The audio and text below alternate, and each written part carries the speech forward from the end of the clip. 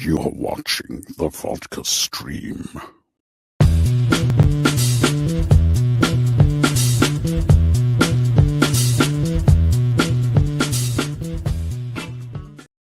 Boop! What's happening, everybody?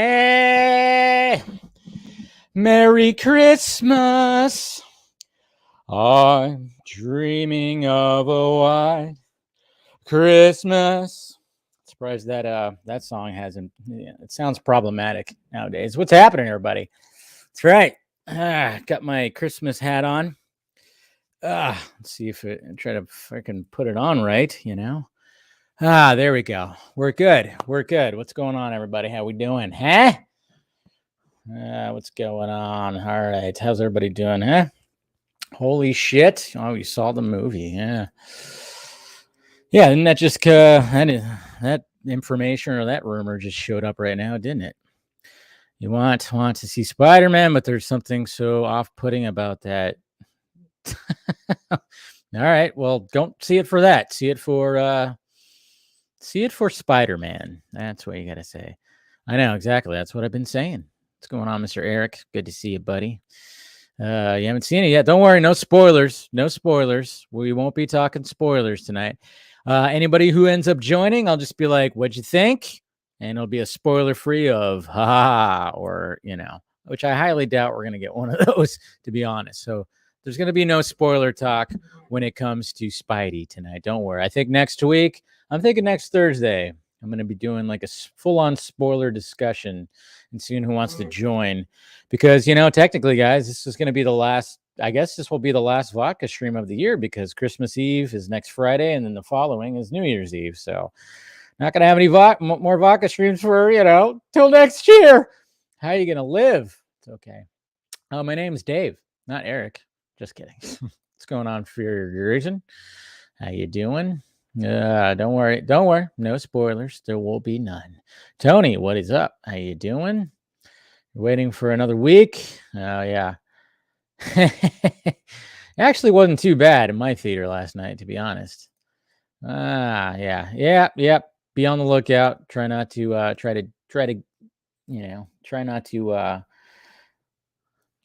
keep an eye on that, I should say. Try to keep an eye on that. So, yeah. Yo, what's going on, legend? Good to see you. Ahoy. How you doing? Yeah, I had a pretty, it was like a busy week. Hi, Mom. That's right. You're the one that got it for me. Like, I don't know how many, probably like 5 Christmases ago, 4. I don't know. But yeah, this was a gift from Mama Film Junkee about, I don't know, 4 or 5 years ago. And I wore this last year on the Deck the Halls stream with Swenson and Snyder. So that was like one of the last times I wore it, but it's shown up in many times. There better be a bottle of water on your desk. I know, right? There better be. Henry Cavill going to be Superman. He still wants to be. That's for damn sure. Yeah. So movie exceeded your expectations. That's good. Spoiler, Tony. You're stupid. Good evening, Tim. Good to see you, buddy. I don't know. Probably not. Or maybe I'll do something. I don't know. We'll see. I'm still trying to think about that. But guys, tonight I am drinking eggnog. That's right. Out of my Justice League mug right here. That's right. I'm not really, I'm not really a person who drinks eggnog, but I figured it's not too hard to make. You just you buy the bottle of eggnog, and then you buy some rum. And then I had some cinnamon, so I put it on top. So cheers. Merry Christmas, everybody. Merry Christmas. Whoo. That's got a little bit of kick to it. Well, let's just say I probably added a little too much rum because why not? What about the rum? So, yeah. But other than that, it's pretty damn tasty. That's what I got to say right there. All right. So let's see here. But yeah. Oh, Mr. Fear Jason, you're so nice, sir. Jeez. Merry Christmas to you. Web slinging, Xmas, pirate ship love. Jason, you're always so generous. I appreciate it, man. Merry Christmas to you. Hopefully you have a good one. And cheers, man. Cheers. I appreciate it. The All-Star coming in, man. Coming in. Always appreciative of that. Thank you, sir. All right. You're awesome. Cheers. Cheers to cheers. Suggest to go back to 2010. We're talking. We don't need to do that. Grandma would have eggnog and brandy every holiday season. Then I'd sneak some brandy. There you go. That's the way to do it. And that's the way to go. I know. I was joking with you. You're a DC guy, but Marvel's killing it. Yeah, they've been killing it they've been killing it kind of almost pretty much since 2000. 2008. I don't know. 2008 sometime. Yeah. So, but what can you do? They started off fresh. They had the luxury. I will say this. Marvel had, and this is what I guess you could say kind of made it a little easier for them, is the fact that they didn't, when you starting off with Iron Man, you didn't have a previous Iron Man. You didn't have, there's just, it was a little bit easier to kind of build it from the ground up a little bit more, because when you already have DC already having like live action Batmans and Supermans and whatnot, it was a little bit harder. So yeah, pretty I would say it was just a slight bit harder. So that's why when it comes to DC and they have to like reboot everything, it's pretty crazy. Oh yeah, I'll be doing that after this weekend. I need to catch up on movies, and then of course after I see The Matrix. I already have some of my list, of course, compiled, just because there's just movies that you saw over the this year that I love. Yes, I'll be doing my top 10 favorite picks, and then I'll do my top 10 anticipated picks for 2022 as well. I don't do the bad movies anymore because I feel kind of gross doing that. I used to. I would do like the top 10 worst films of the year, but I'm like, I don't really need to do that. I'm one of those guys that likes to go into the movie theater like enthusiastic about, watching whatever. And sometimes, it sucks, but whatever. It's fine. Absolutely. Let's see. Did I send off all that stuff? Yeah, I did. But but lately, but the last couple of years I haven't done one of those. I haven't done a top 10 worst lists because just didn't want to do that. Let's see what else is going on here. Let's see. Hey Dave, just wanted to say that you're a Hugh fan, like Hugh Jackman? Oh, okay. Huge fan channel. Thank you, Tony, movie Chappie, D9, Neil Blomkamp, #1 fan. You got quite a name, but thank you. Hugh Jackman or Hugh Grant? I'm trying to. No, I'm just kidding. Which one? No Way Home was a Dark Knight. Yeah. Yeah. From MCU level. Yeah. So we try. Yeah. Hi, Amanda. How's it going? Cranberry ginger ale. What the hell? Yeah, that's. I don't even know what the hell that is. Splash of cranberry juice, lime, ice. Tastes like Christmas. Interesting. So. I'm on the film junkie, adding to, donating right there. There you go. Thank you, Mom. Appreciate that. Love you. And vodka. Of course, you can't forget the vodka. Is there a new Hawkeye? Not till next week. Next week is the series, not the series finale, but the season finale is next week. So the last episode was the best one of the whole series. I will say that. Definitely will say that. Just with everything. Obviously we knew what's his name was going to end up showing up eventually, right? So it's going to be curious to see what happens next week. So, all right. So, all right, just sending out some links. I don't know who's going to show up. It's just kind of one of those, like, you put it out there. Let's see what happens. So I'm just kind of sending it all out there. Here we go. I'm putting it everywhere. Whoop. Yeah. See who wants to join. Let's just have people come in and out of this damn thing. Why not? It's fun stuff. All right. But yeah, the new Hawkeye should be very interesting. Very interesting indeed, especially after, after what happened last week. And, I mean, it obviously when you watch Spider-Man, again, no spoilers, it's just kind of, I love how they're just, everything kind of just like can work together, it's cool. It's cool. Ooh. Man, that's got some stuff. That's got a kick to it. I like it. Are you going to discuss the DC news that dropped today? Yeah, I'll bring it up. We'll talk about it. We will talk about that. So, yeah. Let's see. Yes, you do. I've been practicing my spine contortions for bullet dodging in anticipation of the Matrix, right?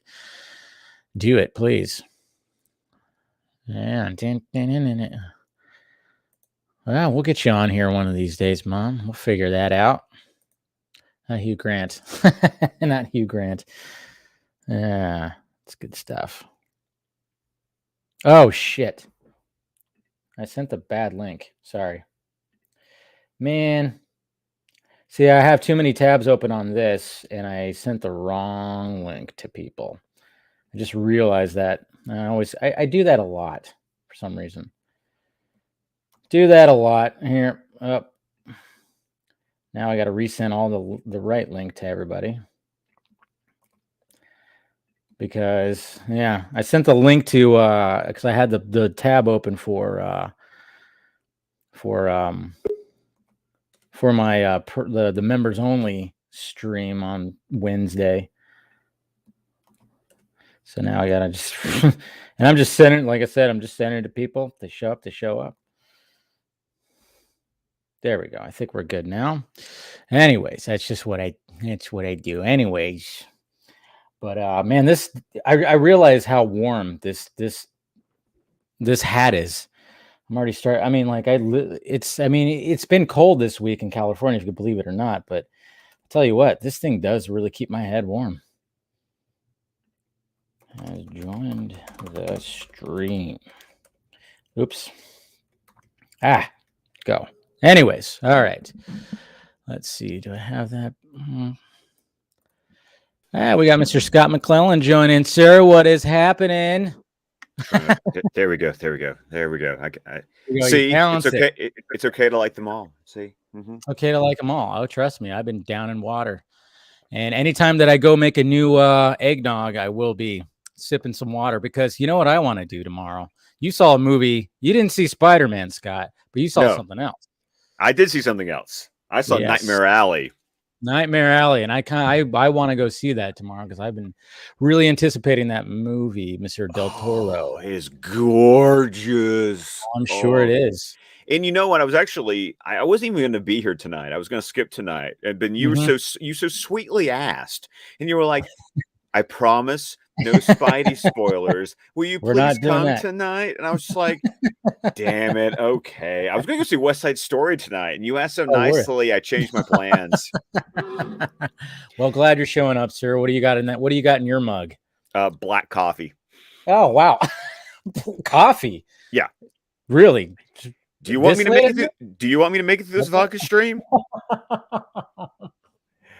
Well, I mean, you actually inspired me a little bit there, because, we get some more people in here to show up. I actually have, I compiled a little bit of a Christmas movie trivia questions. Oh, nice. Yeah, a little bit. So, we get some more folks in here. We can have a little fun with that, because I really enjoyed doing a Christmas movie first time watch today. Of what? Jingle All the Way. I have never seen it. Really? I haven't seen it in so long. Oh, man. I didn't even make it all the way through, but it was one of those that literally, as the kids are walking in, I'm like, you really showed up on the last day. Okay. What can I show for 37 minutes while you're sitting in my room and I'm at my desk grading? Right. Watch this. That's right. I saw you. That's right. I saw your tweet. That's right. So pretty much, you kind of almost pull like a little bit of a Paul Rudd and Ghostbusters. You're absolutely. Like, no. Yeah. On the last day when it's like early dismissal and I only have you for 30 minutes. No, it's you watch the movie. I have things to grade. You're not supposed to be. Yeah, it's You're funny not supposed because to be. I actually yeah, pulled that. And of course, they're yeah. eighth graders, so they have no idea. But I was like, you're not supposed to be here today. It's fucking well, it's funny because I saw the movie with my brother last night. He's a teacher, and he was just basically like he just when I showed up, we got something to eat first. He goes, "Man, my brain, it's like it's off now." I'm like, "Oh, you're off next week?" He's like, "Yep." And I'm like, "What about tomorrow?" And he goes, "I just got to really just check in. It's really nothing." So, but he teaches high school, so Yeah, yeah. I'm in So middle they're like, school, so yeah. So I don't think anybody showed up for any of his classes, but yeah, same thing yeah. with him. It was like, just show up, check in, do some things, and then see you next year. See you next year. Yeah, actually, what I was doing, I still have about 30 minutes left. Tonight I started my Spidey rewatch. Oh yeah. I'm watching. So I'm watching the OG from 2002 right now. Ooh, the first one, yeah. Yeah, I'm I'm gonna gonna be watch. honest. It for a while I always said it was my favorite, but it's not holding up as well on this rewatch. It's weird, I and can see that. I can actually see that because there's some moments where it does get a little, but at the same time we got to respect the fact that what oh, it was Raimi the did. oh my Yeah. god, no. That's the things that I still remember how I felt in 2002. Like, Yeah. dude, I love this movie. It's just it's aged. I think that's the Yeah. problem is it's aged, but no lie, Green Goblin is my favorite Spider-Man villain from the comics. Like, I love the Green Goblin. So I always Yeah. feel like I think I've had a little bit of a like rose-colored glasses only because Gobby, it's this is the one with Defoe and Yeah. he's Green Goblin, and it's just like Yeah. So Yeah. I'm really looking forward to watching Spider-Man 2, which I've always been incredulous when people are like, it's the best Spider-Man movie, and I was like, really? And now I'm like, Really. maybe on this rewatch, it's actually going to like. What would you consider yours right now? Well, technically, my number one is Into the Spider-Verse because that movie is amazing. I mean, yeah. I mean, and you know what's funny too is like, I love how you said technically because some people go like, "Well, it's animated," and I'm like, I always just give them that look, like, really. Really, I mean, it's still a film. It's still freaking gorgeous. It's still, it I is mean, amazing. yes, and It see it that it, it nails Spider-Man. to a I mean, T. it like I remember watching that movie 3 years ago. Three Yeah. years ago with Liam when he was in kindergarten. I literally picked him up from school and we went straight to the movie theater and caught the very first Thursday night preview of Spider-Verse. And there my little kindergartner was. Yes, you do have to surrender to the Raimiism. Stephen, you are so right. You are Yeah. so right. And I think it was funny because I think back when I saw it, I was okay with it. I mean, I love Evil Dead. I love Army Oh of yeah. Darkness. I Dude. mean, I love Well, pointing out that like what is it like the Bonneville? Like, isn't that the car? Like, is that Raimi's car that like shows up in like every I think movie? so. Yeah, I think you're correct. Yeah, I remember. Yeah, you're right. Yeah, and of course Bruce Campbell. Mm-hmm. It's just Always got to have a cameo, man. uh, Always got to have a cameo, and I even love it. Dark Man. He's even in Dark Man Dark for Man. like 5 seconds. I haven't even. I can't even remember.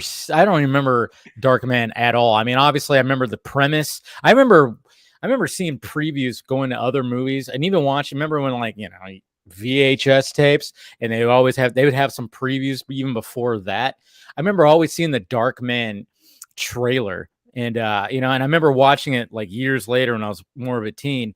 And then and it's funny too because obviously it was Liam Neeson, and then they made Darkman like 2 and 3, and it wasn't Liam Neeson. It was what's his name who played the Mummy in the Mummy. I forgot his name. Oh Forgot the actor's wow, name. yeah. I don't know his name, but I know what you're talking Yeah. about. I Yeah. think they were like, we need an actor that has a Liam Neeson schnoz. He needs a Liam Neeson nose, and that actor, because obviously Darkman's got the bandages around, Yeah, exactly. but his nose is pretty distinct, But I always said that's why they got that guy, because he has a similar nose as Liam Neeson. That's exactly why they did it. But yeah, I always forget that Raimi directed that one too. Oh yeah. Oh, Raimi. I went through a kick where I was watching all the Raimi stuff. The one I still need to see is I think he did A Simple Plan. I need to watch that. Which one was that one? Oh, was that with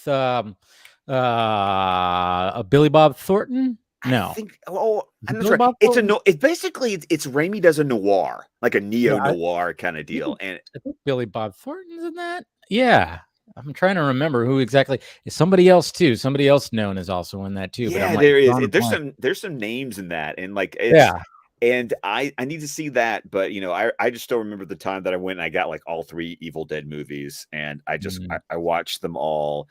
And I have no problem turning to the Raimiisms because I truly do love. And we were talking last week about how I still need to see For the Love of the Game. It's like, and there's a Raimi movie I need to That's see. right. Yes, that's a good one. we do when after 5 hours we devolved into turning into sports talk radio on the Vodka That was great. Street. It was great because at first it was like college football talk, and I'm like, all right. And you were like chilling out. Yeah, and then it went to baseball talk, and then you kind of chilled out. I just was like, I got nothing. I got nothing for this. Yeah, exactly. So, but Nightmare you know, Alley, you're gonna love it. Oh yeah, I'm telling you, it is fabulous. The cat, like once again, if you haven't looked at this cast, I know you have, phenomenal. but it's interesting to me because Del Toro, it looks Del Toro, it looks. It's like the way Del Toro does it, but yet what I would call the tropes that you normally expect from like a Del Toro movie are not there. Like this is a different genre of movie for him, and he like nails it. And I was so excited. I mean, like I was coming home at like midnight last night because it was like, once again, I go to a 9:30 movie. Nobody's in there because everyone else is watching Spider-Man. See, that's what's always great when the big movies come out. It's like you go see the little movie, you might have a theater all to yourself or like 2 other people. Oh no, there was like one couple and then a lady. Like there were like 4 of us watching that movie last night. That happened when I watched Cop Shop. There was literally like 2 couples and me. I was like up in the bed, I'm just by myself, 2 beers. I'm like spread out, like lean back in the luxury seats, Finally saw that, by the way. I rented it on Redbox. How'd you like it? Not my your cup. Yeah, not my cup of tea. I will be honest. I liked Boss Level better. Okay, Boss Level was better when it comes to Frank Grillo. Yeah, and Joe Cornahan. Yeah, Boss Level was that was something else. I mean, that was taking the whole time loop genre. Yeah, the Groundhog Day thing. Yeah, but I liked it, and Mel Gibson was there to chew some scenery, and that was fun. What was her name? I am so and I have done this. Like I just that gag with the girl with the samurai sword. Yeah, that was great. Oh, by the way, Michelle Yeoh in that movie and that trailer for Everything Everywhere All at Once. I saw that on the screen. It was the first preview that played last night in front of Nightmare Alley was that preview. And I was like, yes. You know what's great about that? Also played in front of my Spidey screening. Also, really, you would not think, but I mean, this is how good A24 has gotten, and they know what they have to do. But yeah, I was shocked when that trailer played. I was like, wow, we got an A24 trailer in front of a big, huge MCU Spider-Man movie. Wow, that's awesome. That is even my brother was like, dude, and I was like, looks nuts, huh? And he's like, yeah. I'm like, that might be a contender for best movie of 2023. I'm just saying.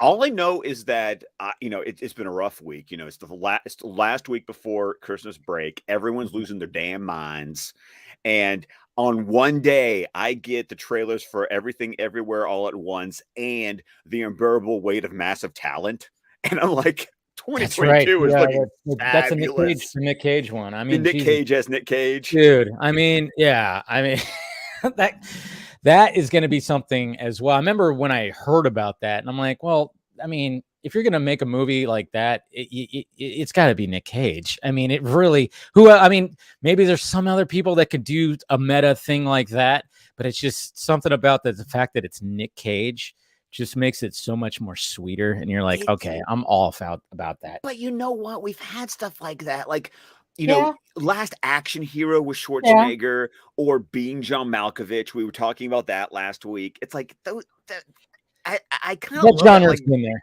That genre's been there, and I kind of like that genre. And I'm ready for it to be Nick Cage. Exactly. No, it's going to be something pretty special. But yeah, you're right. We've had that genre. I mean, we've talked about how our love for Last Action Hero. I mean, that's just you watch that movie. That's a movie that I mean, I put it on probably about a month ago, and it's just you just watch and you go, man, this movie is just everything that you just when you grow up on Schwarzenegger movies. That's a movie just to put on. That's just such a good time. Oh, and And Charles Dance is the bad guy. It's just yes, gorgeous. he killed Mozart.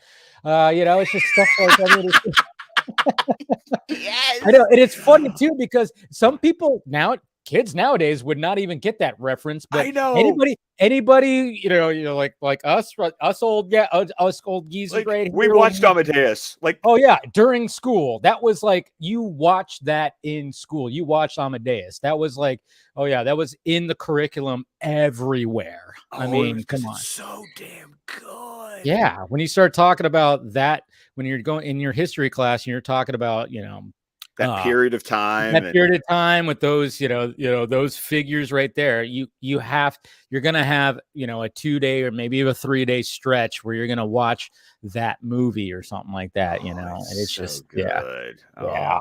I love that movie so much. F. Murray Abraham, dude, that guy, I love him so much. Yeah. It's just good, man. But back to the whole Raimi Spider-Man. So, I mean, thinking about, the first one, it's kind of funny because I think when you watch the second one, I think the second one is going to grab you. Because when I did my rewatch too, it's like, I totally understand when it comes to the first one because, there's some times where it's like, oh, but the Raimi-isms, like what Steven was talking about, man, when you get to the second one and you get that Doc Ock scene where he's like on the birth of Doc Ock. Dude. I mean, again, it's almost like and I kind of like go back to Tim Burton and Batman. Returns, yes. It's almost like with the first one, it was like, okay, we have to make sure that this is a golden goose. We got to start something great here. So maybe the Raimi-isms are not going to be as strong. But man, when he got into the second one, and I mean, because that whole scene is right out of the Evil Dead. It's right. I've seen that. I was watching it. I remember it was 2004. I was in Daytona Beach. I was working the summer job in Daytona Beach. I remember we all went to go see it opening night, and I remember watching that in theaters going, I've seen this before. Like I know this. I mean, right down to like the when someone's being pulled and the nails are the nails. Yeah. The only thing that I remember historically, and maybe it won't bother me on this rewatch. I remember historically, the only thing that bothered me was the idea that the AI chip in the arms were like manipulating or controlling Otto. I just was like, oh, come on. I remember 20 years ago, I was like, oh, what a cop out. Come on. Can't he just be a mad scientist? Like, can't he just be evil? Evil? I know. Why can't he just be evil? I don't know. Yeah, but they had to probably. I mean, it's Alfred Molina. He's a treasure. He's a treasure. He's a treasure, and I mean, like you said, talking about Defoe and Molina, you're gonna like them in the new one. I mean, it's good to see them back, and it's it's awesome. It's awesome. That first trailer for No Way Home, when I was like, because I'm in that camp that Far From Home burned me so bad. Like, it burned me so bad.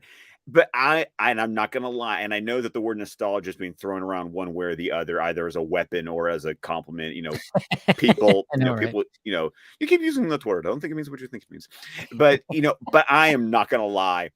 When I saw the pumpkin bomb roll in that first trailer, and then I saw the arm, and then I saw Molina come up and go, "Hello, Peter." I just went, "Okay, I'm in." Not gonna lie, I'm in. I mean, one of the great things I love about going on opening night is just, I mean, the cheers, and like, obviously he was, when he shows up and, it's just like everybody, even though you saw that trailer so many times, you saw the Hello Peter, everybody was still just like, whoa, yeah.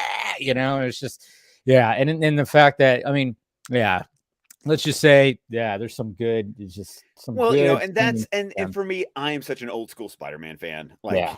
Going back to like everything else, the '90s cartoon, like that. Oh yeah. And I read so many. I mean, half my Marvel collection in my long boxes is Spider-Man books. Yeah. It's Spider-Man and X-Men. So I'm so down for this. I'm just trying to stay off the timeline because damn, I know. People ain't got no chill. That's the thing. Well, especially now that it's opening weekend, you're seeing it Tuesday, right? Tuesday at noon. Yeah. Rough, This is what happens when my wife wants to go see a movie, and which means I have to wait for when I have childcare, and that's gonna be it. At least that way. At least, however, I don't have to worry about this with the Matrix because I'm seeing it noon. Like I'm seeing it noon on Wednesday to see the Matrix. That's what's interesting. I mean, like when I was looking at the times, I went, all right, there's not like a Tuesday night. Yeah, or like there's no Tuesday night. No, I was like, all right, I guess I'll see it at 4 because I still have to work that day. And then I told my brother because he wants to see it too. And I'm like, hey, well, he's off, of course. I'm like, hey, well, we're gonna see it at 4. He's like, all right, cool. So yeah, I can't wait for that. All right, so we got Mr. Steven. There's Steven and Ray. That's right. We got everybody here that has themselves a drop. Scott! Ray. And of course, throw a knife at Steven. And we have a nice big new knife that he can throw at you. Yeah. So, Oh yeah. Did you see the knife that Snyder post? I don't know if you want that knife thrown at you. I don't know if you want any knife. If he's gonna throw one, it might as well be that one. Yeah, I know. Jeez, that thing was crazy. But what's up, guys? How you guys doing? Good. Ray wasn't helping with his chill. He was texting me today going, dude. I'm like, shut up, Ray. No. Well, it's funny sitting here and like, I know Scott's threshold for spoilers is probably different from mine, but I will say, my threshold is like no tolerance whatsoever for spoilers. But I'm sitting here listening to him because I finished my Raimi and Webb rewatch Saturday, I think. Saturday? Yeah, okay. Yeah. And Sunday, I guess. But yeah. And so hearing you and Spider-Verse also, I didn't rewatch all of Spider-Verse, but hearing the things that you're saying, specifically calling out about I loved this, I wish this, and Spider-Verse is that.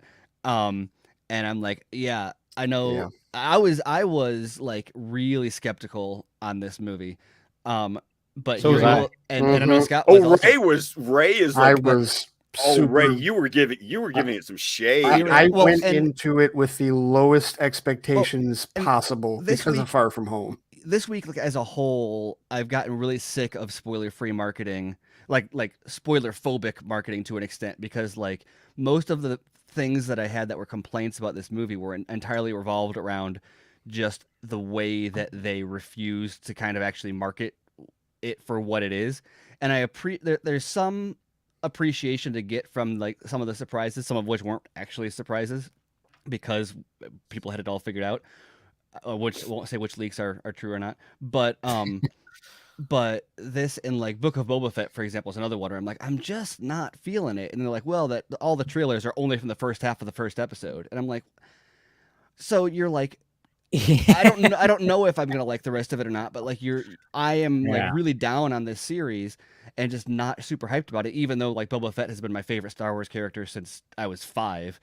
And then I'm like, oh well, it turns out it's because they're like intentionally doing a bad job of marketing it in order to make sure that if they do convince me to watch it, which I guess, to be fair, I fucking will. I think that's the point. I think, Steven, that's the point. Exactly. It's like, you don't have to sell me on it. I'm already going to watch it. Exactly. Because but maybe we're stuck in an antiquated form of marketing then that they should just be doing something different. Maybe like just show me a full scene from that then. Or release the first half of the first episode as a whole and just be like, this is like... You got to remember, though, like, look at both of these franchises, Spider-Man and Star Wars. You don't have to beg. No, you don't. Yeah, but you don't have to beg people to see that. But there are people who like are already less like they're already. I'm like 1.5 feet out the door on Star Wars. Not like out the door, but I'm just like I don't read all the books into comics anymore. I just don't have the passion to do it. I don't rewatch the movies as much as I used to, because I'm just kind of, it's just not all there for me anymore. And so then, what about the people who are watching these trailers, who are like, yeah, you really haven't convinced me that it's worth coming back for, when like those are the people that you need to convince. Are they the people that you need to convince, or is it what it always is, which is the new people that you need to like open the door to like come through? And Well, also, I feel like Book of Boba Fett has almost a built-in, like, Mandalorian has brought so like even people who are just over the Disney era movies look at Mandalorian and go, "Thank you, Jesus." Yeah. And I'm one of those people. Like, I go to the Mandalorian and go, "No, like, There was give me the Mandalorian." a massive 180 after people who hate the sequel trilogy, but won't shut the fuck up about the Mandalorian. I agree, They won't. but I think the difference is like that doesn't mean that the marketing is actually good. It just means like that's like it's okay if you're gonna avoid spoilers, or if you're not gonna market to my demographic or whatever. That's great. But so then why are you trying to force your marketing into this like the same model that we've already used, and then just like hamstring what it can do, when you can do something less traditional without, because when people watch this stuff, they're conditioned to expect this to be what they're gonna get. Okay, Steven, if I can, hold on. I want to. I'm going to make one point, and then I will shut up. And I know promises. But I think it's interesting, and maybe it's just that I have adjusted it. Like, I hear people complain about marketing, and I think I've just reached a point, because I'm going to be 40 in 3 months. Well, I just don't give a shit. It's like, I know what I'm going to go. I know what I'm going to go watch. You know what you're into, yeah. I know what I'm into. Yeah. You don't actually really have to sell me on pretty much anything, because I know if I'm going to go see it or not. It's very few things where, like, you give me something like a brand spanking, not a franchise.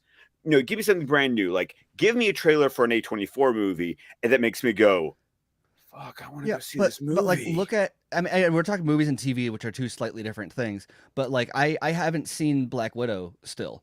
I still haven't seen Falcon and the Winter Soldier, and I feel like I need to, but I don't really want to. Why do you feel like you need to? Yeah, I think that's a good. I don't feel like I need to. Like, I feel guilty that I have it. It's just that, like, on my checklist of like, well, I need to, especially because I'm someone who like, I comment on this space, and I write, and I have to know it to an extent. I feel like it's my job. I mean, literally, but I feel a responsibility to, in order to have an opinion on it, I need to be as if you're writing about cape shit. Okay. And it's not like I'm gonna go write like Black Widow missed the point of who Black Widow is without having seen it. I'm writing about Rotten Tomatoes and box office stuff that doesn't direct, but still, there's like, I think that I should do my best to be aware of everything that's out there. And so if I don't think this is the case with those, but if those were marketed the same way and I were to go watch them and be like, oh, if I had known it was this, I would have watched it. And you look at like theatrical audiences, and COVID is a whole different bag of worms when it comes to box office, but theater going has been on decline for 20 years. And I know that we had, 2019 was a big box office, but the box office increases aren't coming from more people seeing movies. Its ticket prices going up. They're coming from fewer people seeing movies, more times / increased ticket prices. Yeah. And so who are you losing? You're losing the general audience. As the marketing, as we're talking about, the marketing is focusing on the content itself, the IP. It's like they realize they have this cash cow of IP fandom built in, and so they focus on them, which kind of cuts out some of the general audience stuff. I mean, you get like, look at like Avatar, for example, and now people are like, Avatar would never work. And it's like, but the general audience is what made Avatar what it is. That was not a 20 movie build up to Avatar with an entrenched fandom who's got 100 years of comic book history.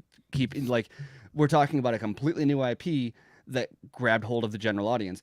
And so when you're making content that focuses more on a smaller section of fans, and then the marketing narrows that down even more to like, we know you're going to see this. It's like, well, sure, you know that we're going to see this, but clearly the general audience isn't feeling compelled to go to movies. And I wonder to what extent that's because the trailers are like saying, we know you're going to see this. And they're like, probably not. Well, And but then they just don't, because they're not actually because they're not trying to sell it to the general audience anymore. And okay, but I understand the math there, and that they're like, but look, Endgame is the biggest movie of all time, and that is because of this built-in fandom. And it's like, well, sure, Endgame is, but what about all the, and Affleck was just talking about this. What about all of the original, like more cinematic, not IP-driven content that people are just like, I'll catch it on streaming or whatever. And part of that is the theatrical experience, but I can't. I feel more and more like marketing is just leaving the general audience behind. So here's my rebuttal to that. I'll use an example I heard today on local Detroit sports radio, Which I think is a good example of general sports radio talking about movies. If they were talking about movies, I don't know. Well, here is always a phenomenal section of. This is in particular with this franchise, because I think this answers a bit of the question that you're posing here with respect to their marketing approach. And maybe if we're really going to talk about movie marketing, we have to divorce Marvel from the conversation. Here's why. They're on Detroit Sports Radio 97.1 The Ticket talking about, they're freaking out over these NFL games that are getting postponed as a result of the Omicron outbreak, because half the league has COVID. Like Sean Payton just got it, and they want Kevin James to like be his replacement because of that trailer that just came out. Yeah, Netflix movie. I forgot he's playing him. Yeah, I didn't even know that Kevin James is playing Sean Payton. He's playing Yes, Sean Payton in a Netflix movie. In a Netflix movie, yes. Weird. Sean for Payton the went to high time school that in my hometown, he got suspended, right, and then he coached his son's team. Yes, for like a Bounty Gate, a Bounty Gate thing. Yeah, right. Interesting. I missed that trailer. I saw the Kurt Warner one actually too, which looks but American Underdog. I actually want to see that. That was actually kind of weird watching in a too, theater, because it's so rare that you see trailers in the theater now. Man, we're on like a tangent, so I'll make it short.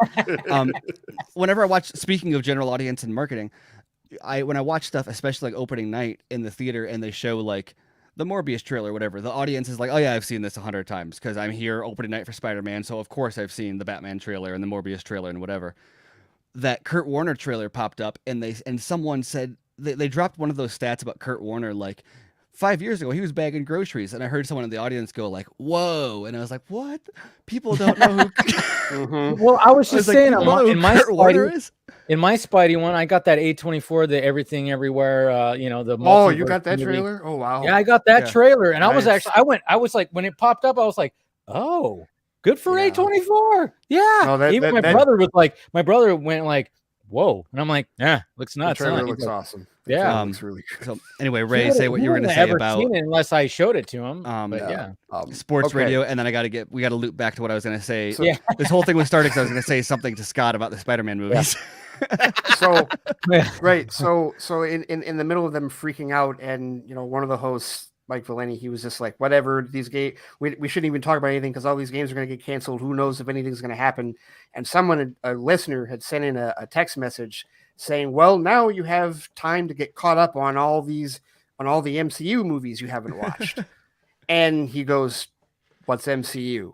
And his co-host is like, Marvel Cinematic Universe. Oh, the purple guy, Thanos. Okay. He's like, and they're like, yeah, we're just only going to give you 4 to watch, basically the 4 Avengers movies, because you're not going to watch all the rest of them. And you'll understand the references that we've been making, because they have like soundboards and like they quote it like just randomly like on the show. And he's the only one out of everybody in the studio that has never seen those movies and doesn't like fit into the pop culture reference of that. So he doesn't know, like he's never seen them. He doesn't get the reference. All the rest of them do. So he may end up doing that now. And what's probably going to happen is when he comes back from his Christmas vacation, they're going to have a segment or two where he's going to talk about how he watched Infinity War and, was that Josh Brolin and all that, whatever, like that conversation is going to happen. And my whole point in bringing that up is this is Detroit sports radio and Marvel is just there. Yeah. Right. Marvel's presence is just there. Disney has spent 13 years, or however long since they've owned it, oversaturating the market in terms of news, sports, whatever. I mean, when you own ABC, when you own ESPN, when you have, your hooks into everything, they have made this such a generalized franchise that literally when the general audience looks at it, they know what it is without even knowing what the comics are. I bet half the people that watch Marvel movies aren't even aware that they're comics. So it's built in. So it's a case where whenever they throw a movie out, why do they need to throw that much effort into marketing when their presence is that strong? People know who Thanos is. Thanos is right is trending without people having even seen the movie. They have no idea what he did. They just know that he's there, and they see it in, basketball games. They see it in football games, and all. It's just oversaturated. My children know who Thanos is, and I didn't tell them. Yeah, there it is. I mean, there it is. It's everywhere. It's and what's because funny what do about my children watch? YouTube. The Disney Channel. My kids haven't seen any MC movies, but they know from YouTube because all the either from toys or like the other shows will like reference Thanos as one of the like boogeyman kind of whatever. It's like, Thanos is coming. He's pop culture now. He's up there with Darth Vader and shit like that, And he is. And what's funny about it's like when it came to the Spider-Man marketing, it's like you look at the posters, they were garbage. I mean, except for maybe one. I mean, they were just not good.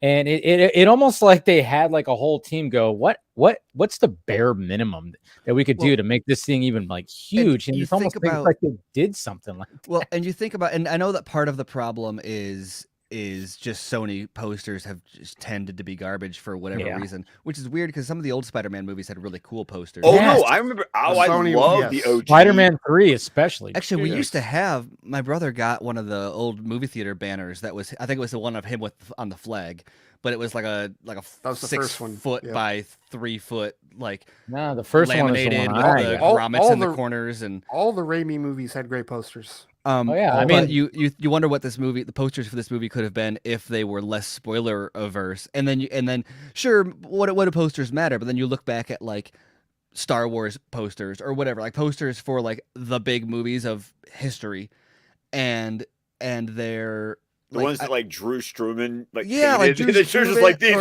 are works of art. Yeah, exactly. And some movies have those still, but it's rare, especially for something like this. That like, sure, I'm sure this movie is gonna like be popular a long time from now, but is it going to have that kind of like cultural staying power where there's like a Spider-Man poster that is like iconic? I don't know.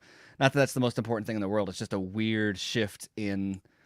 I think that after we get past the spoiler moratorium for this film, some new posters will become iconic. Yeah, but those aren't going to drop. Those aren't going to be the ones that like think about like for I always think about. I remember going to the theater and seeing. I think probably saw Batman Begins or something like that, and there was the Lord of the Rings poster when they're going between the. It's not Amun Hen. It's the two statues. Right, for Fellowship. Yeah. Man, my Lord of the Rings cred is like quickly vanishing because I can't remember the name. But I'm sure someone in the comments will call it out. It's like that is such a whenever I think of Lord of the Rings, I think of like that poster because I remember standing there looking at that because I don't even think I'd seen a trailer yet at that point, and I was like, whoa, they're doing this. Like, I know exactly what that is. I'm a Lord of the Rings fan, and I see that picture, and I'm like, I just saw something that I've had a visual image that has been in my mind because the book gives it so much description. Like that, the boats going between that has been in my mind since I was 10.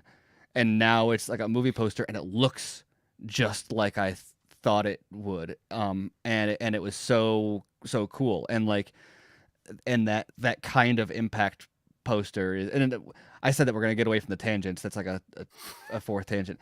The point is, Scott, everything that you have said about the other Spider-Man movies and contrasting that with how you feel about the MCU movies, you are in the right place to see this movie, to see No Way Home. This is what Ray told me. It's like, and Ray, to clarify what I texted you. I'm throwing you under the bus just for the fun of it. Because no, I didn't send you spoilers. I would never. No, do you did. that. No, I would disown. I would torch you to the ground. Well, it's so weird to talk about this one too, because there's so many things that, like, even the way I'm talking about it now, if the things that are being treated as spoilers were actually spoilers, I would be like destroying the whole thing. Like, we know kind of a lot of the stuff that happens here. There were things. Oh yeah, there were things and people that occurred in the movie that I was like, okay, I didn't know that. Yeah. I didn't know that was going to happen. But no, the thing is, Scott and I have had discussions about where he's at, not only with the MCU but also with Spider-Man, and in terms of, like, you know, because for a good portion of the franchise, we were kind of completionists. And I still am. I still am a completionist. I've seen all 27 of them in theaters. I have. It's just a thing that I've done, and I'm just going to continue doing it. But, like, he told me we talked about this a while ago about, like, where he checked out as far as not needing to see every MCU movie. And Spider-Man is, like, the one thing that, like, could bring him back in. And he was more jazzed. Scott has been more jazzed for this particular film. That, like, the first trailer that had Ock in it, I was like, all right, man. He was excited. He was way more excited than I was. All I texted him today was, "You were not ready for this movie." Yeah, and he's not. He's not. He's not ready for what he's gonna see. Yeah, it's pretty. It just makes me happy because I am going to see this not as an MCU fan. Yeah, I'm going to see this as a Spider-Man fan. Perfect. And perfect. That's well, I guess what's really weird about the MCU for me now is that. And I'm hoping that this trend continues. That it's unfortunate that I feel like everything from, like, Age of Ultron to Endgame, or really actually even a little bit past Endgame, for me was very much like, man, they lost something. Yeah, they did, right? They did. There's something about that phase 1, man. Even a little bit in the phase 2. You know what? Even phase 2 is way better than I remembered. Yeah. Like the original Guardians of the Galaxy. The original Guardians is in phase 2, and Winter Soldier. Yeah. Winter Soldier. And I like Dark World. I'm on the island of people that like. And I like the first Ant-Man. I'm totally about the first Ant-Man. Second one, not so much. And the first Ant-Man's okay. Like, I don't have as many complaints about I'm also on the Iron Man 3 island. I was going to say, you are on that island. Iron Man 3 is better. I'm on it. Gets credit for Black all the way, Iron baby. Man 3 is also one of the last movie, ones. by the way. Iron Man 3 is also one of the last MCU movies where they used, like, a journeyman director or does that even is Shane Black qualify? Shane Black's a journeyman, yes. Yeah. I'd say so, yeah. But like an established, like, iconic director to do something. And then after that, they were all like, oh, let's get these TV guys to do stuff. And some of that has worked out better than others. But it's really weird because I was very much in the same place as Scott, where I was like, I just don't know why. Like, I'm doing this strictly because it's like a pop culture thing I need to be up on. Yeah. More so, like, and I was dreading going to it. I was like, I'm not going to be into this. I'd go to Captain Marvel. I'd go to, any of these. And it was like, that's fine. But, like, it's just not. It felt almost like everything that started. Like, there was stuff that was already in production when the first Avengers came out. And I think that's a lot of the phase 2 stuff. But there's a lot of stuff that, like, entered production after Avengers that very much feels like it had that Whedon stink on it still of let's make everybody Tony Stark. Let's give everybody the quips. Let's undercut all the jokes. And they still undercut jokes, or they still undercut drama with jokes. And even in No Way Home, and a few times I wish they didn't. Yeah, it still happened. But it is not as frequent and it's not as egregious when it does happen. And the drama is really handled like because at this point I'm now the last. Yeah. I'm like 3 for 3 of the last 3 Marvel releases. I mean, Shang-Chi was like the third act started to fall apart a little bit for me. It just was not like the first 2/3 of the movie set up a.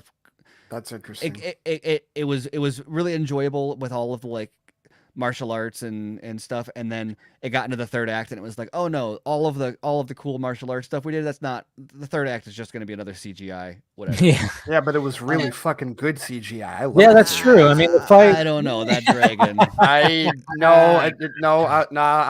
I'll push back on that one. We've seen I'll push bad- back I'll it's- push back slightly. It's too. not Black Panther. Come on now. Oh, It's jeez. not Black. I don't know. There were some shots of him No, on the come dragon on, where I was like, Steven. why would you No, even include this in Steven. Yeah. the movie? Yeah, but I mean, You evil. ain't- I hey, mean, Ray, he's right there. Grab him. Yeah. Slap him around. Amanda, where are you? Yeah. Amanda. no, I mean, No, but there's there were there's some even shots of him on the dragon where he was doing stuff where I was like, you literally could have just edited around this. Why would you? Like anyway, but regardless yeah, but I mean, of whether even like when Spidey's in the Iron Spidey suit, we know it's full mocap. It gets a little wonky at times too. That does, yes. I yeah, agree but with that. anyway, the point is, but regardless of that quibble, on the whole, I was really impressed with Shang-Chi. And I felt like I got away from a lot of the things that I was complaining about. It felt a lot more like a Phase 1 movie, really, is what it is. Yeah, And that's what I've heard. I does. still need to see it. Now it's on Very Disney much so. Plus. I can just You should like watch. Oh, it. and you're Just telling me put to it on. slap me around. Tell me what you think of that dragon after you watched it on Disney Plus. Oh, Um, okay. And so and then Saw that and then dragon in Eternals. IMAX. Dragon was I was beautiful in I IMAX. was so actually Shang-Chi and Eternals both. I walked into that being, and I guess these are the three Marvel movies I've been like the least interested in walking into it. Because Eternals, I walked into it and I was like, man, this looks like a bad knockoff of what was that Netflix show? Oh, Jupiter's Jupiter's Ascending. It looks Yeah, like there you go. a Marvelized Jupiter Uh, Ascending.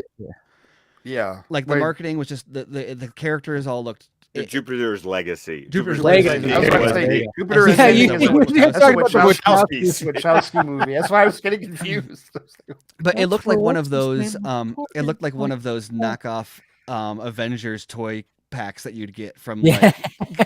like Dollar store. Like Batman, Wolverine, and Well, yeah, well, Scooby Doo are like right, because it's like because you're looking at Icarus and you're like, okay, this is a Marvel movie, right? Because he's totally got heat vision.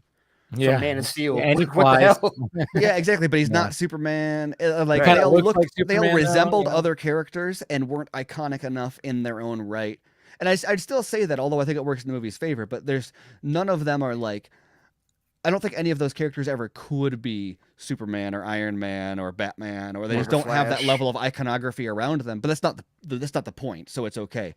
Right. But anyway, I was very impressed with Eternals, and didn't think that was something the MCU would ever even try. There was still it was still weighed down by some MCU isms, but the things that like are the most important to me, or were the most frustrating to me about Marvel movies and the way it had been trending up through Endgame. It was like a hard right turn into like, this is more what Steven is interested in. See, And then Spider-Man did the same thing. Yeah. So like, I'm like, I don't know what's Yes, going I on did. now. Am I like, Yes, you am I did. back?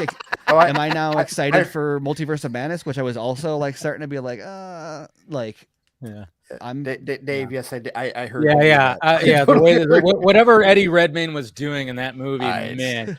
No idea. I actually do. I have a. I mean, I actually do like that movie. For this is where my wide strike zone comes into play. But like, a no, lot of things I like about it.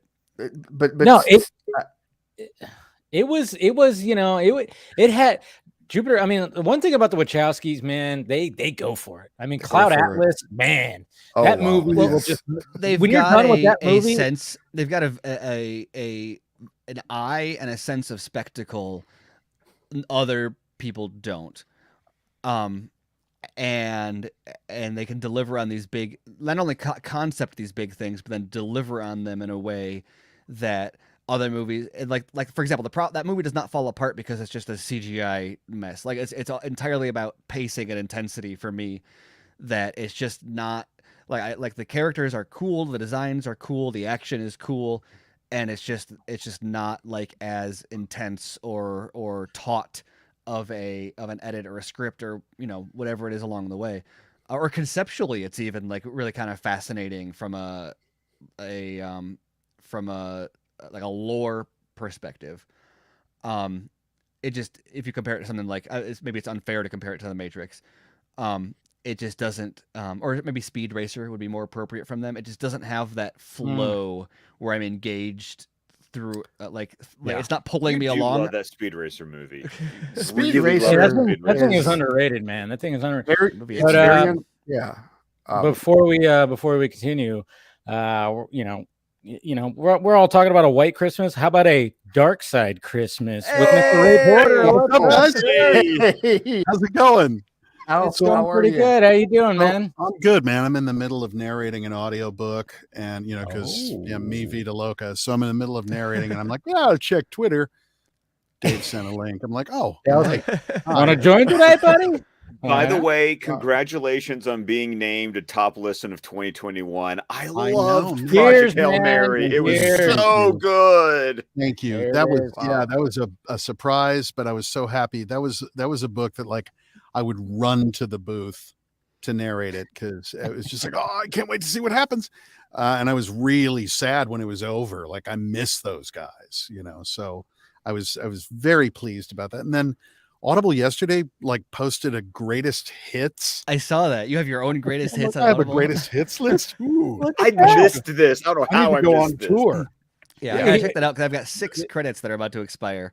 Yeah. Because I haven't been keeping up with that. So Yeah.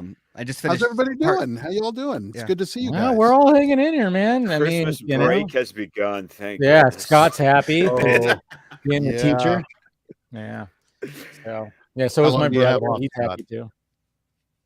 You got like what, a week, 2 weeks? 2 weeks. 2 Yeah. weeks. Nice. So I don't have to Nice. report back to work until January 3rd. God, Beautiful. That's got to Okay. be nice. Yeah. I mean, Now I'm at but home with my at own the same time, you're kids. teaching That's- kids, and sometimes I'm like, I don't know about that part, but the vacation stuff that sounds awesome. You're not even remotely stressed, Scott, about the 31st, are you? No, but No. is that Oh, we're talking bad? college No, you're football. We're talking college football. Yeah, Alabama, Cincinnati. Yeah. Oh, He- okay. All right. he- I was like, he's oh com- God, what did I miss on the news? Like, He's- No, my Ray's like, team, oh, no. my team's in the playoffs. So what can I oh say? God, ask for Yeah. it. but- Yeah. His team's in the playoffs, Alabama, right? My team, Oh. Michigan, is also in the playoff, but I'm nervous. He's I'm like nervous. Georgia. I'm very nervous. We have the night game in the Orange Bowl, so I don't know. We've Two never been there formidable before. teams. As little as I know about football, 2 formidable teams. I do know those names. I'm with you on that, Ray. When they start Yeah. talking college football, I'm like, I know that team. I know they're kind of good. That's all. Yeah, I was never a sports guy, and then I lived in Yeah. the UK for a couple of years, and like was transfixed. Football, a little proper football, English football. Right, Yeah, yeah, I was about to say, like A- actual a little football. bit. actual Rugby, though. Oh yeah, Oh. you know what? Yes, I've Yes, actually, you know what? love rugby. I used to, when I was working in Master Control at TV station up here in Flint. Okay. They used to do NBC used to do like rugby sevens, like Oh, yeah. over the weekend. And what was great about it was it was one of those broadcasts where they would like explain the rules for that's people what that I didn't need. know See, that's fantastic. how it Because works. It's impenetrable. There's a hell of a Yeah. lot of rules. There are, but it was once I learned them, I But was like, there ought to okay, be no, this is pretty because cool no one has any padding on. at all. Yes. I mean, That it's and that was the amazing. craziest thing. It's like Oh, I'm seeing man. these football style collisions. These guys are wearing polos and shorts, and that's Yeah. it. Yeah. It's insane. No, it's I love it.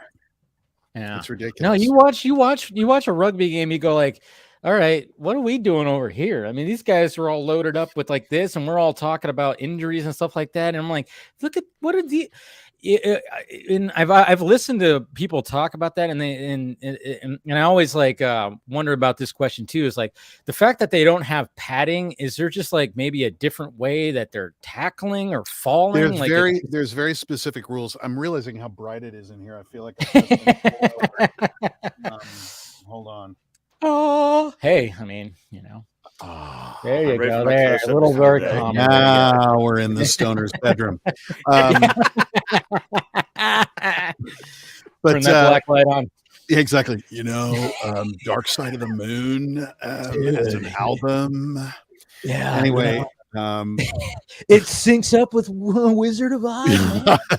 have you ever done that? Have you ever tried No, it? I've I've tried. heard about it. I have tried. Oh yeah. my god! Yeah, that's what I heard. I heard it works.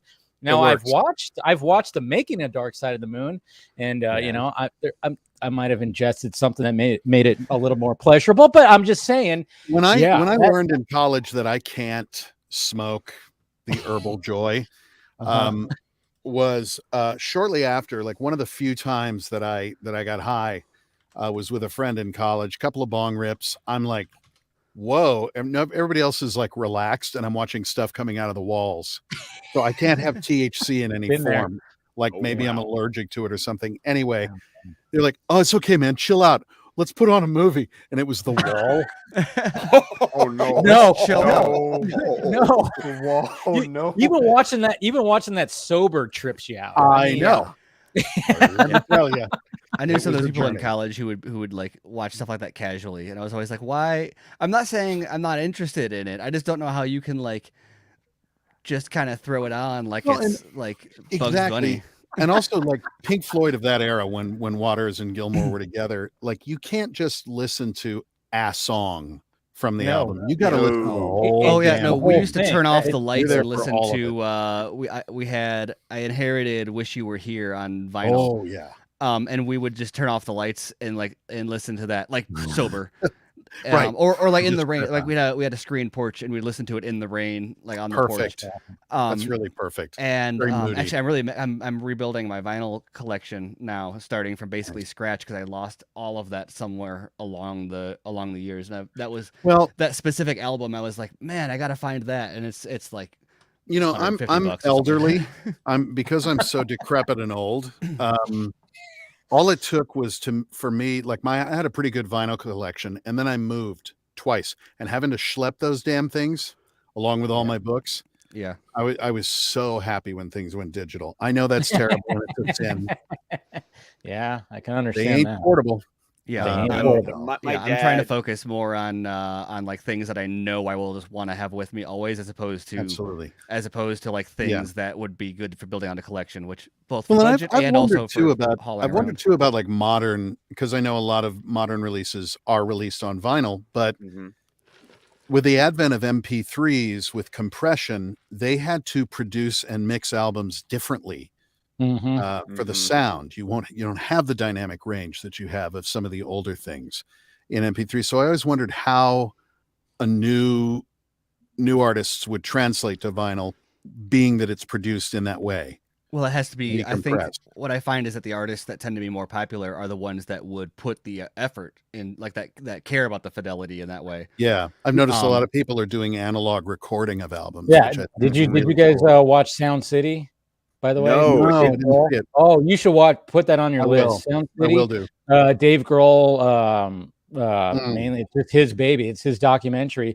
He just talks about recording in Sound City because that's where they recorded Nevermind. And he actually, when that place went out, like he got that deck, cut and tape, all analog, and they recorded like I think a few Foo Fighters albums were used with that soundboard and everything, and then of course that there's like an album that is with that documentary that has various different artists, and he's obviously in there too. It's a really good documentary. Yeah, I got to check that out. I know people now, or I don't know in person, but online there are communities that of people that collect vinyl so they can rip it to like what is it? .FLAC is the FLAC lossless. Yeah. Lossless. It's lossless. Yeah. And we're gonna bring in Ty right now too. By the way, hi Ty. Hey. Is he awake? There he is. That is a legitimate question. Sorry to bother you, man. We're calling to talk to you about your auto's warranty. You know what, Ty? Your camera is almost matching up to Steven's right here. You got something going on right there. Look at that upgrade. Yeah, man, when I talked to him about it, I was being serious. I wanted to copy everything he did. Nice glasses and everything. But Ray, this Ray, got two Rays now. I know, right? Let's get Ray Fisher in here and really just throw everything. Oh, I know, right? If we could. But Ray, to your point though, is like I've actually found that even if I get newer vinyl releases, but they're new releases of older music, there is just certain genres of music that I don't want it to be clean. Like I want the pops and clicks and hisses because it adds some like it's almost like I expect to hear that with my Sinatra records, or if I get some 60s rock. I was going to say Coltrane or something like that. And to quote Nicolas Cage, we were talking about Nicolas Cage earlier in The Rock. He goes, "These sound better." When he's talking about the Beatles album that he got. Well, that's fascinating because I was reading an interview with someone, sound designer. It might have been Ben Burt, I guess, if anyone knows Ben Burt, the Star Wars sound designer. And he just went and recorded like millions of sounds for those original movies, and then has like a library, like was one of like the first libraries of like sound effects that wasn't the stock like studio library, combining all sorts of stuff like elephants and car tires on the wet pavement in LA I love to make the a one TIE fighter. He's got like the wrench and he's hitting the tall wire. The tie wires for the radio antennas. And, and he would carry a recorder around with him and just record. He'd be like, "Oh, that's a cool sound."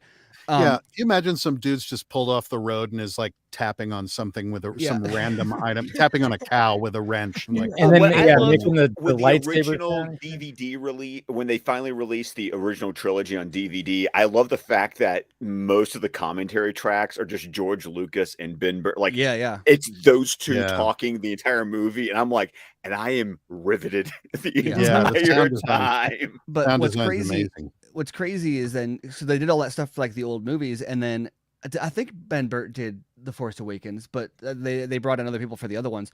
But whoever it was, someone was doing a new Star Wars, and I was listening to an interview with them where they said something along the lines of, what's really hard about people talk about capturing the feeling of the old Star Wars movies. And actually the production designers say the same thing too. Heavy metal Santa. I don't know whether to be charmed or really pissed off. Be charmed, man. Be charmed. You gotta read read the Night Before Christmas in the Darkseid voice. Oh my God. Maybe it's a fundraiser for AFSP. There you go. Oh man, But no, but it was crazy. Like Scott was saying that about some of like the newer releases, like he likes the dirty sound, is that people make, especially with Star Wars, make such a big deal about they want it to look and sound like they remember it looking and sounding. Sure. And someone, both like production designer and sound designer, said something along the lines of that people say that, but that's not.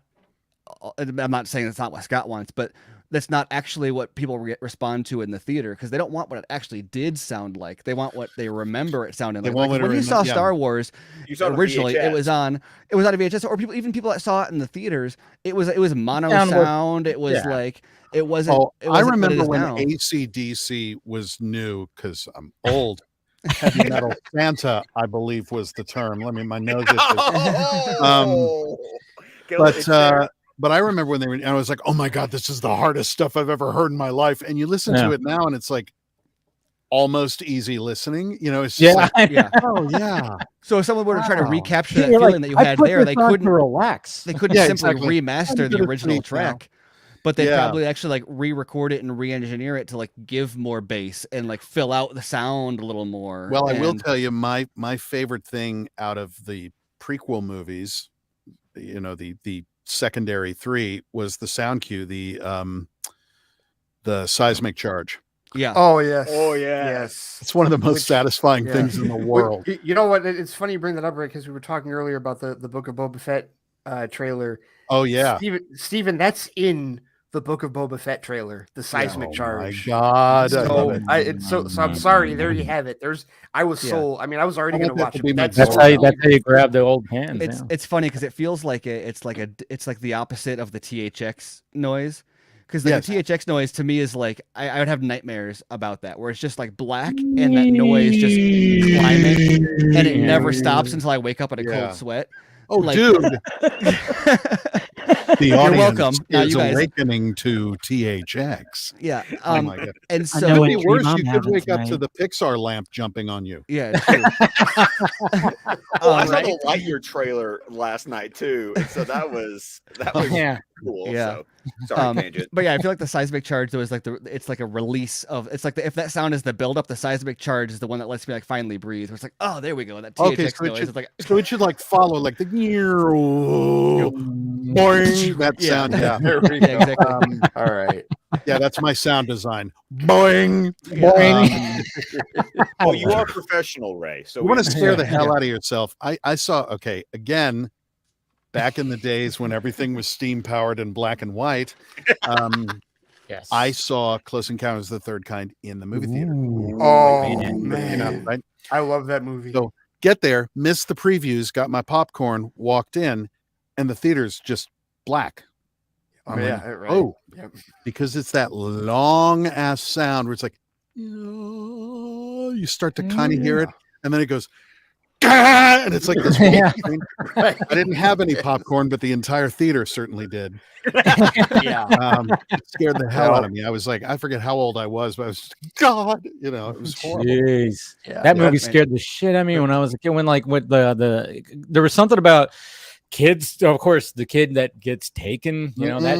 Oh, yeah. That Well, scene's and I was- scary. I grew up That in scene is Indiana. terrifying. I grew up in Indiana, so I was like, anytime I geez. saw anything, I was like, oh, they're coming because Yeah. they Oh, want yeah. Hoosiers. They want Hoosiers. They've mastered interstellar space travel. They just need a little help with basketball. That's all we need. That's all we need. It's the Space There's Jam. Goldie Hawn. There's Yeah, Goldie right? Hawn. That's Yeah. No, it's a plot of Space Jam. That's right. No, I That I love that movie, but no, it is very like that scene in particular where Barry gets kidnapped is very Yeah. like it's intentionally like just because of all the it's like Poltergeist, all the toys start moving and the stuff, the lights, the That's the red thing, lights in the a lot house. of people forget just what a master Spielberg is at scaring the hell out of Oh you. no, my wife tells a story back in '93 with her brother who is 3 years younger than she is. You know, when the kids are on the electrical fence and the guy is running to like, you know, Oh, put the Jurassic brake- Park. yeah, Jurassic Park, Yeah. and pull the Yeah. breaker on, and and Dude. there's a story of my brother-in-law. So 93, he would have been like 8 or 9, and so he's Okay. going. He stands up in his seat in the middle of the theater and goes, "Get off the fence!" Well, I mean, Okay.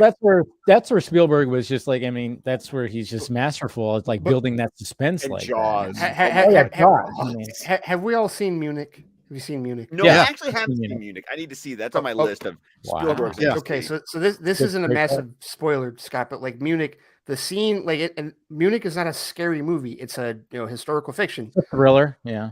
But the bomb in the hotel Yes. Yes. when yes. when he turns and I was at home. I'm watching it on Yeah. a computer screen with headphones on, and he turns the light off, and all of a sudden, boom, and I was Yeah. I was. That No, was a he's- lot he's louder an than I absolute was master expecting. at scaring you. He truly is. Yeah. A lot of other But it's- things, but oh my God. Man. I mean, there we was talked parts a few of weeks ET ago that were about like, how his Oh. War of the Worlds is very underrated. And Oh that yeah, thing- we've talked about that. His War of the Worlds. I mean, yeah. I mean, scary. that scene That when they're in eye. the basement. We're in there in the basement with Tim Robbins, who's a freaking psycho.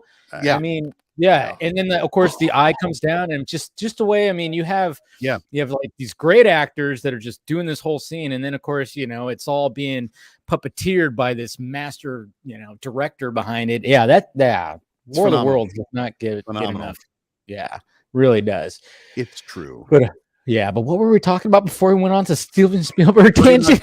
Pretty much everything. I think marijuana, heavy metal Yeah. Santa, analog recording Vinyl, versus sound digital. effects. Yeah. Oh, I think we were talking about the football, analog rugby. recording stuff. Yeah. Yeah, I think so. That's Okay. Ray, this is the first time I've ever gotten to like talk to you. Yes, ever, hello. which Hello, is Ray. amazing because, and I'm sure the guys have told you how much they really just love your work in Zack Nah. Snyder's Justice No. League. Thank you. Not And- even once. And for never have. me, it's for me it's a bit more personal for me because like I got into comics kind of late. Like when I was younger, I didn't read a whole lot, like not like Scott or any of the others, like, but I would get like they knew I was a Batman fan, so they got me like anything. One Christmas, they just got me a bunch of graphic novels that had Batman on the cover, right? Okay. And one of the first stories that I got was Cosmic Odyssey by Jim Starlin and Mike Mignola, which was like my first introduction to like Darkseid and New Genesis and like all of There that. it is. Of course. Totally. Yes, exactly.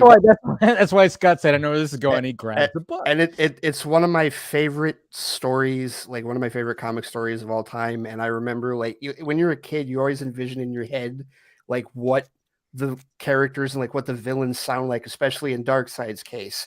Yeah. And that just made it so much more special to finally hear that, like in live action, and to like hear the power and the gravity. And we just recently saw Tim from Squadcast Media. We just recently saw it.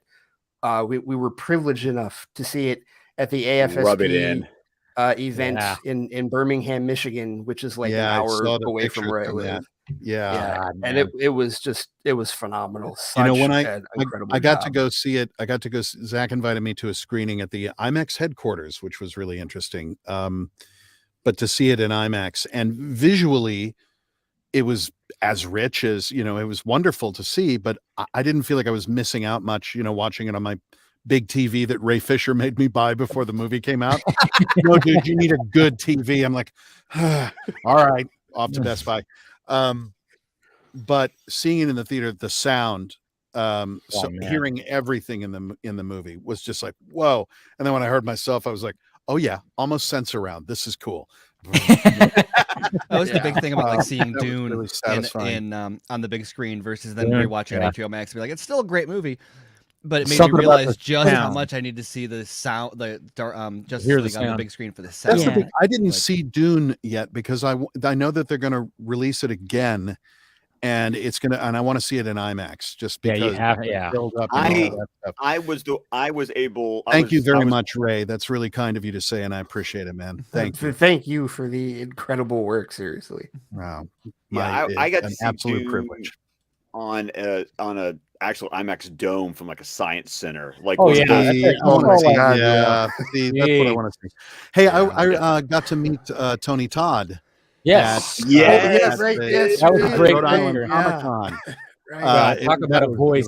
Oh my God. Well, I admire him so much as an actor. And so I straight went over and cut in the line.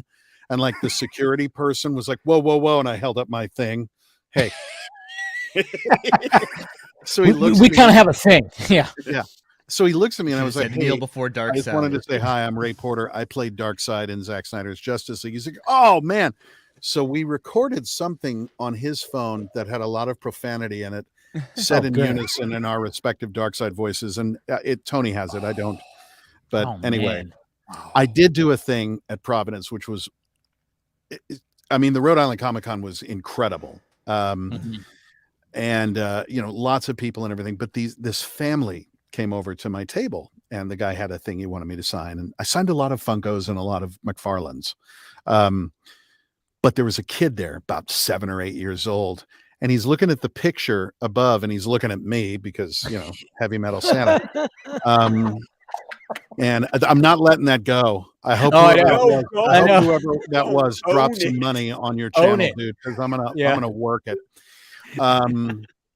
But anyway, he's like, who is that? His father was like, that's Darkseid. And the kid's like, no, it isn't. And I went, okay, wait a second. And I got out of my chair and I walked around and I got down behind him and I was like, okay, look at the picture of me. That's me. That's my voice. Now look at the picture of Darkseid. All of existence shall be. And his eyes got really huge. And Yeah. Oh, that was really It was at fun. that moment that he realized he was in the presence of greatness. That was when he realized he fucked up. And that's the story of the time I made a kid at Comic-Con shit his pants. Thank you very much. That reminds me of the story Ray Fiennes once told on Graham Norton about how a kid on set at Harry Potter saw him as Voldemort and just burst into tears. Oh yeah. Oh, that's Tom great. Hanks tells a Yeah. great story about being in an elevator in New York and a mother and her Oh child yeah, the were Woody there. story. Yeah. Yes, and it's like, that's Woody, and the kid's like, no, it isn't. And Tom's like, you are a toy, and the kid was like, oh, that's Yeah. cool. See, God, and that's gotta be and great. to your credit, Ray, this is why I have, voice actors. I wish I feel like I hope that there's a little bit more of a respect coming, because I don't know, maybe we're of a generation that we got to know who the voices were. Like Yes. that Netflix documentary, I Know That Voice, was like a Yes. revelation of going, you're my childhood. I know That's who exactly you right. are. And so many of these people that you wouldn't recognize on the street necessarily or whatever are incredibly talented actors, but there's always been this weird disconnect between what people consider acting and voice acting, and it's like, no, it's just I get to wear whatever I want to work, Right. I think and I wouldn't call myself necessarily a voice actor. I just happen to have this great job using my voice. And, I mean, I wouldn't stack myself up against some of these other voice actors. Tara Sands comes to mind, Bulbasaur, and a million other Oh, yeah. voices, and so many of these other people that have done stuff, and you're like, oh my god, you're that guy too. And I think they're incredible Well, actors. that's what's crazy Yeah. is these actors who are live action actors who have stacked up like a number of like big IP or like even original stuff that's like very geek friendly, like Keanu Yes. Reeves or someone who is like they Sure. portrayed a bunch of characters, beloved characters, but Ryan Reynolds or whatever. People play multiple superheroes and big characters, but then you've got voice actors who have played like the credentials between Oh, look their at different Frank animation and stuff Welker's they've done. resume. Oh, Jeez. Frank Welker. Frank God. Oh, Man. I think man. I think the Ed Snyder. Asner had a resume. Ed that was- Asner. Oh, yeah. Ed Asner. I Mark mean, Hamill. Yeah. Mark Mark Hamill. Hamill. Yes. Mark will, Hamill like reinvented himself essentially with the Joker voice. It's like, Keith, all right, Keith I will David never. I will will never always Keith be David. Goliath David, to yes. me. I will never forget the shock of Finding pausing out the that the end credits Joker- of Batman the Animated Series and finding Luke out that Luke Skywalker? Skywalker is the voice Yeah. of the Joker. Oh yeah. I will Oh, yeah. never forget that. That's Oh, actually I still remember when I incredible. learned that Jim Cummings was Winnie the Pooh, Tigger, and Darkwing Duck, and I was like, All right. "What the hell?" Oh yeah. Oh yeah. Yeah, but like Ray- Patrick on SpongeBob is an actor named Bill Fagerbakke, who was do you guys remember the TV series Coach? yeah. Yes. Yeah, he was Big- the big dude. He was the big dude, the When big I dumb. found that out, I was Dauber? like, of course. Yeah. Wait, Dauber. He was Dauber? Yeah. Yeah. Yeah. Oh my You didn't know goodness. that? Yeah. No, I didn't. Why I didn't know that was. No, I did not know that. I That didn't know that that's was Yeah. me, him. man. Oh, and I am blanking on his name, and I'm so angry at myself. I think And I'm his angry name- at you too. Of No. course you are. Always. But always. but the actor who was Raphael in the Teenage Mutant Ninja Turtles is Oh, also oh. Yakko in Animaniacs and Oh, was Pinky in Pinky in the Brain. No. Yeah, Oh, right? Oh. Oh, Oh. Yeah, it's, Watching you all there. struggle, this is Somebody great. look it up. I don't. Yeah, somebody look it up. I'm Yeah, gonna be somebody mad look it when- up because gonna I be remember. I mad think when we've we even find talked out. about this. Yeah. Or as a Star Wars fan, there's a bunch of them that they do a bunch of other stuff too. But I mean, Star Wars Yes. specifically, like D. Bradley Rob Baker. Paulson. Yeah, He Rob won a Rob um, Paulson. That's who it Yeah. is. What's It is. the Okay. what's the Saturn Award or whatever it is for there was an episode of the Clone Wars series D. Bradley Baker did where because Oh he played my all the clone God. troopers in the Clone Wars, Mhm. and there was an episode Yeah. that was only clone Incredible. troopers, and so it was just he Oh, yeah, did the like voice. the first Bad Batch episode. yeah, Yeah, but there was, well, it was but the- also it was in the, also um, in Clone Wars. it was there the No, I'm talking Carnage about the of Bad Batch episode in like the first Right. season of But- Clone Yeah. Wars. also the Carnage of Krell. I think is one of my favorite episodes in all of the because he played all the clones, and then there was one Jedi, but I think he also played Krell in that also. But won a big award for it because there was like 20 different voices. He was like the It's only a really credited. it's a really unusual industry. Like I would kill to do more like games and animated stuff and things like that. I've only done very, very, very few. Just recently, actually, I did I a saw you did game. the Elder Yeah, Scrolls. Oh, Yeah, your yeah, I post, did the Elder Scrolls. I'm a character in Yeah. I guess the new downloadable content or whatever. Had to scroll through a 45-minute video on YouTube just to hear how it came out. My kid's in the other room. He's like, "Is that you?" I was like, "Yeah." He's like, just went back to whatever he was doing. And it's really, I'd love to do more. And yet, like a lot of those people don't necessarily do audiobooks. Audiobook narrators tend to not do a lot of like voice outside of audiobooks. So there's these lanes, and I'd love to be able to cross them more. Yes. Yeah. Well, so 'cause it's fun too. You're in a room often with other actors, like doing Sandman in this room with a bunch of different amazing actors, and you're playing a scene. I love that, I was because wondering that when I was listening. I was like, is this? I Yeah. wonder if this is it recorded independently or if they recorded together? Because some of the interplay in that is so good. volume 2, obviously, because of the pandemic, they couldn't, we couldn't all go be in a studio together. Yeah. So my stuff was recorded here. But Dirk Maggs as a producer, I mean, Jesus, you talk about producers. You listen to Sandman with your headphones on, and it's positional. yeah. You can Yes. hear. It's You know, insane. I mean, the well, sound his design's name isn't cool enough on its unreal. own. I know. Oh my well, God, I'm he's gonna tell you, cool. that- He's and cool. I actually Does responded. he wear a to- trench coat? Like I feel like that. No. I was at the And audio a hat. award. Yeah, I was at the Audio Awards. They give out prizes for narration every year. They call them the Audies. So I'm at the Audio Awards in New York, and based on my look, I tend to not wear like a regular suit, because if you put me in a regular suit, I look like the defendant. So I looked. I went, well, where does Robert Plant get his stuff? And I bought Yes. shirts and jackets and stuff like that, and just went with that. And it looked cool. I was really happy Yeah. with the look. And I was the only person in. Everybody else is all in suits and looking very nice, because they have haircuts and decent grooming, as opposed to me with hair like I invented something. So I'm wandering around, and I see there's one guy in the room who's got like this rock and roll hairdo and these rock and roll clothes, and I'm like, shit, I'm not the only one here. Whatever. Turns out that was Dirk Maggs, and a mutual friend of ours, Simon Vance, who's like top of the heap, a #1 audiobook narrator. all the British stuff. Yeah. It's so good. So I see him bringing Dirk over, and he introduces us, and I'm like, dude, I've been looking for you for days. We're getting the band back together.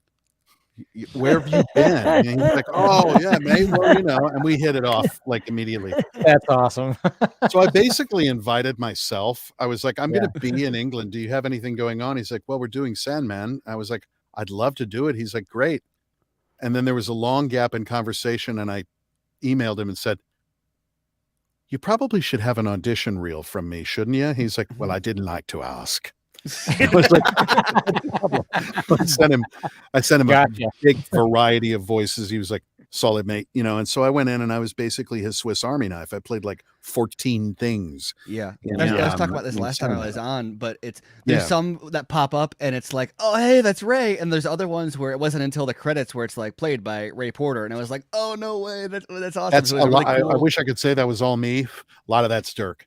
He's such a good producer, and he's such a great director of actors too, and I do miss that. So I would love to do more animated things and stuff. Anybody out there listening that's doing animated, give me a call. I heard something. I think Netflix is doing a heavy metal Santa. I mean, I've got Heavy metal Santa. Absolutely.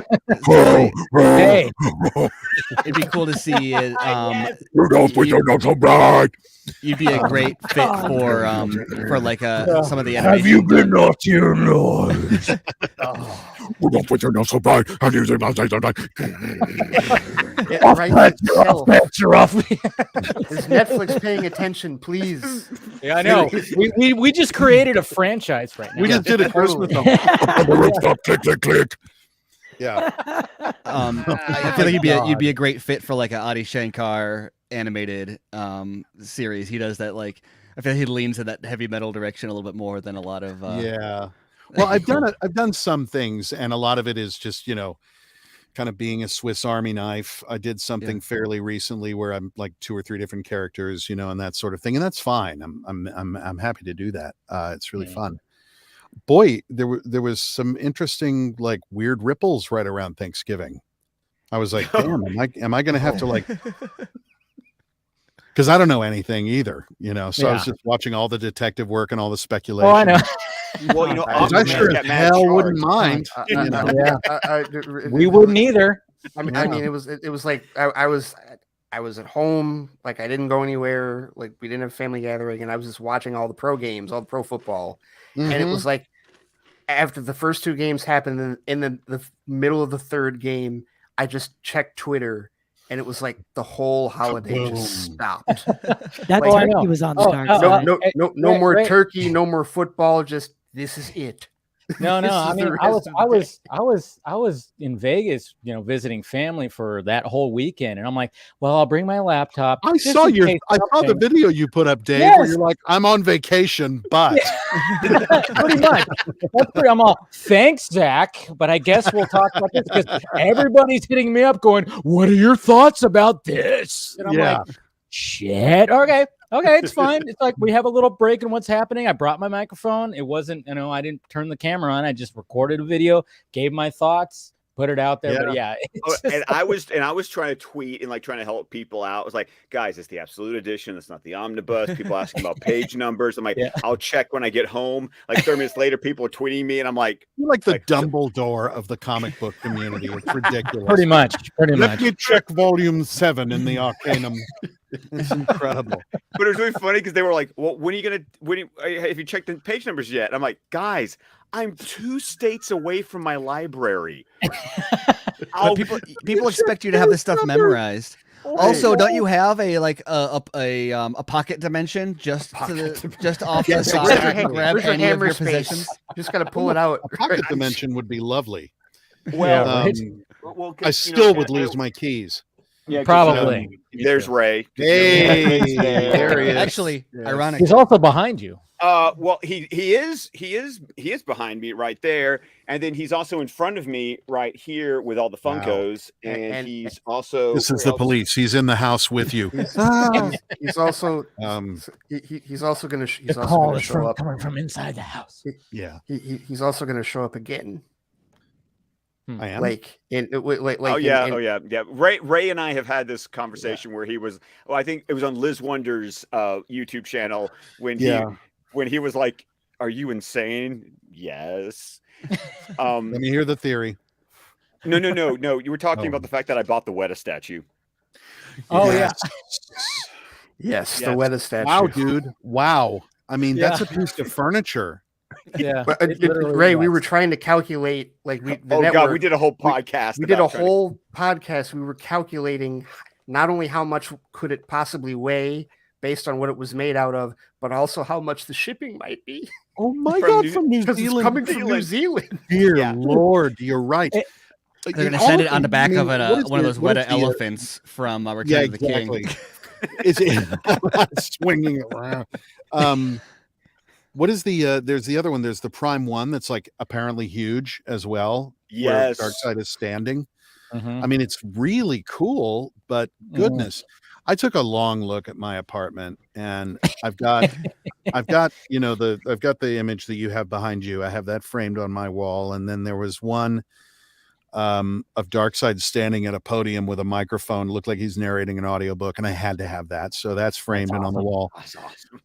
And then I got, you know, I kind of got 2 of all of the action figures because, why wouldn't One I? in the box. Why not? Yeah, One in we the box, understand. and yes, exactly. And so there are two of the McFarlanes, dressed and less dressed, that are out, you know, and everything else is in a box.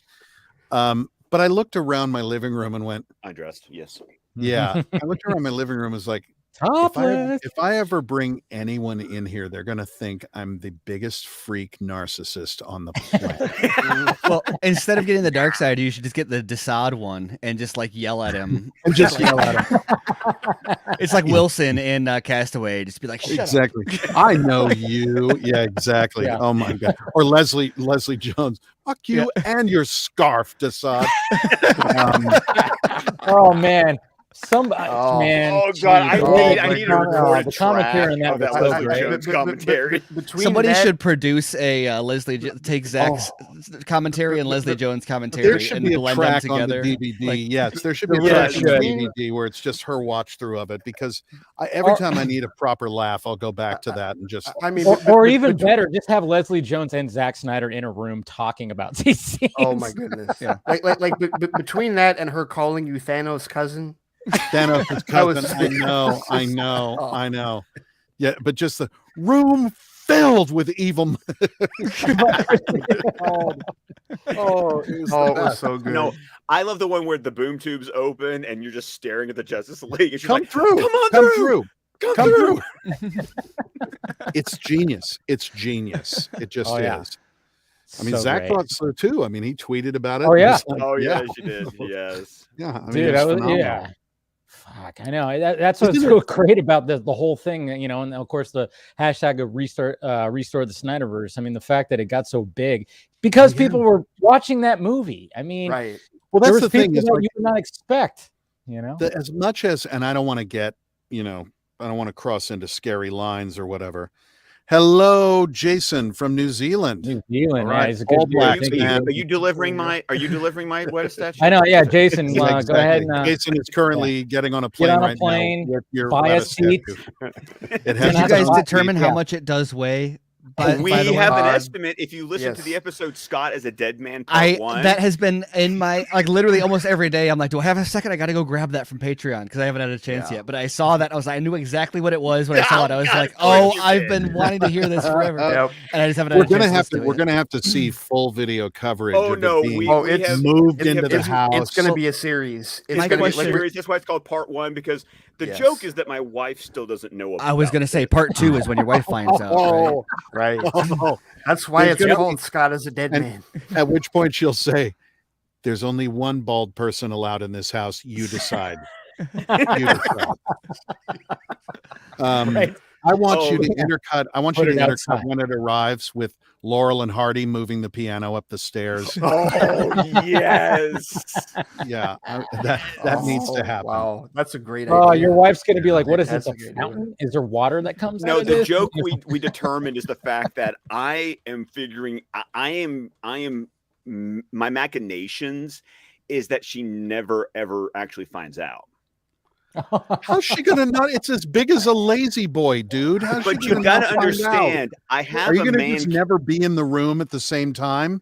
Yeah, you just This- sneak it down the stairs and bury it under No, I don't books, just. Oh, and then in 5 years, see, and then in Steven, 5 years, this is what you would learn if you would listen to Scott as a Dead Man Part 1. That way is the garage. Remember, I'm in my basement. Right. I just have to move it directly, straight line from outside into Okay. here, No, or into we're the missing- office that's right there. So you're God, we're planning on missing a pulling trick the when she eventually does find out, pulling the I thought you knew about that. Well, I've had it for We're 4 years. I missing a just trick figured you here. knew. This is important. Well, yeah, it When was arrives- $10,000, or but I thought like that was 5 years ago. I don't know, like you want to fight about that when it now? I arrives. don't- Yeah, it should be like, like- what's this? What's this $2,000? Oh, that was for cocaine. What? Yeah, you didn't know this about me? Yeah, but I think we're missing a trick here. You let me know when it arrives, and I will write to Scott, "All the best. Hope this finds you well." Oh, that's it. And that- then, Oh. and now I know I'm going to get requests all over the place from guys who've ordered this and have wives to like. And then say, you leave it out on your front porch. yeah, it'll And be like, then "For a Scott, you leave donation the to front door open and you go, AFSP, "What the I fuck, will write a Ray?" gift for-" Wow, Ray! then- Wow, this is what's a gift. I can't send it back, honey. I don't know what he thinks I'm gonna do with this, but I mean, I guess. And then on the day I finally meet her, she punches me dead in the nuts. Oh my goodness. Just a straight uppercut, right? to the back. Oh my God! Well, it depends because my wife is 6'1", so She's a tall kick woman. my Wow, ass. I didn't know that. oh yeah, I'm shorter than my wife. Oh Absolutely. yeah, Wow. you haven't seen pictures? Like I always knew that Scott was tall, and then when I saw his wife actually a little taller, I was like, wow, look Wow. at that, man. Yeah. You got to understand, my third grader is already up to here. Yeah, your Yeah. kids. I'm surprised. I'm surprised your kids didn't come out my height. My God, because I'm a short. Well, you gotta understand, my father-in-law is 6'7" and my brother-in-law is 6'8". So Jesus I, wept. Okay. Damn. yeah, Jeez, my all right. mother-in-law is my height. I'm the Get- same height as my mother-in-law at 5'10". Get that kid interested in being a hockey goalie. There you go. Man. Never mind Well- basketball. Screw basketball. Get that Yeah, kid interested in basketball's being a overrated. hockey- mostly because as a parent, I want you to know just how expensive it is being a hockey dad. There you No, go. I'll tell you what. Liam, my third grader, he actually was when we did spring soccer. He Oh. actually found out he had, as a goalie, had an amazing Range. talent. Oh, of course he does. Yeah, 'Cause absolutely. they try to kick the balls high, and he's just like, Ain't happening. it ain't happening. He just swats it. That's Yes. what I mean. He doesn't So in even the leave the winter, ground. so in It's the like- winter, he's in goal Not in my house. for ice hockey, and in the summer for football, for There soccer. we go. Okay. There you go, man. No, you know what, those guys, I think he's I think he's onto something as far as your alibi. Like he can help you out. This is similar. This is similar to the alibi we cooked up with, where I was just going to be, the guys sent it to me. It's because It's we just send better birthday than- presents to each other. We Yeah. all get together, and the Yeah, six It was hosts. Secret Santa. What did you get? And what did you get, Dave? 1997 Corolla. I mean, what are you gonna? It's awesome. Yeah. We're driving it. It's only got 276,000 miles. On it. She knows, it she was knows on we can't sale. afford that damn statue. There's no way. Like, oh yeah, the 5 of them bought you that statue. No. Yeah, Shit, do you think my wife? Okay, here's the beauty. I love my wife. Do you think she has any idea about any of this stuff? I Well, don't she know, doesn't what? dude. No, she doesn't. That's the Oh beauty my of it. god! She's watching Oh, right now man. for the first time ever. Let me write you a gift card, and it'll be like she'll be like, "Oh, he's in the movies. He's got money. I can't even afford to get the friggin' omnibus thing right now."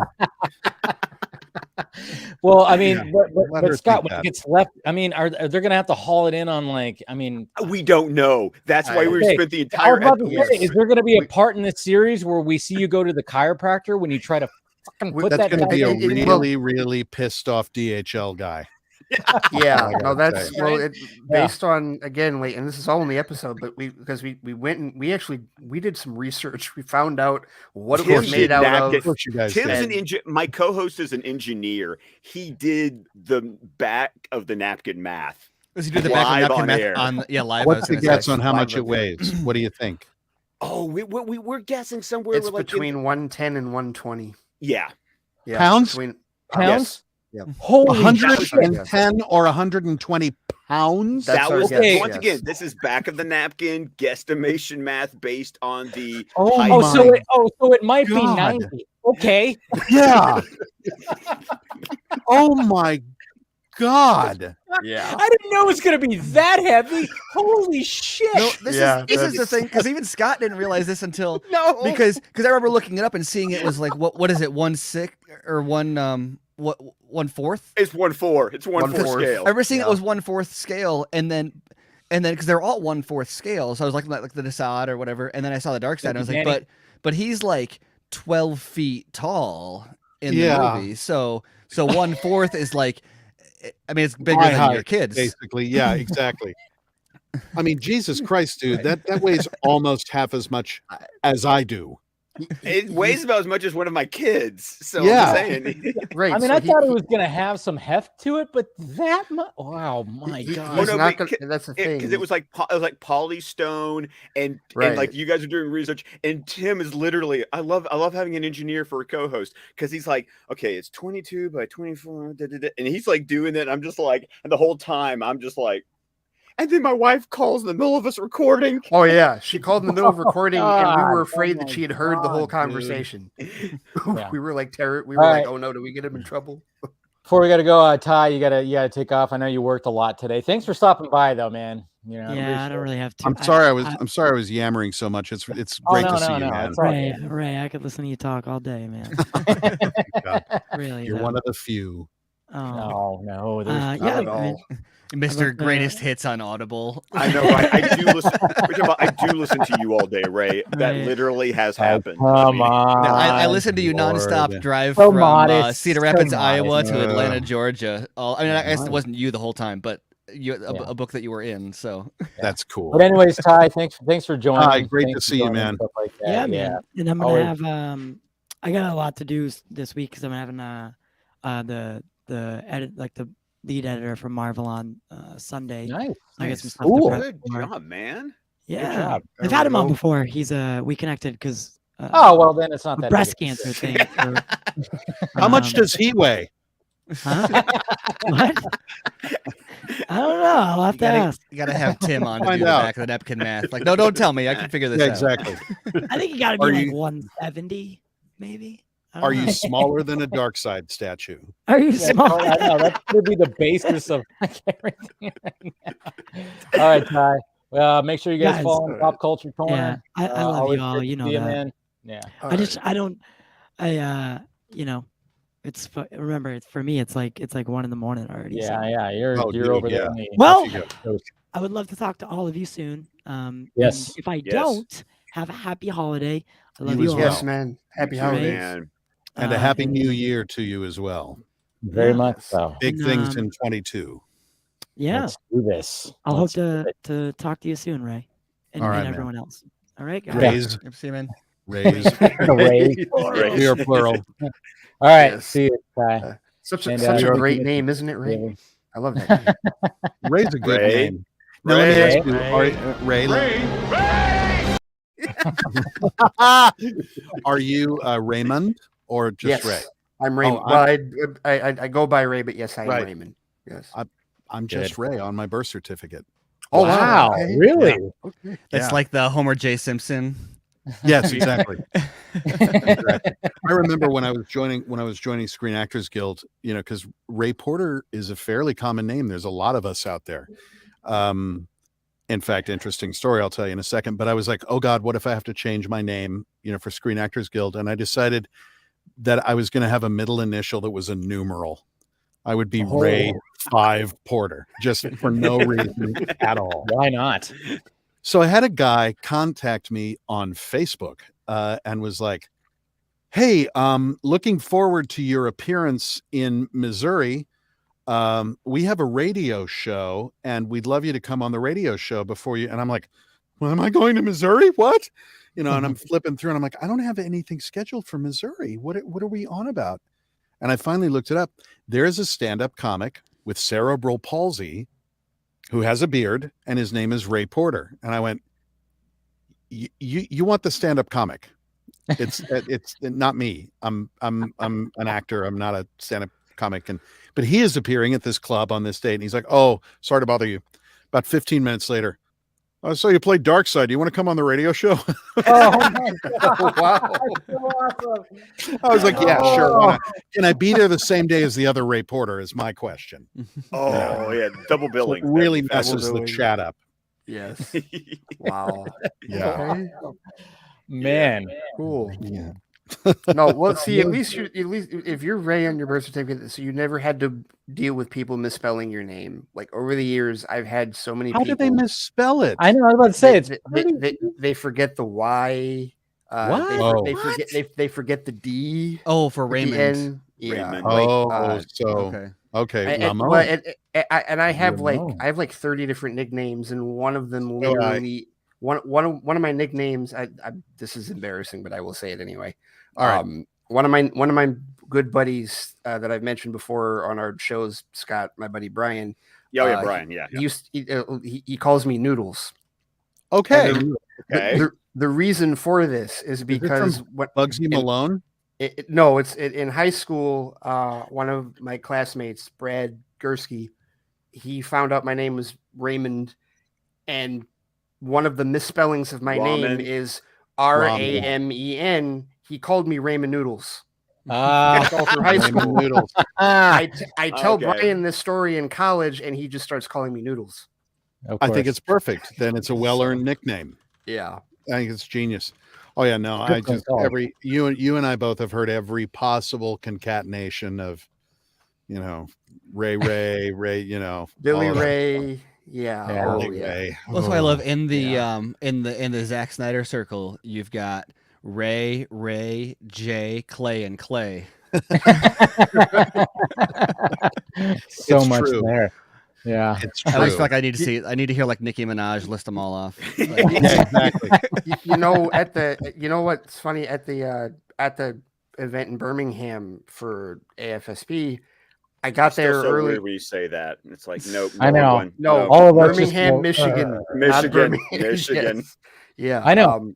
I got there a little early, and you know, I was looking for Tim and his wife, but like while I Yeah. was there, a guy comes up to me, and I'm masked, right? It's Oh. colder, so I've got my mask on, I've got my knit hat, and guy comes up with a Zack Snyder's Justice League shirt on and introduces himself, and all I said was, "I'm Ray," and he freezes for a second and goes, Oh.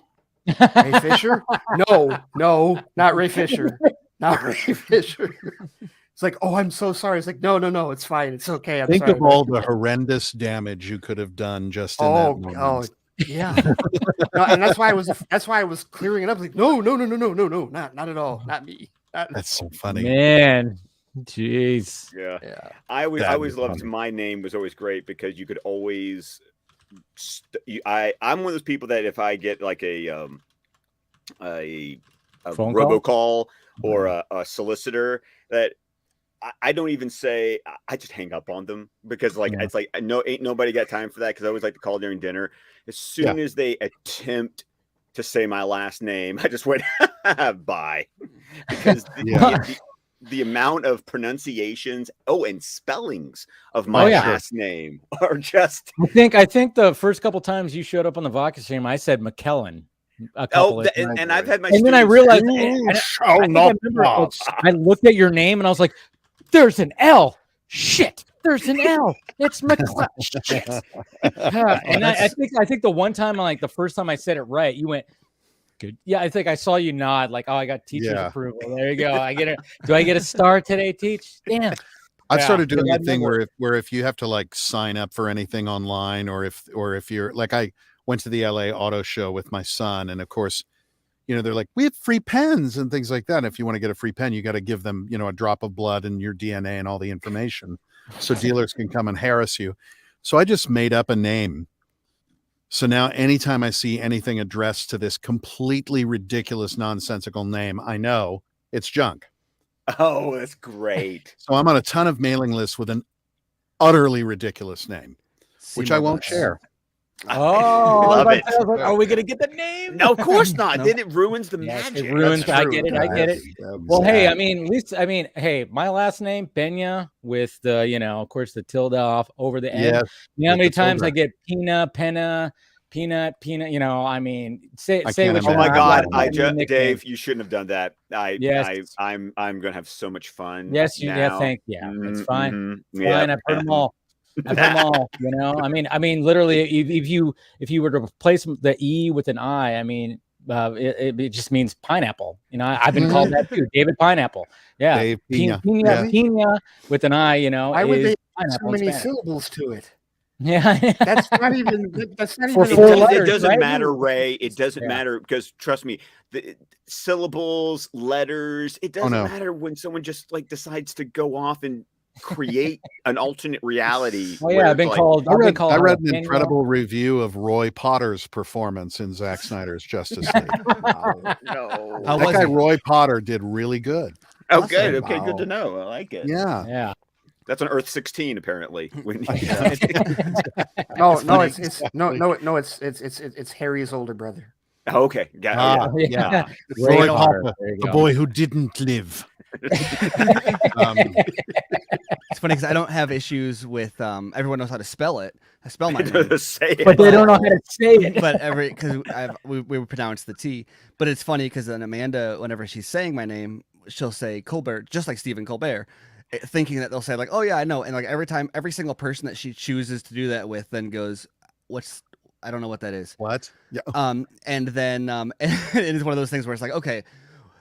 Well, it's like, okay, it's going to take longer to explain who it is and why are you even explaining it anyway if they don't know versus like, let's just go, forget about that. It's COLBERT. Oh my gosh. But it's How's Amanda that's doing? Please say hello for me. I will. She's asleep. She's been exhausted today, but No, she's doing I well. saw her post something about a migraine the other day or something, and I'm like, yeah, those Yeah. are brutal. So yeah, say hello. I will do. Thank you. Yeah. Stephen, I will admit the very first time I saw your account on Twitter, I did wonder if it was a fake. I have been suspended before on Facebook. I was suspended for they cited a policy, and I looked it up, and it was like the celebrity impersonation policy. Oh, And I was like, okay. And so that I've had issues. I've had to use fake names to open accounts before. Because well, friend, just like me, you'll never get verified on Twitter. Actually, he is. I am.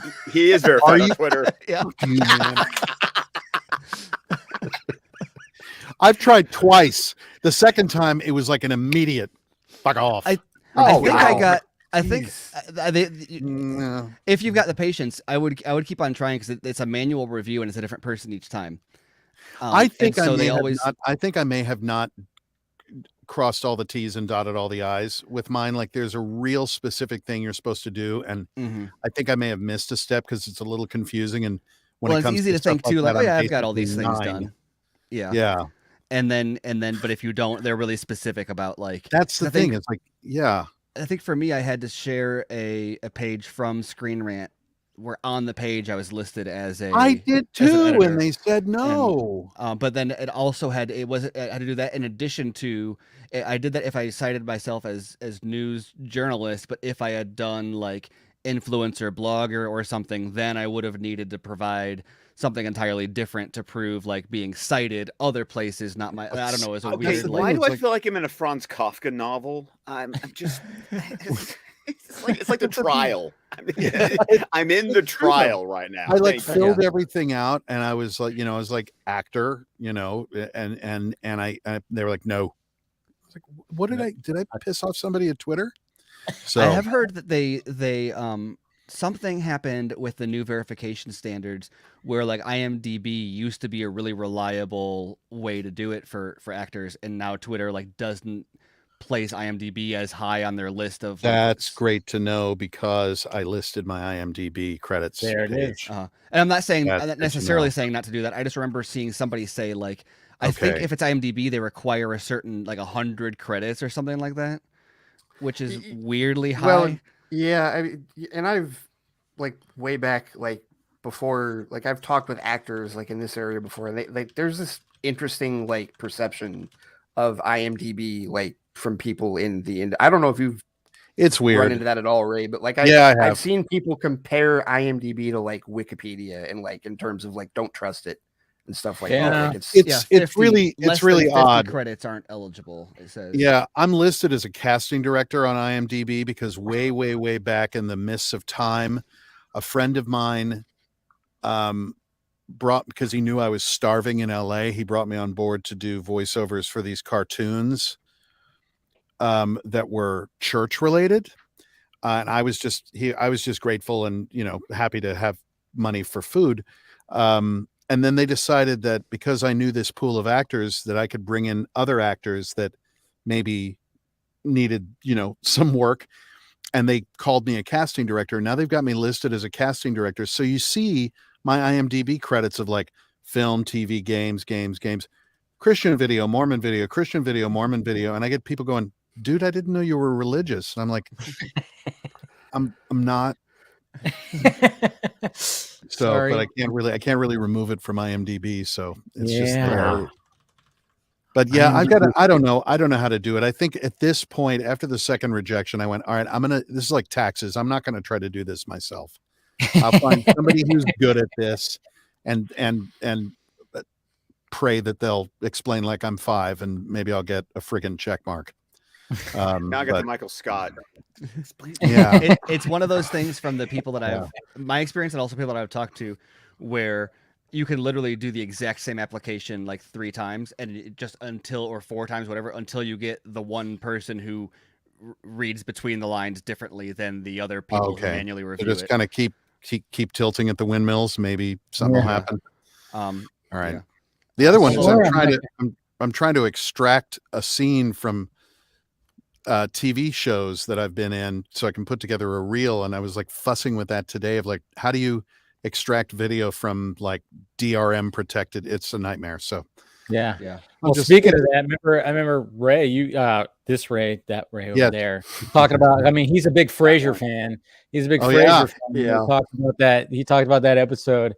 That I you were remember in. I was watching that day. That the irony of that when that hit me full in the face, because that Frasier episode, I'm at a con Right. waiting to get an autograph from this actor, and Frasier and Niles recognize him from Shakespeare. Yes. He's a Yes. Shakespearean actor. And when somebody went, "Oh, that's kind of a reversal in Frasier," I was like, "Wait a minute." And it was very strange.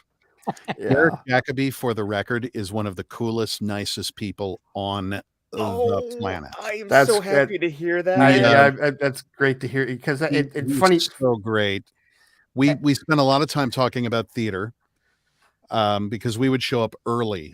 Theater actors tend to be a half an hour early for everything, so we would show up early. So it'd just be us over at the coffee, and he's like, "What have you done?" And I told him the stuff. I said, "I just finished playing Yakimo and Cymbaly," and he's like, "Oh, I got laughs," says Yakimo. "What did they do with you?" And I said, "Well, they hissed and booed at me." He's like, "Oh, I got laughs." Just the nicest man.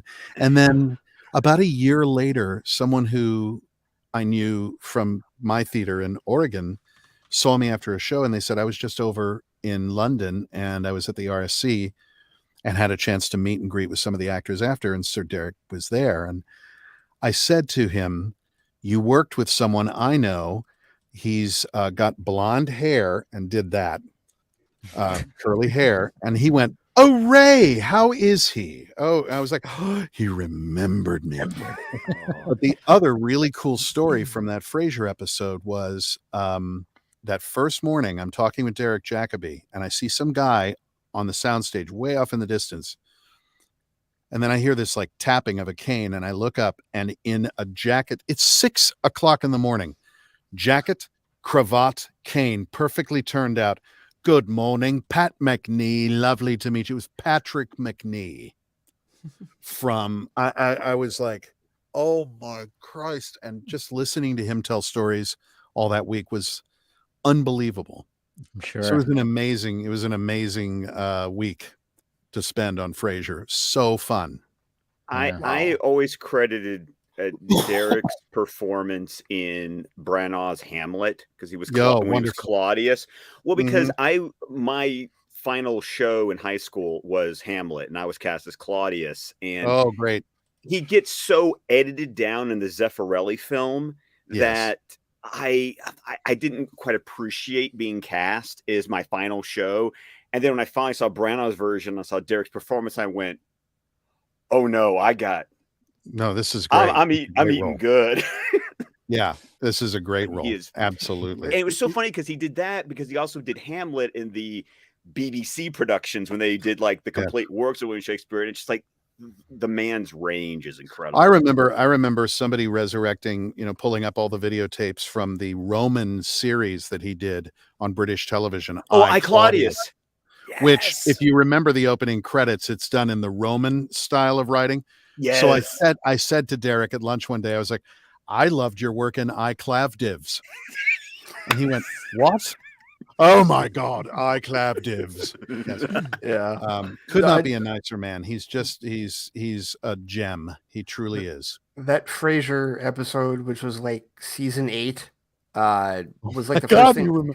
Wow. Like I told you, he's a Frasier. I have rewatched all 11 seasons of that show multiple times. Seriously, I love that show so much. It really is. I will say it is one of the best expressions. If you're doing a play that is classified as a farce, it is one of the best expressions of farce in modern comedy. Truly, it obeys all the rules. It was a wonderful show. I would always say that it felt like it was like you were watching like a play more, just the way that they talked and everything, the way that everything played out. It was that's what made it so different than. Well, you also had some of the most. You also had some of the most formidable theater actors in the world there. And I mean, Jesus, John Mahoney. Oh yeah. Whoa. Yes. Well, and not just on the main cast, but even some of the guest actors like Derek Jacobi, they Newirth. bring in BB. Yeah. Oh yeah, like they brought in. There were a lot of heavy hitters. Well, that would be in on that episode, show. in that episode from the Oregon Shakespeare Festival was me, an actor named Ben Livingston, who's done a lot of stuff, and an actor named Jonathan Adams, who voiced Darkseid in an animated thing. Wow. Years Okay. later, he's done a ton of things. Full as well. circle. Full circle. See, Full circle. This is why. See, this is Frasier. This all comes back to Frasier. It's awesome. All But comes that back was, to Frasier. but that was the first thing that I saw Derek in. Like I have the more. I guess my exposure to him is more Americanized because Sure. that was the first thing I'd ever seen him in, and then after that, I think was Underworld Evolution. 'Cause he Oh was- yeah, he- right. He right. was in that yeah. for a bit, and then Scott, you'll appreciate this. He, for one episode, was the Master before he Oh became. no, because he was in David Tennant. Because Yes. he is the episode when he regenerates into John Sims. Exactly. Yes. He was for just that episode. He was just Because for a bit. he spends the entire episode not remembering that he's Yeah. the Right. master. Yes. Exactly. He and I were talking a lot about Hollywood and just, kind of how strange and how different it is from doing theater. And I said, I was 4 months on this movie called Almost Famous. And, when it finally came out, my stuff had been really, really seriously cut. And he went, "Oh, yes. I was in a film called Gladiator. That do you know that?" I'm like, "Do I know that? Fuck off." No. Are you talking about American Gladiators, the show in the 90s? I want you to imagine that just for a minute. And in the ring, Thunder fighting Sir Derek Jacobi. Oh my God. It's a grudge match. Blood will be shed. Oh my God. We'll sell you the seat, but you'll only need the edge. Oh my God. Oh Lord. There was a moment because he's quoting Shakespeare all through that episode of Frasier, and somebody came over to me and, because the writers obviously had included it in the script, and this person thought that maybe the writers had written the line of Shakespeare wrong. And he said to me, they muttered to me, "Oh, when's somebody going to tell Derek that the actual line is dun, dun, dun, dun, dun, dun, dun, dun." I was like, "Oh shit." So he and I were chatting. Derek and I were chatting. I went, "Hey, that one line when you exit the scene and you say da da da da da." He said, "Yes." I said, "Isn't it actually in Shakespeare? Isn't it actually dun, da, da, da, da, da, da?" He goes, "Oh God. Oh, wait. But da, da, da. No, that's correct." And I went, "Are you sure?" And he looked at me and I went, "What the fuck am I doing?" It's like asking Stephen Hawking if he got the math right. Yeah. Right. Did you check your work? It caught up with me. And I was like, "What in the?" I said that, and he laughed, but I was just like so ashamed. Well, and the plot of that episode, he's hilarious in that whole episode He's wonderful. For people who haven't seen it, the idea is that the whole reason that Frasier was there was he was trying to get a comic autograph for his son, and sees Derek Jacobi's who's his character in the show was his name was Jackson Headley. Jackson Headley, yes. And he remembered him from like he and Niles used to love his stage performance as Shakespeare, doing Shakespeare when they were younger. And they decide, they look at him because the reason he's at this con is that he's become famous for being on a science fiction series as an android named Tobor. Oh my God, you really remember this, dude. Wow. Yes. It's Ray's superpower. And it's really Ray's superpower. And they and they're in Frasier and Niles's, their pomposity. They want to save him from this. So let's get him out of here and give him a new one act, like a one-man show that we're gonna, we bring you to a hall in Elsinore Castle, Denmark. And an evening of Shakespeare with Jackson Headley. Yes. And he gets on stage during rehearsal and he's awful.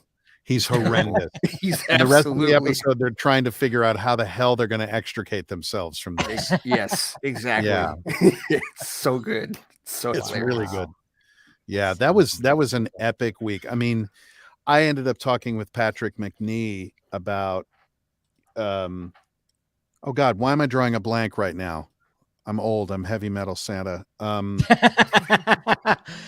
What was his still show? need It to was watch that Honor out. Blackman, and Patrick McNee, and then it Oh, was Avengers. Avengers. the Avengers. Yes. So I'm talking with him about the Avengers, and he's such a wonderful, just perfect gentleman, And he basically, I mean, the man was 90 The other when Avengers. we were doing it, and but he talked about.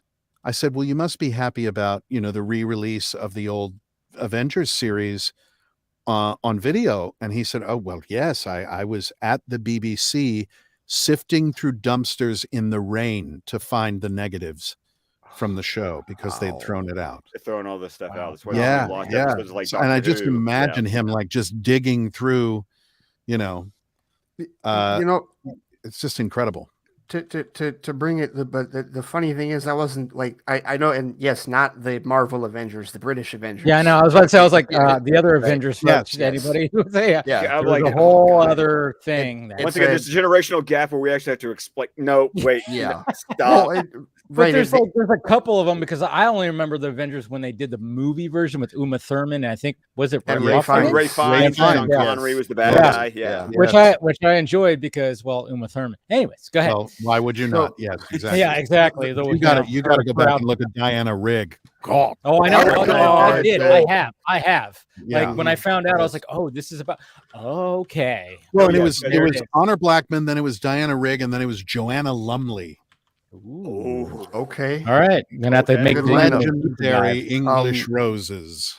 Yeah. But the very first thing I saw Patrick McNee in was actually Battlestar Galactica. Yes, that's He, right. he Wow. played Count Ibley in not the 70s, the one that no one but me has watched, because everybody else, when I asked them like Battlestar Galactica, they all throw out the 200003 Oh series. no, which I the one with still need to Lauren watch. Green. Lauren Green, Yes, yes. Lauren Green. Yes, that one. The problem is, Ray, is that I watched it first run on TV. I When okay. did I Okay, get Ray. this? Oh, Ray, it's fine. It's fine, right? I Fine. would have because You're I good. You're actually good. do like because the I've seen because like because they had the first season and then they did like Galactica Yeah. 1980. I've seen all of it's funny, Dre. I've seen all of those. I've Yeah. seen like maybe one season of the 2003 series. I have to binge watch it at some point. But the crazy thing is like when I watch the 2003 one, I'm the one pointing out all the differences and like knowing all the Easter eggs, like with Starbuck and of course you are. Boomer and Ty Yeah. and all that stuff. Yeah. No, I'm that nerd. I'm totally. I that love nerd. it. This is the thing that I truly admire and love about nerd culture is, and I definitely class myself as one as well, because I have a ridiculously encyclopedic knowledge of a couple of things that very few people would be interested in. And it's wonderful to be a part of a community where people are friggin' geniuses in these very interesting alleys of things. And it's great. Plus, No. just really cool Narrow people. and deep. I love it. Narrow it's a- and yeah. deep.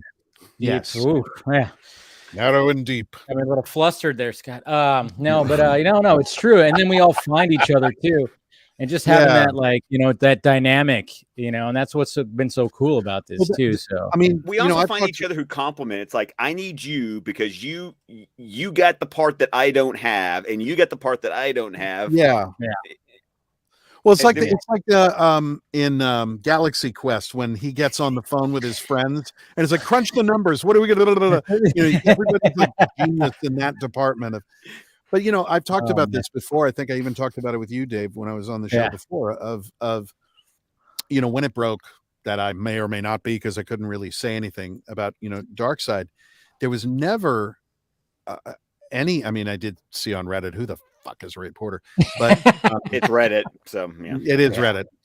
But elsewhere, everybody's just like, "Hey, what's up? Welcome. No big deal. You're Darkseid. Okay, welcome." I loved that. yeah. It was great. Yeah, no, you were welcome with open arms. It was funny when that broke.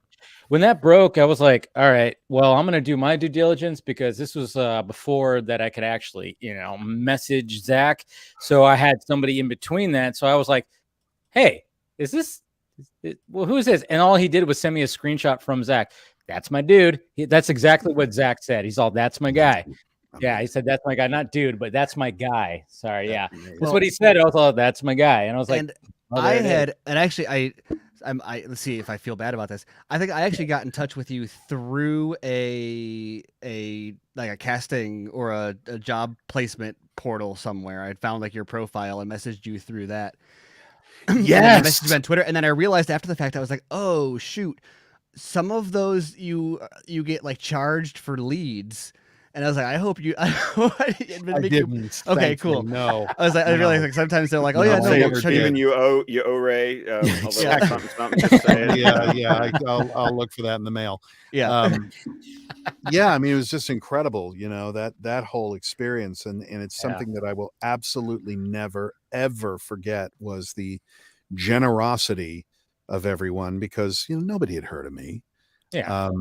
And I was okay with that ish, and so it just the kindness that everybody shared, and also honestly the respect of because I definitely was like putting my toe over the line a couple of times and being a bit naughty, but everybody was pretty respectful of I couldn't really come out and say anything until that one text exchange after Zach presented it on that watch with Henry Cavill and all those people.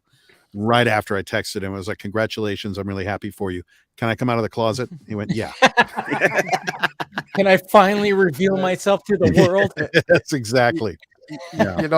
And it was, and Scott, and I just think back to the 6 months before, I officially, became part of, before I was officially, on board with #release the Snyder Cut, all the stuff that you were trying to tell me, there's this and there's that and whatever, right? Well, there's also stuff I couldn't tell you because Tim and I were working on we know things, but respectfully we can't share because it's not our right to share, but we know things. Right. Sorry. But I'll tell you, there was a thing that I saw posted on, it was like a behind the scenes video for Justice League, and there's talking about there's the shot that it's the tunnel shot where they're looking at you, on the other end, and it's just that scene of it. And I remember the day that I saw that, I was like, I need to fucking see that. I need to see that. That's one of the. It was so hilarious how stuff like that was just out. That was in the production reel for the theatrical cut, and that shot doesn't exist in the movie, and you're like, something's going on there. Why are they using this stuff to promote this other movie? Yeah.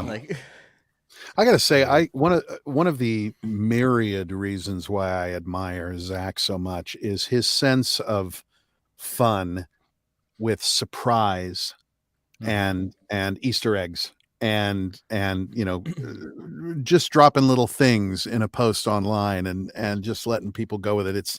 It's fun, and I love that sense, that joy, that sense of fun with it. After the Thanksgiving thing, and just I know. That's the thing. Even if that's all it is, it's still fun. I had a bought Final Crisis if I could have afforded it myself.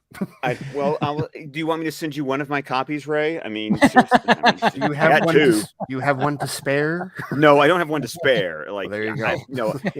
Ray, I'll get one eventually. Yeah, Ray, you got to understand that there have literally been 50 to 60 pound boxes of comics that I have sent. He sent me Darkseid's weight in comics. Here's a question for you. Wow. Just because I was like, weight or yes, the statue weight. Statue weight, yeah. Because I was just like, because Ray would just say, "Well, I haven't read this, and I haven't read this," and finally, I just got the point that I was just like, "Fuck this shit!" I mean, come on! I just started grabbing. You talked about coming to it late to the bill. I mean, I always was aware of comic books, and I always, obviously respected them, and I had friends that were way into them. But I never was. It was never really my thing. And so I real quick, and thanks to Scott and getting a primer, I had a lot of learning to do, because I was getting asked questions that I had no idea what the answer was. Yeah. When you say this, is that in reference to episode? I'm like, I don't know. Oh, I know. I know that. Ray actually, we were on Liz's YouTube channel at Liz Wonder's YouTube, and I actually did a PowerPoint. You sure did, and I was grateful for it. Yeah, it was like, Darkseid had a Darkseid. It was amazing. Well, I mean, because you did such a damn good job of it in the movie. Thank you. That it was just like the I just I will stride across their bones and bask in the glow of anti-life. I'm like, Cosmic Odyssey's in my head when that came up. I was like, oh my Yeah. Oh, it was so good. And then also, and you said this before leading up to the release, but it bears repeating, is that you are in this pantheon of people that, literally me growing up since I'm trying to think, that would make me about 14. But Michael Ironside, Oh my Andre God. Bauer, and then Tony Todd with Reign of the Superman and Apocalypse War, and I'm just sitting here. Yes, I can name the fucking movies, okay, but I'm just sitting here going, I'm just looking at this stretch, and I'm just like, and here's Ray Porter, and then I go, I talked to that one. I got the coolest message from Amanda one day, when she said, for people growing up, there's, people a certain age, this is their Batman, this is their Superman, this is their, and she said, for my kids, you are their Darkseid. And it really struck me at that moment. And I remember that, it's a huge thing. And to be standing in this, what I consider pantheon of actors, people whose work is just brilliant across the board. And to be a part of that I'm extremely proud of that. Yeah. I watched a couple of videos that people posted of like all of the Darkseid voices and how do they measure up, and not like, I can't wait to see how I'm ranked. It was more about, where do I rank on this random YouTubers? Pick me. But it was so great just to see all the different actors and all the different choices that they made with that. That's the best part about it. Weird Al Yankovic. Yes. Yes. But honestly, and Scott, being familiar with Shakespeare, this. There's, for every actor playing Henry V or Romeo or Iago or whatever, there are thousands of other actors that have played that role. And it's a wonderful thing to like look at and see, like, what did they do? I remember I played Puck in Midsummer Night's Dream, and a little girl came up to me after the show and was like, I just played Puck. And I went, oh yeah? She went, yeah. And I said, hey, let me ask you, on this one moment, what did you do? And she was like, this. And it was a really good choice. And I totally stole it. Yes. Teach her to reveal her secrets ever again. I told her a couple of things. She was like, I was like, you got to try this. She went, oh yeah. But it's that thing of like actors going, what did you do with that role? Oh, what did you do with it? And so it's great to see the choices that Michael Ironside made, or the choices that Tony Todd or Andre Braugher or, Jonathan Adams or Weird Al, what they did with the role. It's fascinating. Well, I mean, like, and I'm glad I didn't know about it before. Yes. No, Ray, by the way, another thing to make you watch Gargoyles. You want to know who played Puck in that show? Brent Spiner. Wow. I'm just he just got you. He just totally just hooked you. So Ray, aside from Frasier, my other massive obsession is Star Trek. Star Trek. Yeah. Oh, sure. Yeah. Oh, God. I would kill for that. Are you kidding me? And that's been an obsession since I was 9. Me too. And it is like my number one favorite and people, like, if someone asks me the question, like, I mean, I love Star Wars as well, but if someone says, Ray, you can only watch one of these the rest of your life without hesitation, I will say Star Trek without hesitation. My friend Kim Rhodes got to do an episode, several episodes actually, but she told me about on the first day that she was going to be in the transporter. She got in costume and everything and went to set and found her mark on the transporter, and she said, can I just have a minute? And they were like, sure. And she's like, I'm on the transporter. She's this little fan. And the camera crew guy was like, everyone does that. He did that too. Yep. I would love to do something in that universe. It's meant so much to me. I did very briefly speak with Shatner in Rhode Island. Very briefly. He was there. I've heard the stories, and I didn't want my memories to be, I guess, tinged with if he was in a lousy mood or unpleasant or whatever. But we were in a room autographing like special things, and it was just me and him. And I went over to get a pen, and the man is 90, and it's tiring. And he was in a chair, and he kind of turned around and was just like, He just looked tired, but he looked up at me, fixed me with this gaze, and I just said, "Hello, sir." And he was like, "Hello." And I got the hell out of there as quickly as I possibly could. I mean, it's like when I met Mark about a Hamill. Yeah. I met Mark Hamill, and I was like, "You're amazing." No, but Yeah. when it comes to Shatner, I mean, the guy just went to space. How at 92, 3? He like literally man. went to space. I mean, Yeah. and then I watching that video when he was talking to Bezos, and just the way that he explained it. And then I heard him on a podcast too, just talking. I'm like, how the hell is this guy this age? I'm like, what's the secret here? Like, because he still He looks very really good for 90.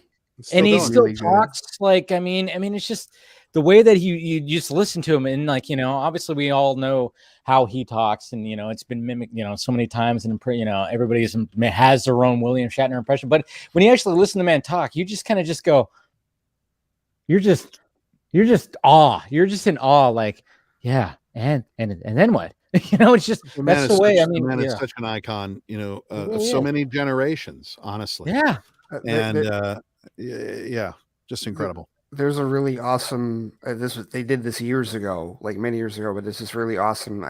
It wasn't the Captain Summit, but it was this hour-long conversation. It was Shatner, Nimoy, with Sir Patrick Stewart, and Jonathan Frakes.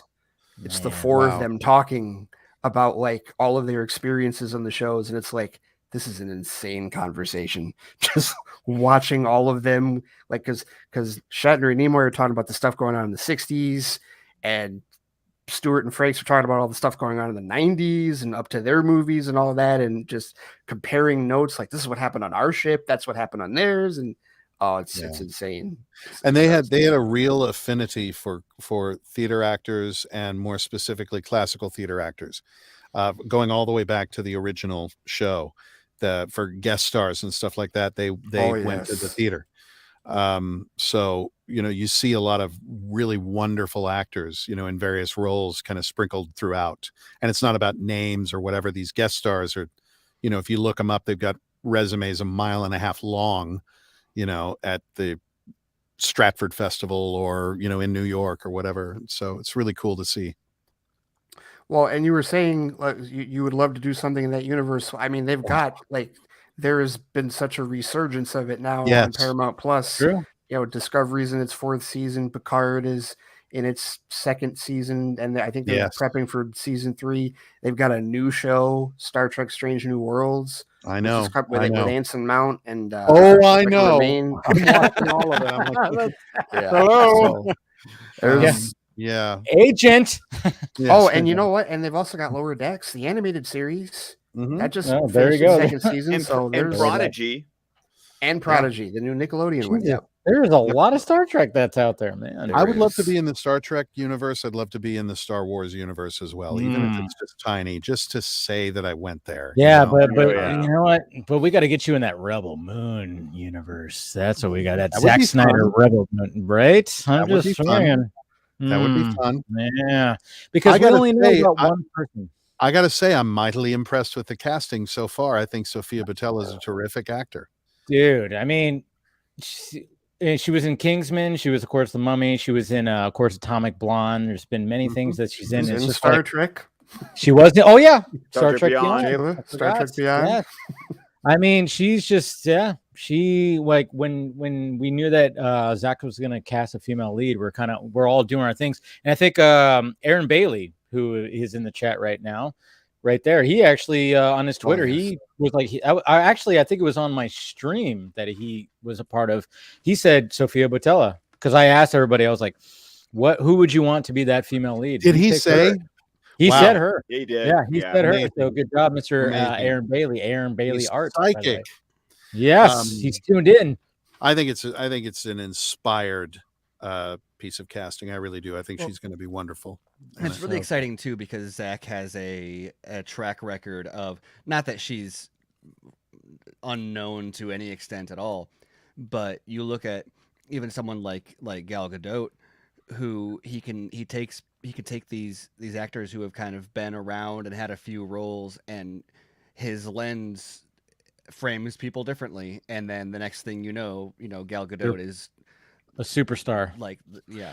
Well, I mean, like when it comes to the Justice League cast, I mean, everybody knew who Ben Affleck was. I mean, yeah, Cavill was starting to like, Well, I he guess was Henry getting his Cavill name too, out though. there. He put him in the Yeah, Right, but he because cast he was on the Tudors before. Yeah, that. nobody. Yeah. I mean, that's the thing is like that's what I love about Zach is like he's not going like, oh, who's the biggest name I could get? No, he's going like, who's going to be the best for this role, and that's why he just like knows like when they're doing the casting, he's just going like, all right, do this, do that, and then he just sees something in that person.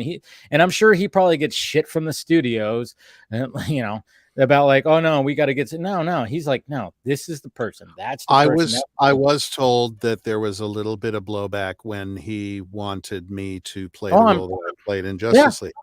Yeah, and I'm from the studio, and he basically just said, no, it's this guy. That's what's so great about him. I mean, like they probably were like, no, we got to have a big name. We want James Earl Jones. We want blah, blah, blah, some voice. Yeah. But absolutely. he was like, no. And like I said, going back to that screenshot that was sent to me when I was asking, is this true? Yeah. And he goes, that's my guy. And I was like, there it is. If Zach says that's my guy, or that's me, that's what it is. What's also insane to me, though, is that Hollywood has been pulling that crap. I was actually just because we just finished my unit on The Outsiders, and we always wrap it up by watching the movie. And it's amazing that we're talking about Francis Ford Coppola, post Godfather Part 1, Part 2, post Apocalypse Now. Yeah. And even he gets shit from the studios. And I'm like, it's Francis Ford Coppola. Yeah. And I'm just here going, I don't understand how that system works. It's like, you got these people. Suits, you got these suits that just think they know better, and it's like just let the creator do what he's the one creating it, so let him. He's the one when he's creating, he's putting the puzzle pieces together. He's got voices and visuals in his head. Let him cast his people where he goes, okay, that's who I see right there. Oh yeah, what you just did right there. I mean, and I love the fact that like Jason Momoa, he said that, oh yeah, man, I was like about to be broke and blah blah blah, and that's it. Zack Snyder, and then Gal Gadot, it's like, oh, I was about to quit acting, and then Zack Snyder. It's most just of like, the Sucker Punch cast says that too. Yes, it's just like, and Harry Lennox said that at my interview on Justice Con. Harry Lennox did say that. Yes. Yeah, he was about to go back to teaching. Yeah, I actually when I talked to him too, he's all, I was about to go back to teaching, and then all of a sudden he went for Man of Steel. Got it. Boom. And now he's like into season 9 of the Blacklist. Yeah, exactly. Yeah, And absolutely. It's wonderful. The doors that he opens, and he's doing it because he sees the story. His vision is unquestionable as far as I'm concerned. I mean, from drawing his storyboards all the way through, the way that he's going to tell the story is right. And I'm so happy that he's in an environment that gives him the trust he deserves to tell his story. Yes, absolutely. Here. No doubt, man. Praise Zack Snyder. I don't know if you guys want to do this, but I actually have some Christmas movie trivia. If you guys, you just want revenge now. I know. Yeah, because last week, I mean, Ray over here was here, and we did some trivia, and I was like, you know what, it'd be fun to do some Christmas movie trivia. So I don't know if you guys, we could do this. Let's I'm ready for a pub quiz. I may need to go get a soda or something. I totally forgot. Scott did totally try to. There you go. Take a swig off that Jameson. Scott totally did try to break our balls last week. Oh yeah, he did. Yeah, so I think I succeeded too. By the way, well, I mean, I got to say, going into a film trivia thing with you guys is a little daunting. I need some sustenance, so I'm going to close this off. I'll be right back. All right, well, we'll start when you get back, Ray. No, but yeah, we'll do this, and I think so I guess we could do this where we just our buzzer can be our names, but then of course we have two similar names right here. So I don't know, Ray, do you want to just go flight? Say flight or something like that. That'll work. That'll give him a longer one. Flight, Ray. Flight Ray, Scott. Okay, Steve. You Steven, you just want to say Steve? I'll stick with Steven, honestly. Okay, well, yeah, we'll try to figure this out because that's I'm gonna be looking the forward to this buzzer. because you're gonna take my pair and like wear them as You know what? necklaces. You know what? My questions are. I mean, like they're not that hard. I mean, I got some oldies. Definitely do. That's going to be my saving grace, honestly. Yeah, I know. I was like, you know what? I think Scott's probably be good with the some of these, and I try to do, stuff that I try to go all over the place. I didn't want to do like two of the same, but then at the same time I was like, well, yeah, but I want to have like a bonus thing when it comes to that. So my friends, some of my old friends back in the day, like many of them refused to play Seen It with me, but I had. I bet.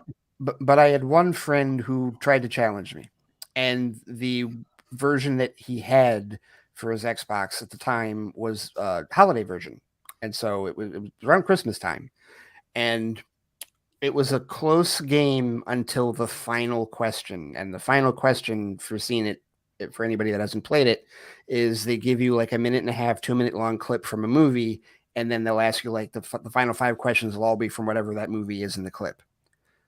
It was Miracle on 34th Street. Oh, well. The original or the remake? The original. Natalie Wood? Okay, the original. Okay. And I've watched that movie religiously so many times. So while everybody else is going, we have no idea what this is, I'm just sitting there with a giant grin on my face because I know everything about that movie, and I slaughtered them in the last round. And I think that's as old as I go as far as my Christmas movies. That's what, like, that's about as old as there is, dude. I mean, other than like daguerreotypes, how do we? You said some as I was leaving. I overheard buzzing in. Just don't worry about it. Don't worry saying, yell your name. No, just yell the name. But the other Ray is gonna say Flight because that's his Twitter handle, alias, Noodles. his Twitter alias. Noodles. Actually, before we start this, can I loop back to something we talked about a while ago before I forget and we get lost in the game? Just to confirm, you said earlier, because I made the Homer J. Simpson reference. Your name is just Ray, correct? Yes. That's hilarious. Your Wikipedia page says Raymond. I know it does. Yeah. I checked the history of the person that edited that. And it looks like they are just farming revisions to like give their account an edit history. And they went through and there's you and there's like they're changing everyone like Ray Raymond. They go to Christopher or Chris McKay and they change it to Christopher. They go to like every. What kind of a life do you have where that's the thing? Well, they need their Wikipedia page to have credibility because they lock you out of some pages if you don't have a high enough edit count. So they need to have that like Wikipedia. Oh, well, I guarantee you I don't have enough edit count to edit my own damn name. There's probably tons of like, I haven't even looked. I have a Wikipedia page. Okay. Yes. Shit. All right. So if you try to get, use that to get verified on Twitter, do might they get have the a, Raymond fixed first. do they have a picture for him? Do they have a picture for him? Okay. No, there's not. Oh shit! It's Heavy Metal Santa. Well, no, it's like Ray. I've Googled you before, and the picture, quite honestly, that comes up more often than not is from the Frasier episode. Weirdly, yeah, it's very funny. I'll see photos of me from about 1 billion years ago that come up. I know we talked about this when the first time you showed up on here, Ray. I used that, and you were like, "Yeah, that was like." And I'm like, I was a larva. I was like not even fully formed yet. Yeah. That was big. I was like, when I Google searched, that was like the best quality picture. I know. That's the thing. It was like the best quality picture where like, wouldn't look pixely or everything like that, You know how disappointed some audiobook listeners have been when they finally see what I look like? They're like, but I thought he was nice. Well, but he looks like heavy metal. You sound like this. He looks like when you talk. He looks like a yard sale Robert Plant. Anyway. Yard sale. All right. sing my song. Anyways, all right. Thanks for the detour, but I noticed Yeah, I that and know. was like, That's Steven, you're thanks the for king of pointing that out. tangents. That's amazing. I'm Raymond Porter on Wikipedia. Raymond Porter. All right, There is so no mom. you know, Right. like I said, these aren't like too, you know, and I, you know, only got like, you know, I probably got I don't know how much I have here, but it's not like it's gonna be super long. But yeah, just yell Okay. out. We'll see. We'll go first, and then I'll write down who gets it Okay. right. But I'm gonna start off with one of my favorite, probably maybe even my all-time favorite. Okay, but I'm gonna read the question how I worded it right here. What Big Bang Theory star had a role in this old-fashioned Griswold family Christmas movie? Right, I fight Okay, Johnny Not too easy. Galecki. Johnny Galecki in Christmas Vacation. He played Rusty. He was Rusty in Christmas Vacation. There you go. Oh, wow. Dang, you put that whoa. one in there just for. I'm Ray. just gonna sit here and watch. Okay. No, that's actually my favorite too. Okay, good. That's my number one favorite Christmas movie. Okay. Never doing trivia right. with Ray. I'm never doing trivia with Ray. All right, go ahead. Okay. All right. We'll go a little older this time with all right. In A Miracle on 34th Street. Shit. Okay. What store did Kris Kringle do his Scott. Santa? Okay. Noodles. Macy's. There you go. Scott's got it. I'm just I knew the answer, but no, I don't. No, I did too, but I was gonna wait for Noodles.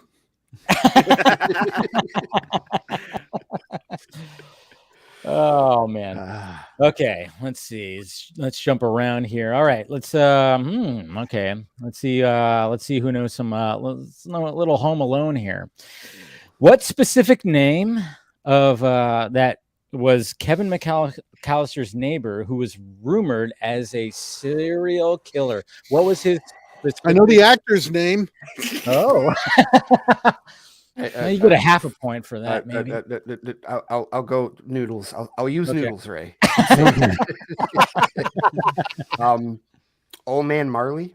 There it is. You got Nice. it. Ray's got it. Okay. Played Bonus. by the actor Roberts Blossom. There Thank you you. go. Thank you. I've never known that guy's name. Wow. Okay. Bonus to add to it. You know, and whoever gets that gets 2 points. What was his fake serial killer name? I know this too, but I'll see if one of you guys know. Take the points, Noodles. All right, go ahead and say it, Mr. Flycast. Ever heard of the South Bend Shovel Slayer? There it is. Wow, Ray. Wow. Good Jesus. job. All right. Yeah. This is why nobody plays me with it. Nobody my own before Google. I was the one that my mom would call to settle bets before Google. Seriously, I'm gonna hit you with some trivia at the end of all of this, Ray, just to Okay. test things. All right. There you go. Lord. I like Oh, it. I boy. like it. Okay. that scares Okay. me. I don't know. We'll go with this classic right here that TNT and TBS play for 24 hours on Christmas Day. It's the Christmas Story, of course. How does Ralphie's mom in the Christmas Story get Randy to eat his dinner? Steven. Okay. How does a piggy eat? Yep, that's what it is. Shit. Yep. Yeah. I actually forgot that one. Yeah. Okay. God. Yeah.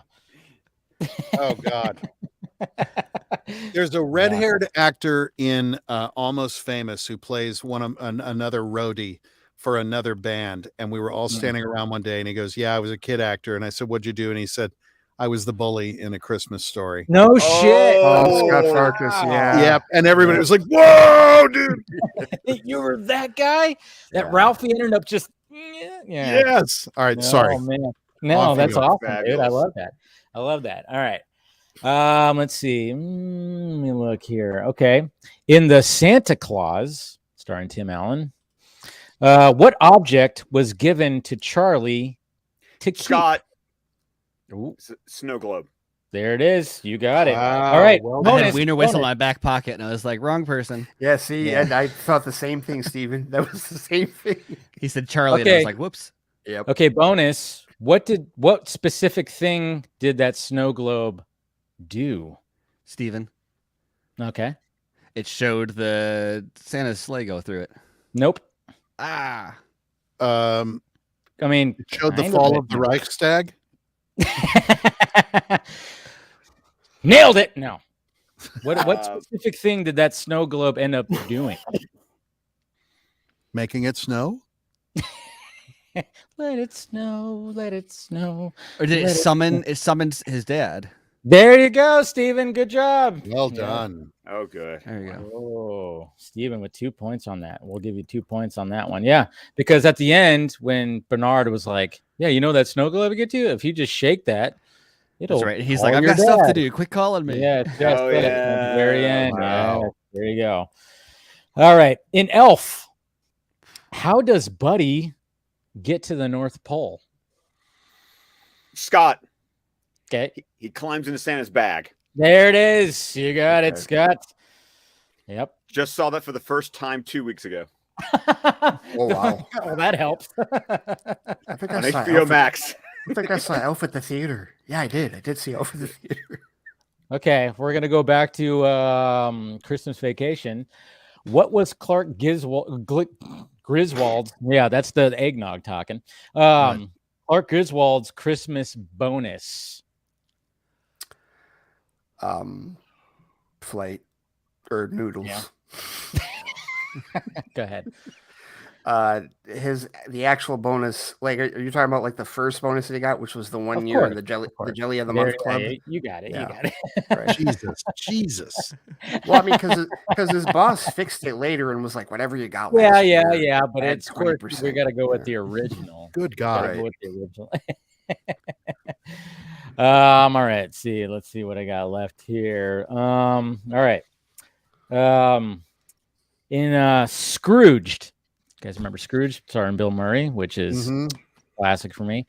What did Bill Murray's character Frank Cross say that he wanted to staple onto the mice for his interpretation of A Christmas Carol? This is a deep one. He wanted something stapled onto mice.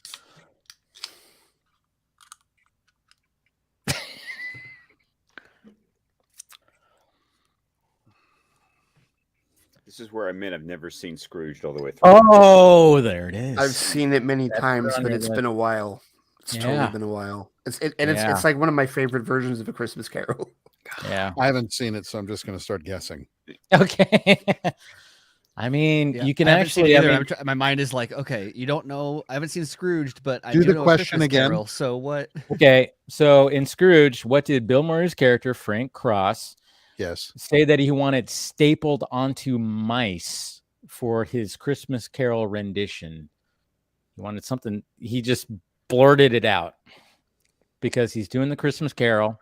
Uh-huh. Trying to. This is like a big production. Then he was like, "Well, just staple them on there." Lines. Yeah, Sunglasses. not quite.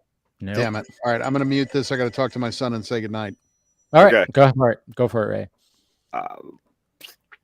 Hats. Nope. Okay, well, Ray, or this Ray, Ray. Flight.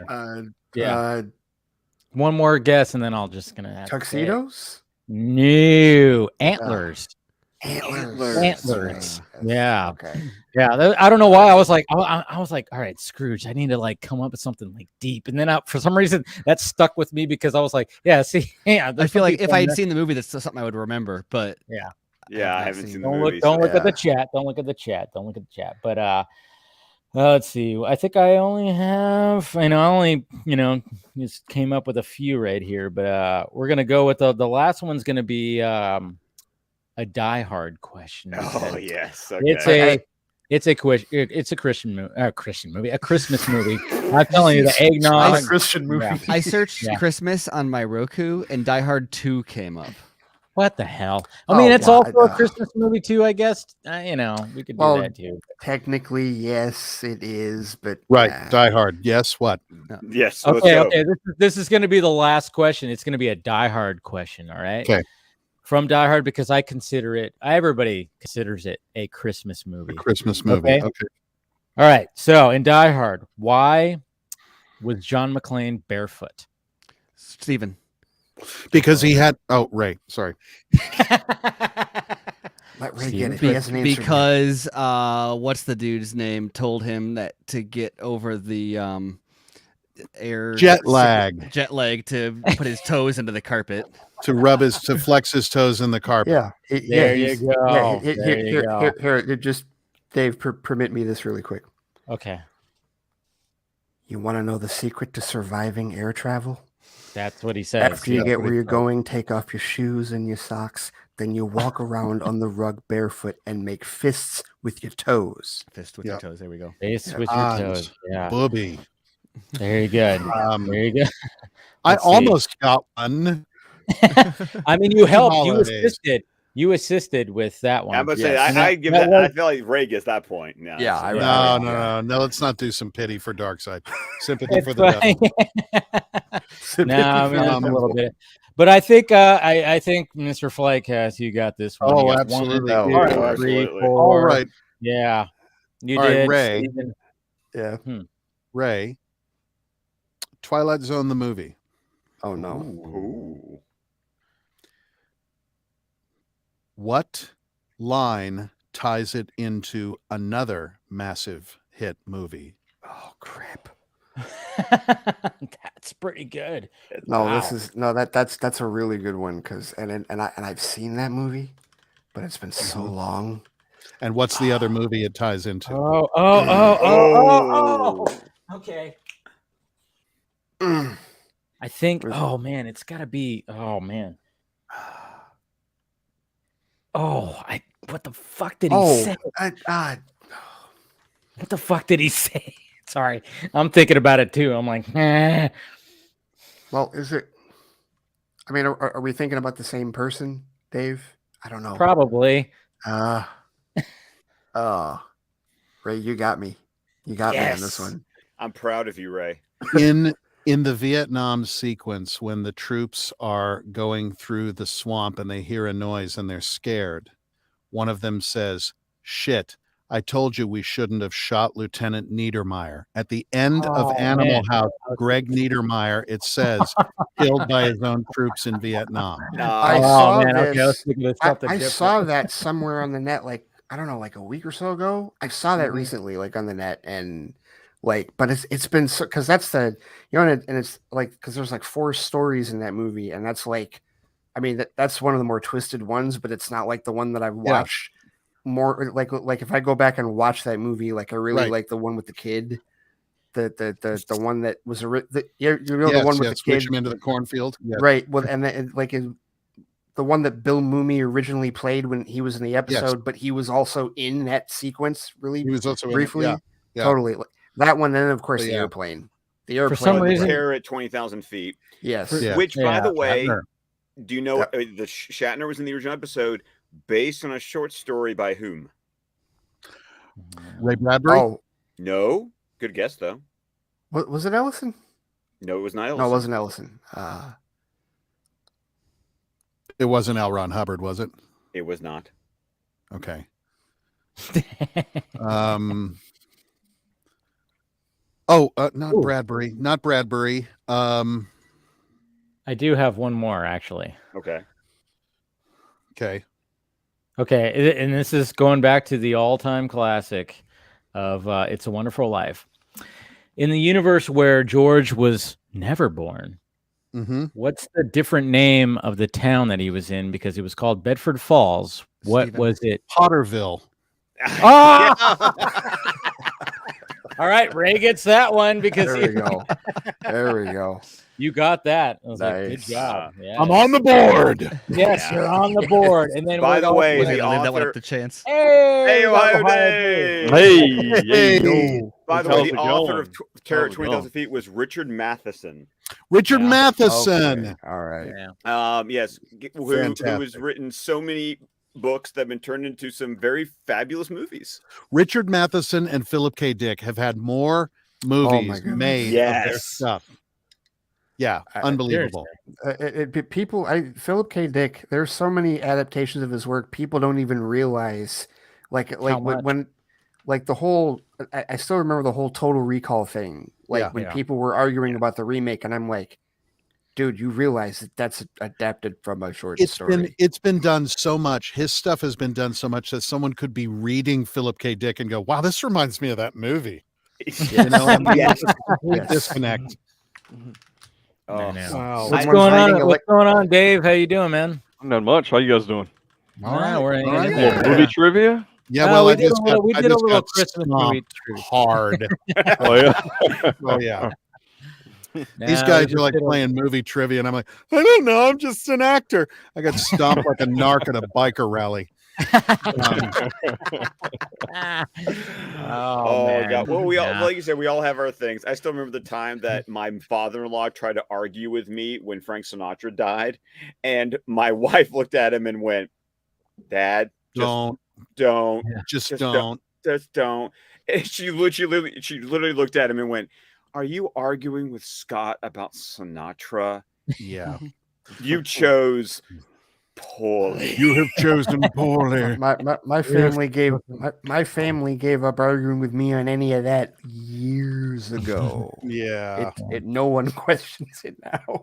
But then what's the downside about that is when people look at you like, hey, what was that movie? Blah, blah, blah, blah, blah. And then all of a sudden you go, what am I? Oh, and they're like, come on, you're supposed to know this. And they're like, and you're like, you know, and you just like blank out on it. And Thing I you go, love come though on, is that film junkie. everybody Come has- on. I everybody hate has that. a I've gotten thing. that before. Come on, film junkie. It's like, Oh God. But everybody yeah. has their thing. Everybody's got Yeah. something that they have an encyclopedic knowledge of. yeah. You know, and it can be But anything. sometimes, sometimes it's not there, and because like I've even talked about this recently, like I think with Enosh when I was on his, I was like, where did your name Film Junkie came from? I'm like, well, anytime, like even to like movies I didn't see, I was like, oh yeah, that movie stars so and so, and I would just know that. But then I'm like, yeah, but then when there's times where I'm like, I'm drawing a blank, and then I get that fucking busting of the balls of like, come on, Film Junkie, you're supposed to know this. I'm Yeah, like, yeah. please give me a break. All right. I only got 8 hours sleep last night. I mean, geez, come on. Hey, guys. Ohio Only Dave, 8. I would really, Ohio Dave, I would really like to know, like, what is your like narrow and deep? Like, what's that thing that's like, damn, I just know everything when it comes to this? Everything? I guess you could say maybe like sports, kind of Okay. movies a little bit. little bit Which in the sport? movies. Like which sport? Well, he's wearing a Bengals jersey. I know he's so- wearing a Bengals jersey, but What's- it didn't. What's the It- thing that you know so mostly- much about that you avoid conversations on it because you know that you're going to go way deeper than the person? Well, like intended you're for gonna you go. It's that meme of you're not prepared for this conversation. Yeah. Zack Snyder movies. Yeah. Hey. I have this one friend that comes over that he's not the biggest fan of like Man of Steel and BVS, and I hate it when we're in the same room and someone else brings up something about Man of Steel or Superman because I know we're gonna argue for the next 3 hours back and Oh, forth dude. about Yep. Superman and Man of Steel. Yep. That used to be my old job. I had I had coworkers I had a couple coworkers in my old job that were, I knew not just to avoid them in the hallway. It's like, Yeah, right. we're not having this conversation because we will get Look no at work done. Look at that. Yes, that was on my watch. I was like messing.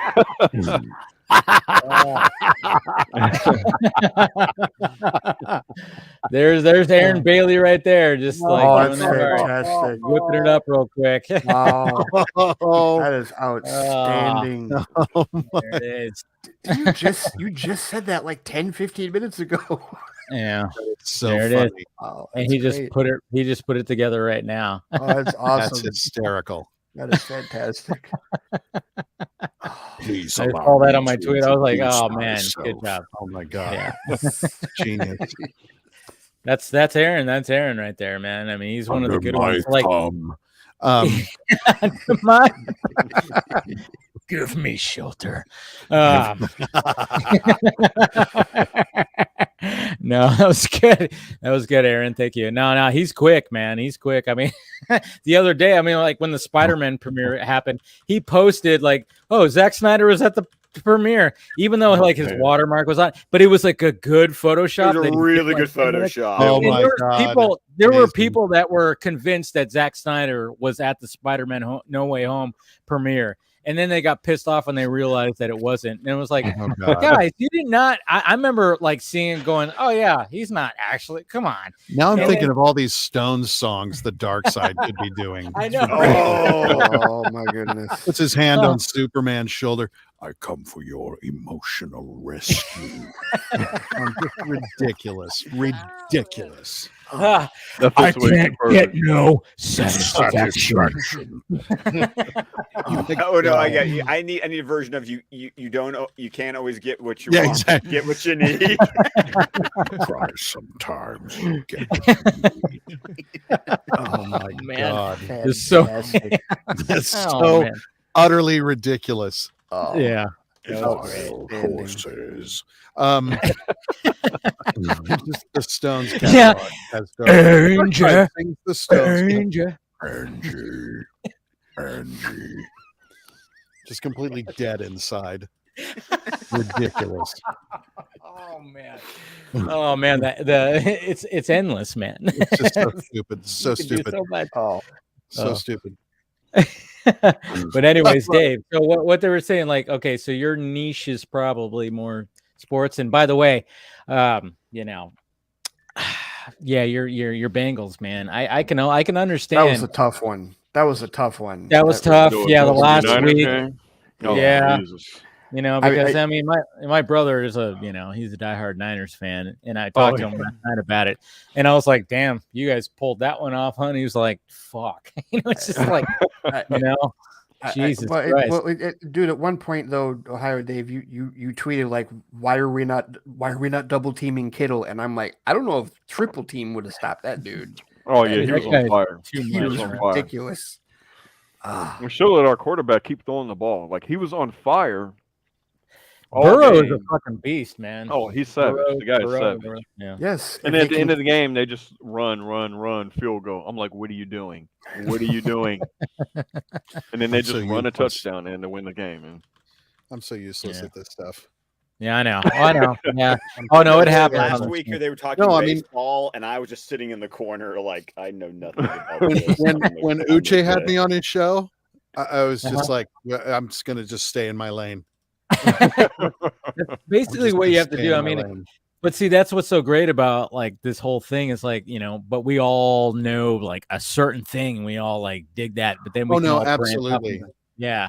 No, Yeah. no, like that happened. Like even like what Scott said, like last week when they were talking about college football, I'm like, all right, I hear Alabama's good. Alabama. I was born in Alabama. I was. I don't okay, know. Forrest. Thanks, yeah, I Forrest. know. Appreciate Yeah. it. Mhm. Ah, That's what I say. right. Yeah, I know. No, when but people no, get but a double take with that all the time. Like, what the but- fuck? You were but- born in but- Alabama. I'm like, I'm an army brat. All right, that's and, why. And then Oh. right, but then I forget if it was me or Enosh. We pivoted to the Tigers, and that was baseball. So then, or no, you know what it was? It was because we were talking about like a little big league, and you guys were like Yeah. trying to convince me that I really shouldn't slam for the love of the game, like I've Yeah. been doing Yes. for years. Yeah. So I Which is a You know, what's Raimi weird is film. I will watch sports documentaries as the day is long. Like They're so the good, stuff right? on- They're the stuff on interesting. HBO where they like Those 30 and 30s. focus Yeah. on the Eagles for one season, or you know, the All or Mhm. Nothing, that show. I'm like fascinated with it because it's about, you know, It's a the- story. it's the person yeah. doing the right. thing, you know. And but I tell you, I mean, just as a side note, I am so grateful to hear that that the player from the game last night that was like carted off in the fencing Yeah. position, that he's alert and he's okay. He's concussed, but he's alert and he's there. Oh yeah. Because Mhm. I mean, they come back from a commercial break and the guy is still doing this. that was That- scary. that was- traumatic that was- brain injury. that was That's like I creepy. was Dude, like, I was at I the hope movie he theater. lived, you know. Yeah. I was And at I'm the so movie relieved to hear theater that. and saw that on the screen. Like we had no idea. Me and my brother just pulled up to Oh. like, you know, it was like a half hour before our showing, and you know, there was like a bar at the theater, Yeah. which is and then we were just watching, and we're like, what the fuck just happened? And yeah, he was literally when he was carted off, he was doing this. He was and I still like, in the fencing position. Yes. is what they call it, Yeah. the fencing position. But this is the thing. This was the icing on the cake. This is when I almost threw my iPad across the room.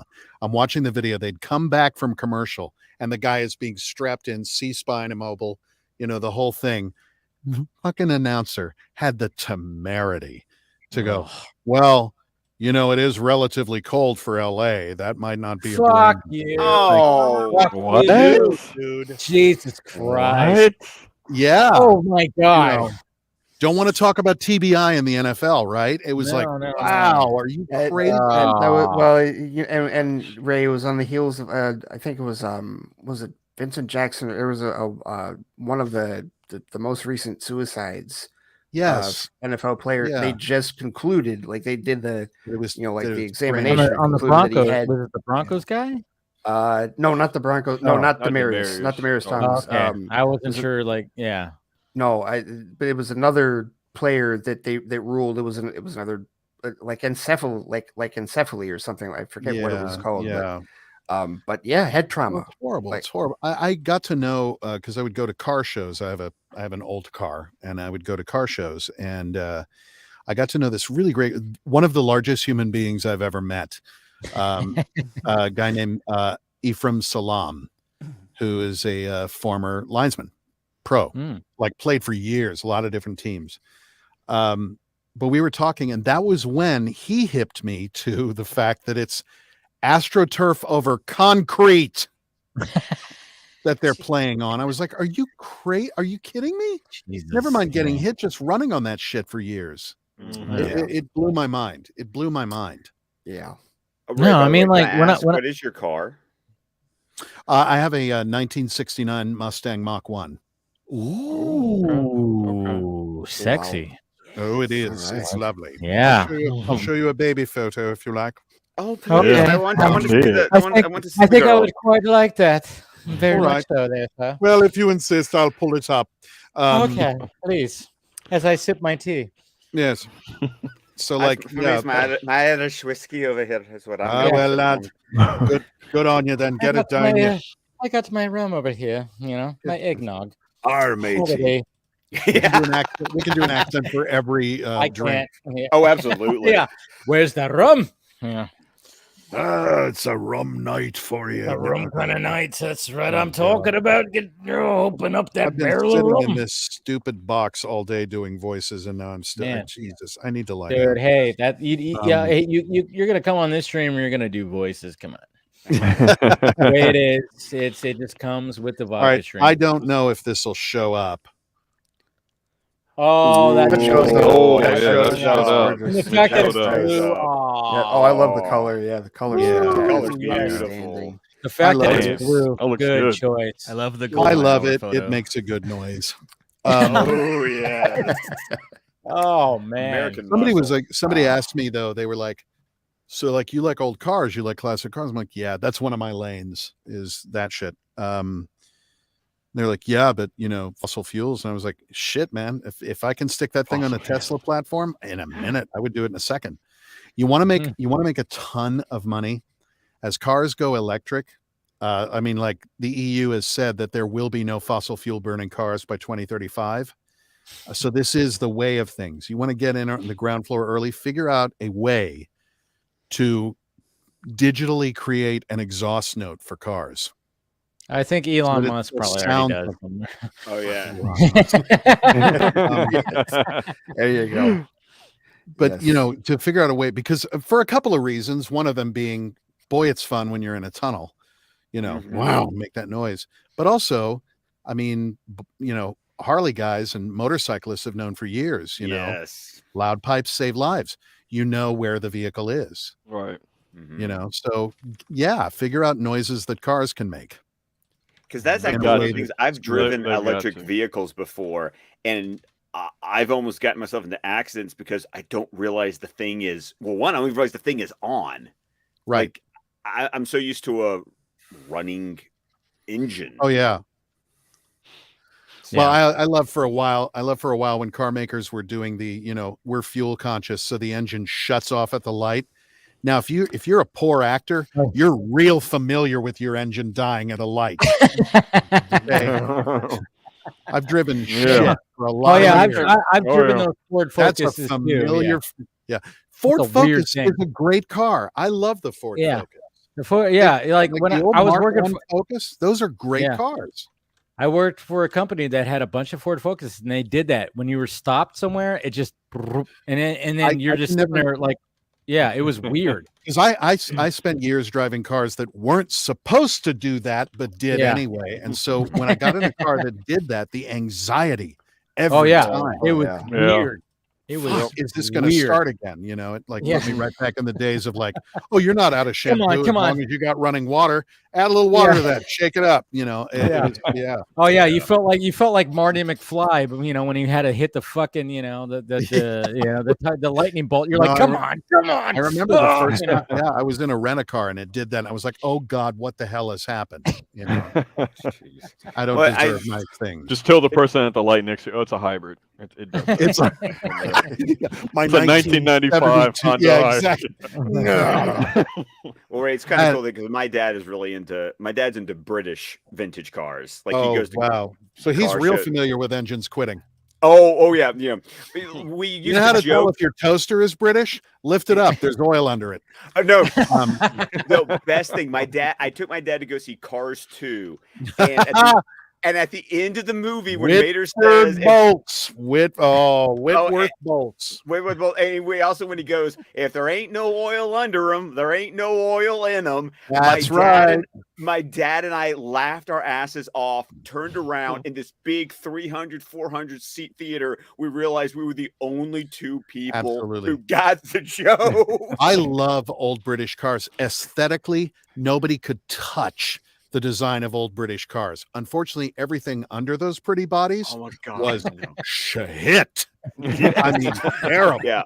My dad, the first car because my dad would likes to buy them, strip them down to the frame and restore them piece by piece. Like, wow, cool. To rebuild the engines. So he has a 1959 Triumph TR3. That's a pretty car. It is and he had it painted British racing green. Like you should. Like it should. And then he also has a 1969 GT6. Oh my God. GTO. All right. I've got one for you to share with your dad. I saw in the flesh, because I was living in the UK and I took my car in for the MOT. And while they were inspecting it, I went around the side because I saw some old metal back there parked. I saw in the flesh an ogle. What? Do you even know what I'm talking about? I know. I have no idea. Oh, yeah, what is an ogle? This is not my Ogle was a car designer who was young. Steven's looking it up right now. And he was this huge force in British car design. His designs were like nothing anybody had ever seen. He formed his own car company. It was really gonna be the thing. And he was killed. He was in his 20s. He was killed in a car crash on the M1. They took his body designs and his general designs, and Jensen did the Interceptor, I believe, and somebody else, Ogle, and he had Ogle. OGLE. Mm-hmm. I mean, it's kind of a tragic story, but you know, it was. I mean, I saw a real one, and I went over to the guy. I was like, "What the hell is that?" He's like, "Oh yeah, this guy brought it in to be fixed." I was like, "Oh." Because there's not. I mean, it's a little like a Tucker. It's like there just aren't any. Yeah, it's really right. You know. That's my dad's lane. Like he takes his cars to car shows. Yeah. He takes his car to car shows because he's also trying to earn his. Trying to remember because like his ground car. There's one. Yeah. There's one. There was another one they did that was more of a sedan. It had a trunk. That was the one I saw. You know, a boot. A boot, but I like the proper mini light wheels on it. That's cool. It's nice.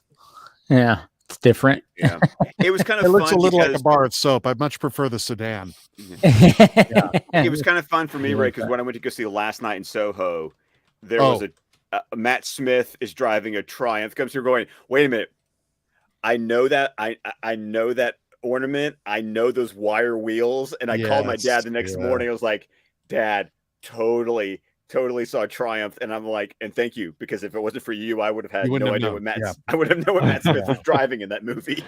Yeah, no, beautifully designed cars. Horrible electrics, dreadful transmissions. The engines, by and large, were laughable. But gorgeous design. But people are taking a lot of those old cars and modifying them. I saw somebody with an old Mini Cooper, and they dropped a Hayabusa in it. Mm. Makes a Just hell of a noise. Yeah, I'm sure. I was like about to say, I was like, does that make it sound?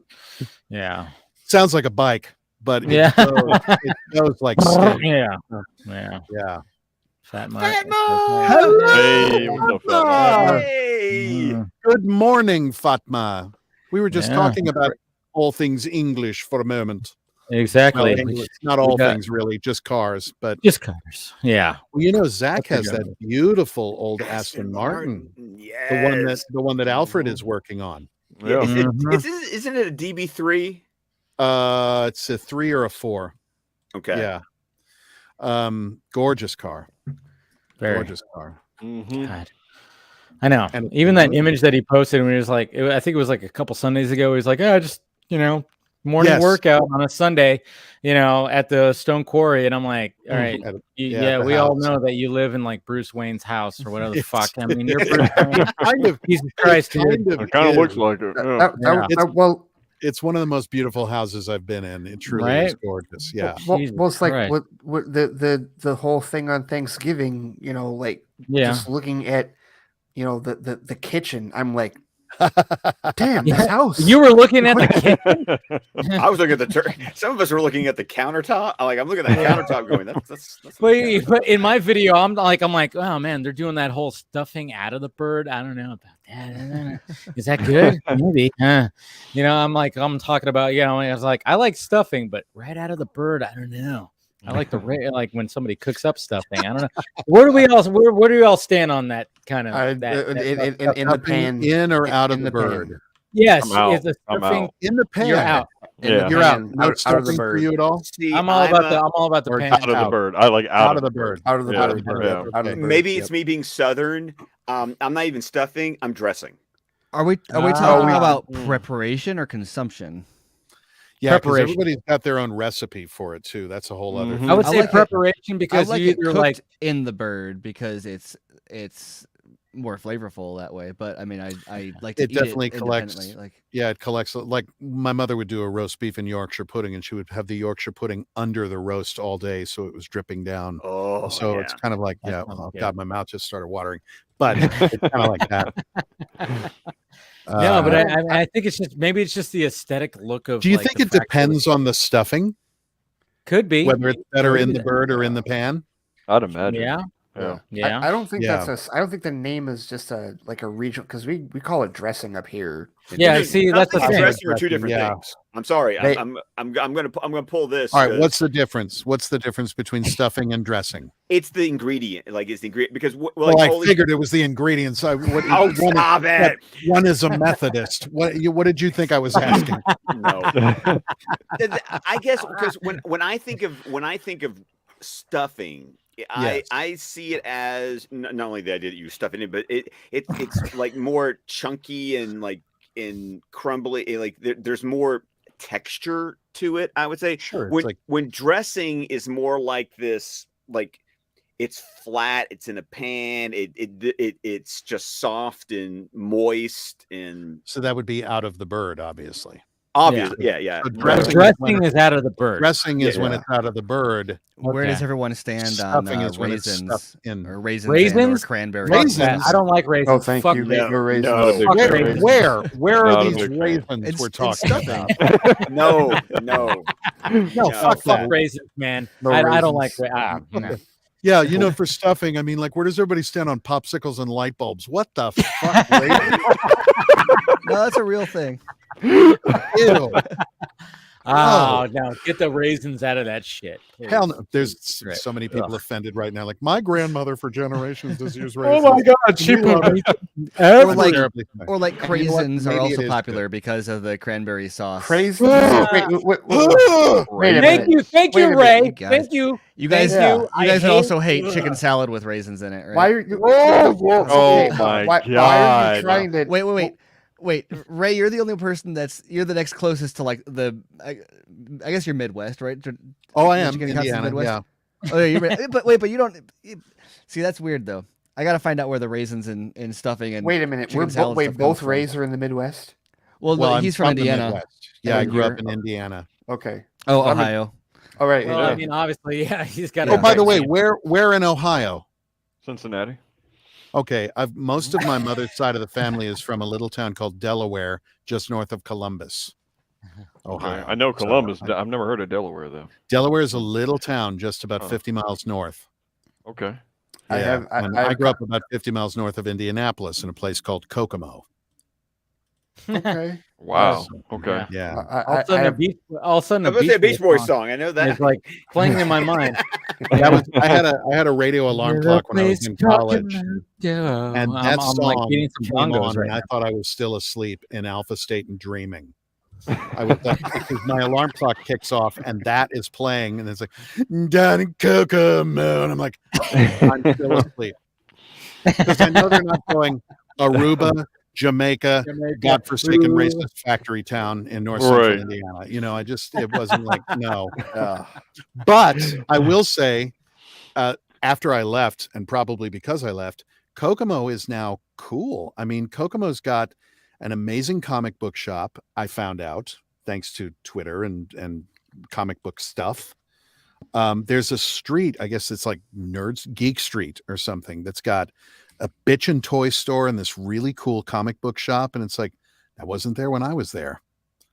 So I need to. Nice. This sounds like a vacation spot. you may want to look this up. Yeah.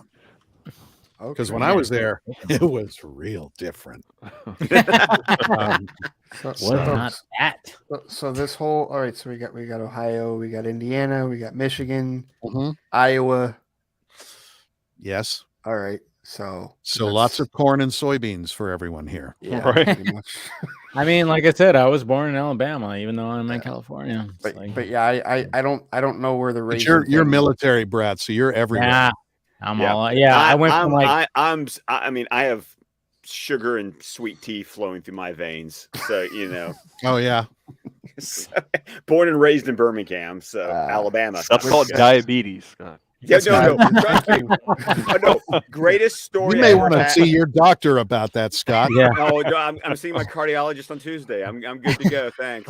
I can't drink sweet tea. I drink Splenda tea now. I can't. I actually, my mother made sweet tea that is pretty much just liquid. That was pretty much just liquid sugar as I was growing up. I went to college and the tea was shit.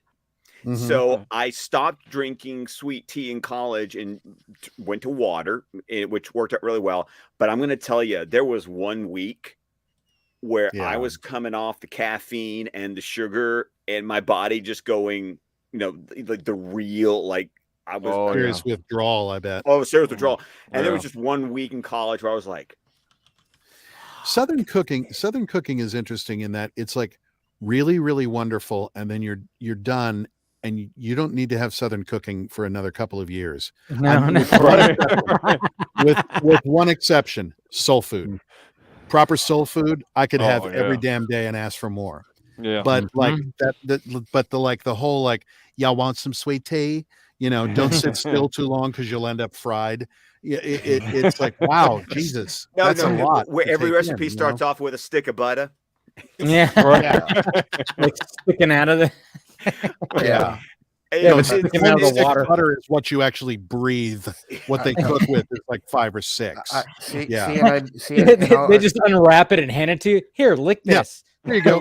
Oh no, Here, son, it's a hot day. Declan, what am my I middle doing? child, honestly treats a roll as the utensil for the butter. Oh my God, this is a topic I want to bring up because there's a bunch of Midwesterners here. Okay. What is your technique for getting butter on a cob of corn? Ooh. All right, you guys go first. I have opinions, but go ahead. Yeah. I used to take a stick and heat it up just a little bit, and then I would rub it. Okay. On the butter, like spin the corn and rub I it did on that the butter. for a long, long time. Yes. Mm-hmm. I learned a technique when I think I'm ashamed to say I was in college because for years I would take a pat of butter and then like struggle with the knife trying to like get it going and roll it. And then I was sitting at dinner with somebody They took a slice of bread, slapped a bunch of butter on it, put that corn cob down, and just rotated that fucker through the. Okay, Oh, that's what I yeah. did. I was That's like, what I oh did. my I was about God. to say. That's what I did. I was like, there would be like a little, you just slice a little piece, you put it on there, and it'd be like, and then you just roll it. You just roll it all over it. Absolutely. Yeah. We would have that- a dedicated that- stick I- of butter I that we would was gonna just say that slide it on horizontally. that's kind of like I would have like you get like the butter puddle, if you will. Yes. That's just on the and just just roll But it you would that go to way, a and friend's then house. I mean, Stephen, you just referenced it. You would go to a friend's house, and there was that porcelain thing, and you'd lift the lid, and there was some random butter bell? stick of butter Oh, just yeah. sitting there. Yep. See, out if you in guys the- are out in the squeamish about world. raisins and stuffing, we can't talk about a butterbell, but those are the greatest things. And that always seems so alien to me. I'm like, you just leave it out? But No, yeah. it's a little bit of water in it, and it's a inverted. It's a bell that you fill with butter. No, bell. you can't use that for corn because it's Okay. not wide enough. But we would actually, when we had corn on the cob, we would just have a stick that was like, this is for like, we're just going to use it up. This is probably, the corn stick of butter, because and you would just roll the corn in it. Okay. Yeah, you would just slide it back and forth on See, the. then you'd have that nice slice of bread with the melty butter on it too. Yeah, And that exactly. was always Or kinda now that we bad. live in Oh, Iowa, we have actually just down the street from us, we have a corn festival every year. And not that Sure. this is the only place that they do like street corn, but they'll just get like wax paper and throw Oh, the yeah. butter and throw it in there, and then you get like salt, pepper, Parmesan cheese, roll it all up, and Right, then it's all sticks. A Wait, corn speaking about- festival. And Yeah. speaking about butter on bread, it also makes me think about it's weird because even different states have different like things, but it's like my wife doesn't understand the fact that every time I have a bowl of chili, You I need some have to bread. no, I need a grilled cheese sandwich. Oh wow. Grilled cheese Wow. with chili. Okay. interesting. Yes. Chili? You hear that from the south, not cornbread. No, See, cornbread. I would think because I would Oh, yeah. associate. I would Grilled cheese with associate tomato a soup grilled cheese is- sandwich with tomato Right. soup. Yeah. Yeah. Same here. Yep. Yeah. But see, no, I think about I was raised by my mom that when we had chili, we had grilled cheese sandwiches, and so I would Fascinating. dip, and so you started off by dipping the grilled cheese and scoop, and basically using it like a Chili shovel delivery system. There's a delivery system for the chili, and then once Wow. you finished the grilled cheese sandwich, then you took the spoon and you cleaned out what was That left is out of the bowl. Fascinating. Yeah. I know no one in Michigan that does that. I've never heard of that. That's Yeah. amazing. One of Okay, the then things I am I just heard on then a- I am just a weirdo, and I'm You're an okay with that anomaly. because not only do I think get that's chili, pretty I well get grilled been cheese sandwiches. established. I think that's been established. my friend. Oh, Greg, Long ago. years. You're As I've been joking You with have a as I've doctorate been jo- in it. as I've been joking Yes. with everyone else, it's like I got 3 months to 40. It's been a long ride of Wait a minute. You're about to turn 40. yes. I turned 40 in March. I got T-shirts older than you. Now it's gonna go back to the whole grilled cheese thing because obviously, like grilled cheese, tomato soup, that goes well together. I was listening definitely to, right. yeah, but I was listening to like, I think it was KLOS, Heidi and Frank. I don't know if anybody knows about that, but they were talking about like different things, and somebody even talked about putting ketchup on grilled cheese because that's kind of like that. I'm like, no. No. Okay, I don't can buy get it. the I tomato don't soup know. thing maybe, but That's one of those things There's- to me that feels There's a like new it's- restaurant in this area, in the Pasadena area, called, I'm not kidding, it's called Bitch Don't Grill My Cheese. And all it is grilled cheese sandwiches of various varieties. And one of their menu items is a grilled cheese sandwich that actually also has mac and cheese in it. ooh, That's a big carb commitment right there. That's Hey, carb I'm loading like- for a marathon. But like, it and- is. I'm willing to try it. Proper Southern mac and cheese. Oh, nothing. We Oh, used like to- it. my mama Nothing like it. makes mama. some mac and cheese, and it is like One of we're the- talking like wow. like 2 pans. Like I had it at Thanksgiving. Oh, it's just it's also like, and it's not like it's like the noodles that are like this long. Yes. Oh. I'm always on a quest to find like the best burn ends. Do you guys know burn ends? Yes. Oh, fuck off. So That's why I will. I'll like literally. I'll stop at a barbecue place, and I guess I can do it every week. Like whenever I'm like, but if I see like a barbecue place, the first thing I'm interested in is like, okay, do I get like a plate Are you going to sell me like a combo plate, or are you going to sell me like a barbecue? Like if you're not going to give me a pick 2, pick 1 plate, I'm out. Yeah. Like, No, if I need can't say some- like I need some burn ends and then maybe some regular briskets kind of mixed in. Right. Yeah. Got to have the mac and cheese. Got to Mhm. have the potato salad. Got to have some black-eyed peas. Yes. Wow. Yeah. Thank you. Damn. Doesn't mean you have to finish Go it on. all, but by God, those are wonderful. Those are wonderful tastes to have in your mouth. You need the option. we Yeah. used to live on you the need to have options. That's the Yeah. whole. Yeah. we used to live on There the north needs side to of be Chicago, and there's this place in Evanston, which is just across the border, the city border, I guess, not the state border. That's called Cheesy's. That was Ooh. it was all grilled cheese. Mhm. And I mean, the name alone would just make me go It in does there. kind Yeah. of say, yeah, actually, I just dropped the link in the Oh, yeah, private I chat. see I'm it, looking at the yeah. menu now. good. But Cheesy. Oh God. it was the first thing we ordered that at the hospital after I think it was after Shep. Actually, we might have done that for both Shep and Oh Rory. my This is God. cruel. Oh wow. This is, But oh man, this is What is cruel. this? it is amazing. Yeah. Oh, You can Lord. tell we've been on a stream drinking for like 3 hours. I know. This is now- cruel because now we're all gonna salivate. It's perfect. I There's know. like a couple of We're whiskey gonna bars. look at this menu right here. We're actually Sandwich. My putting God. them on the- God. Look at that. Dear What is that? God, What is going on by there? the power of Grayskull. Oh my Oh, man. Lord. Jeez. Yes. You got a waffle? What's that, You a got waffle? sandwich? Fuck off. Oh my God. Oh, get out Is of that, here. what is it? Is that chicken? Chicken and What is that? waffles. Yeah. Oh and my waffles, God. sure, yeah. Man. Yes. Oh, I'm gonna have to Good show Lord. Amanda this Oh. tomorrow. She's gonna be so happy that Ray Porter was freaking out over Look cheesies. at this thing, man. Oh, Oh Yeah, my in hell, God. man, that looks like heaven Oh, I Wow. want that so much. or a comfy kind of hell. It's one of the yeah. two. And that's very much the like you see this one where the dude just got it in his hand, like Right. Yeah. that's very much their Yeah. attitude too, where it's Oh, I like love it's it. it's like That's gourmet that shit. grilled cheese sandwiches, but also they acknowledge that like you're just getting a bunch of bread and cheese. That's like here you Tony's. go. That's like Tony's up in Birch Run in Michigan. It's that like their Ridiculous. ham and cheese sandwich is this. literally Look like at the that. size of the plate. Oh my Yeah. God. My God. Wow. Jesus. And see, That and, thing, and then brilliant. and then I think of some place like me, like I love a good old fashioned like meat and three, like where you feel like you're going through the cafeteria and like you're just getting stuff. Because I used to live 5 minutes from the actual Whistle Stop Cafe, you know, fried green wow. tomatoes, and Yeah. I've had fried green tomatoes at the Whistle, The Whistle Stop Cafe. Cafe. Nice. because it for some people it's like a movie, it's a book. You I'm and, like, you and your friends, the Sisterhood of the Traveling Pants, you would go there. Talk about chick flicks. I Did you love ever, did you ever hit Mystic Pizza at all? Or Oh, see Julia Roberts with Hey, that curly red hair. I'm Here's a- older and I've got more insurance. That's true.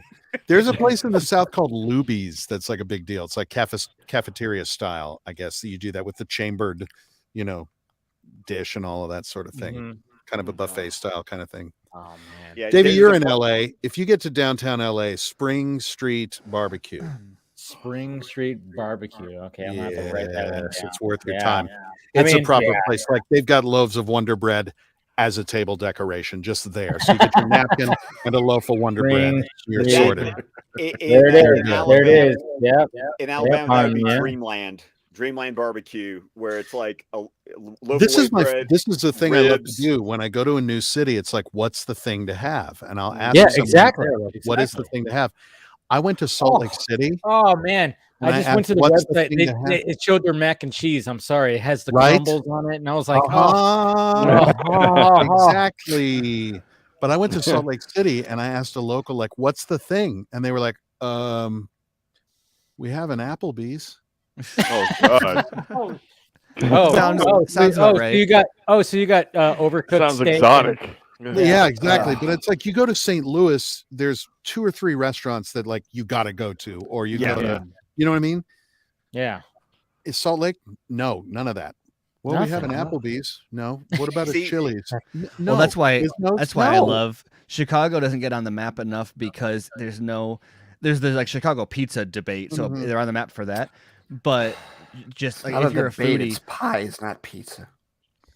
and so as we are debating about this, but so but as a result, it kind of overshadows the fact that like just as a foodie, there is so many of so whatever much because variety. it's such a Yeah. melting pot there. You've got Polish, you've got Chinese, you've got Italians, and so as a result, you have not only the distinct cultural regions that like excel at their dishes, but then they like married off and went and made fusion restaurants all over the place. That's fun. And so you got it's I mean, if you want to do a food tour sometime, like Chicago is so good, even though it's not like if you're gonna look up best whatever restaurant in the country for any specific like genre of food, it might be in another city. But in terms of just like sheer variety and average quality, Chicago is amazing. Well, LA is a And little beer. like that too. Also Well, beer. yeah. Oh, yeah. LA is definitely like that. I mean, there's several places, depending on what genre you want to dine in,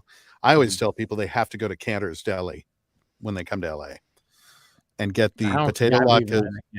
Get potato latkes, which are these, potato pancakes, and you smear sour cream and applesauce on them. I know it sounds vile. It's brilliant. Wow. So if you come to sour LA, cream and applesauce. sour cream What? and applesauce on the potato pancakes. What the Oh. fuck? Wow. I know it sounds horrific, and you have a bite and you become a believer. You know what? You know what though? It sounds horrific at first, but if you think about it, yeah, I could see that. Yeah, it's brilliant. I It's could brilliant. See that. Yeah. Cantor's Deli. And I hate sour cream, but I feel like the applesauce. I'm not a big applesauce dude either. I mean, I'm not yet. I'm not a close, big but sour not cream yet. or applesauce. Ready for more applesauce, heavy metal Santa? I just Dave, Film Junkie Dave. I just love the fact that I've been here for. Yeah, we got two Daves, two Rays. What two the Rays, fuck? like and a partridge in a pear tree. But you know what? I just love the fact that I'm here for Heavy Metal Santa. And then Junkee with beloved motherfuckers. Like you make my Friday night. I swear. Hey, what can I say, man? This is what I try to do. Try to bring the party right here. And we're all talking about foods, and every one of our stomachs are going. See, I've got my dad's family's Christmas party tomorrow because our tradition for them is Saturday before Christmas. Whatever date that lands on, the Saturday before Christmas. So I get to go to my parents' house because it's always at my mom and dad's house, and then my mom cooks, and I'm a happy boy. Okay, another question for the panel of Midwesterners. Okay. What is the Christmas dinner? What do you guys? Is it all turkey? Is everybody turkey? What's the nope? Well, all right. Go ahead. Well, all right. It's. I guess I'll ring this siren. It's very different with my family because. Christmas is a week from tomorrow, which will also be my 39th birthday. Oh, happy birthday. Okay. Wow, you're born on Christmas? Wow. Yes. So, totally. so I have two twin cousins that were born on Christmas. So, yeah. So as a result, it's never really been like a traditional, like it's not like Thanksgiving. It's not like a traditional Christmas thing. It's really a birthday party. That's fun. So that means for like Ray meatballs, wingdings, frankincense, gold, and myrrh. Right. Pretty much. The wise men show up, and every year these three dudes just are got a couple sheep in the yard, right? We wait for sleep in the manger. Is there a star? I'm just kind of curious. I was gonna say we wait for the for some reason they wrap me up. They wrap me up, and I don't. I feel like so sacrilegious right now, but it's okay because I'm with you guys. It's like my favorite Christmas carol to hum in my sleep is "No Room at the Inn." Nice. Yeah. Nice. So it's not a traditional thing at all. It's really like a party. It's like party food more often than not that we have at Christmas. That's cool. Ohio, Dave. What about you? It's kind of like, I don't know. It's nothing real creative. It's kind of same as like Thanksgiving food. Like it's a lot of mac and cheese and turkey, and my mom makes the best rolls. Oh boy, the softest. Like shit, you just open them up, and they're you super see that soft steam? and butter. Yeah, the steam. Oh my god, I could just eat them by the boatload. So there's just something about bread. Yes. There's just something about bread when it's like warm half of and life, buttery. Yes. Oh my god. My mom makes fresh rolls, and my late brother-in-law, God rest his soul, like he was skinny as a rail, but boy, I just wondered where did the rolls like go, because he just packed them in. Because ours is, I mean, I know I'm not Midwestern, I'm Southern, but my tradition is weird since I've been married, because my wife's family, we do dinner on Christmas Eve at their house. Okay, sure. And we always, because they open their presents on Christmas Eve. So that's what we do. Yeah. So that works out. So we always have lamb for, Oh, wow. for Interesting. Christmas Eve dinner at my in-laws. Nice. Then good. we go home, and now that we have 3 kids, we have a Christmas open Santa presents at our house, and then we pack everybody up and we drive to my parents' house. And I've kind of insisted, because this is what we used to do when I was growing up at my parents' house, is we open our presents and then we have breakfast. So we basically about 10:30, 11 o'clock have a brunch, and my mom just makes all the breakfast things, the bacon, the sausage, the scrambled eggs, the biscuits, and we don't eat lunch. Like this is breakfast. I mean, it's brunch. Yeah, it's like a brunch. And we just eat that. And then lately what we do is we stay at my parents for the entire day till dinner. And then we leave after dinner, and dinner is usually like ham, black eyed peas, rolls. Nice. And so we have like a Christmas ham for dinner. Okay. After we've gorged on Southern breakfast in the morning. Nice. Jeez. Nice. All right. What about you, Steven? We always, we were a little bit similar. A couple of people referenced where we would do the like Saturday before for one family or whatever. So we always had like one for my dad's side, one for my mom's side, and then we would do a separate family or a separate like dinner for our immediate family. And so we kind of had a little bit of everything. On my mom's side specifically, it's very potluck style, very Midwest potlucks and crock pots. And so you would get, we would do ham, dark turkey, light turkey, basically a variety of whatever would be considered traditional.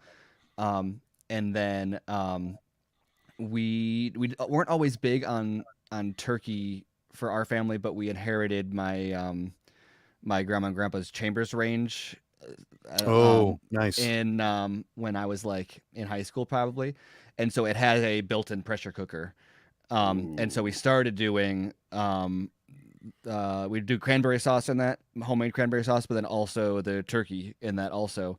Oh, fun. But probably when I was, a year or two before I moved out, when my mom was like no longer had our hands full taking care of kids, she was like, well, let's like do lamb now, I guess, since we're all like adults. And so we incorporated the lamb, switched it up later on. So yeah, kind of made the, I have a question for all the Midwesterners though. Yeah. If I say pink stuff, do you know what I'm talking about? Yes, I think I do. It was never prevalent in the house, but I've been at places where it was there. What is pink stuff? Basically, like is that the stuff that the McDonald's hamburgers are made out of? No. Okay. It's like a church potluck or funeral. Yeah, or any social basement is where I associate it. Yeah, yeah. Like a Jello mold with like vegetable materials in it. Yeah. Well, it was like, I guess I just Googled it, and I guess one of the more official names is Pink Lady Salad. Yes, Midwestern salads are hilarious because you got like Jello and mayonnaise in it. I was literally just reading a book. I was literally just reading a book talking about Jello salads, and the author's from Nebraska. So this is like totally making sense to me now. If anyone's watched How I Met Your vegetables are grown, no one touches the shit. They're having like, well, it's a salad. What's in it?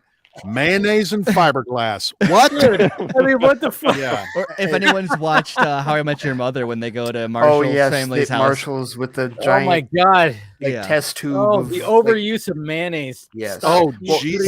Yes. So much. Actually, speaking of grilled cheese, and mayonnaise. No. You gotta put mayonnaise on next it. time you guys make next time you make mayonnaise, instead of, do you ever burn your grilled cheese? It's like Yeah. with butter, it's mayonnaise instead of butter, it is like almost impossible to burn. It's a perfect golden brown, and Okay, you get a little bit so- more flavor Oh on my there too. God. Okay, No, here's that's the not. thing. It's Okay, an oil. I think I've heard of that Okay. before. This okay, but part of this does get a little ethnic because we don't use mayonnaise, we use Miracle Whip. No, Oh that's yeah, just no, don't right. that's Miracle Whip. And then with respect to like the paint, like salads, like all that jello. No, that has never I've been on a seen table. those. I've never had it though. Yeah, that, I that's know what never I mean, been it's on a basically single table. just strawberry jello / pudding. Right. Like Ray, I gotta cream, like whipped cream, bring like serious it's- cultural ignorance. Okay, why Miracle Whip rather than mayonnaise? Why do you suppose? Well, okay. Because I find Miracle Whip to be less flavorful than regular mayonnaise, That's interesting. Like which mayonnaise? like Hellman's or Like whatever. Hellman's. Yeah, no, like there's no because Miracle Whip has like that tang to it. See, Like, I think Hellman's has that like tang to it. Miracle Whip just tastes kind of flat to me. I see. I'm total reverse. You beg to differ. Okay. Complete. Like what you just said about Miracle Whip is how I feel about Hellman's, and that's we just always a- did How Miracle funny. a fan- We did Okay. Miracle That's Whip when I was Crazy. younger, and The I didn't different switch. taste. I didn't Yeah. switch to mayo until like in high school or something when I discovered like a good Italian sandwich.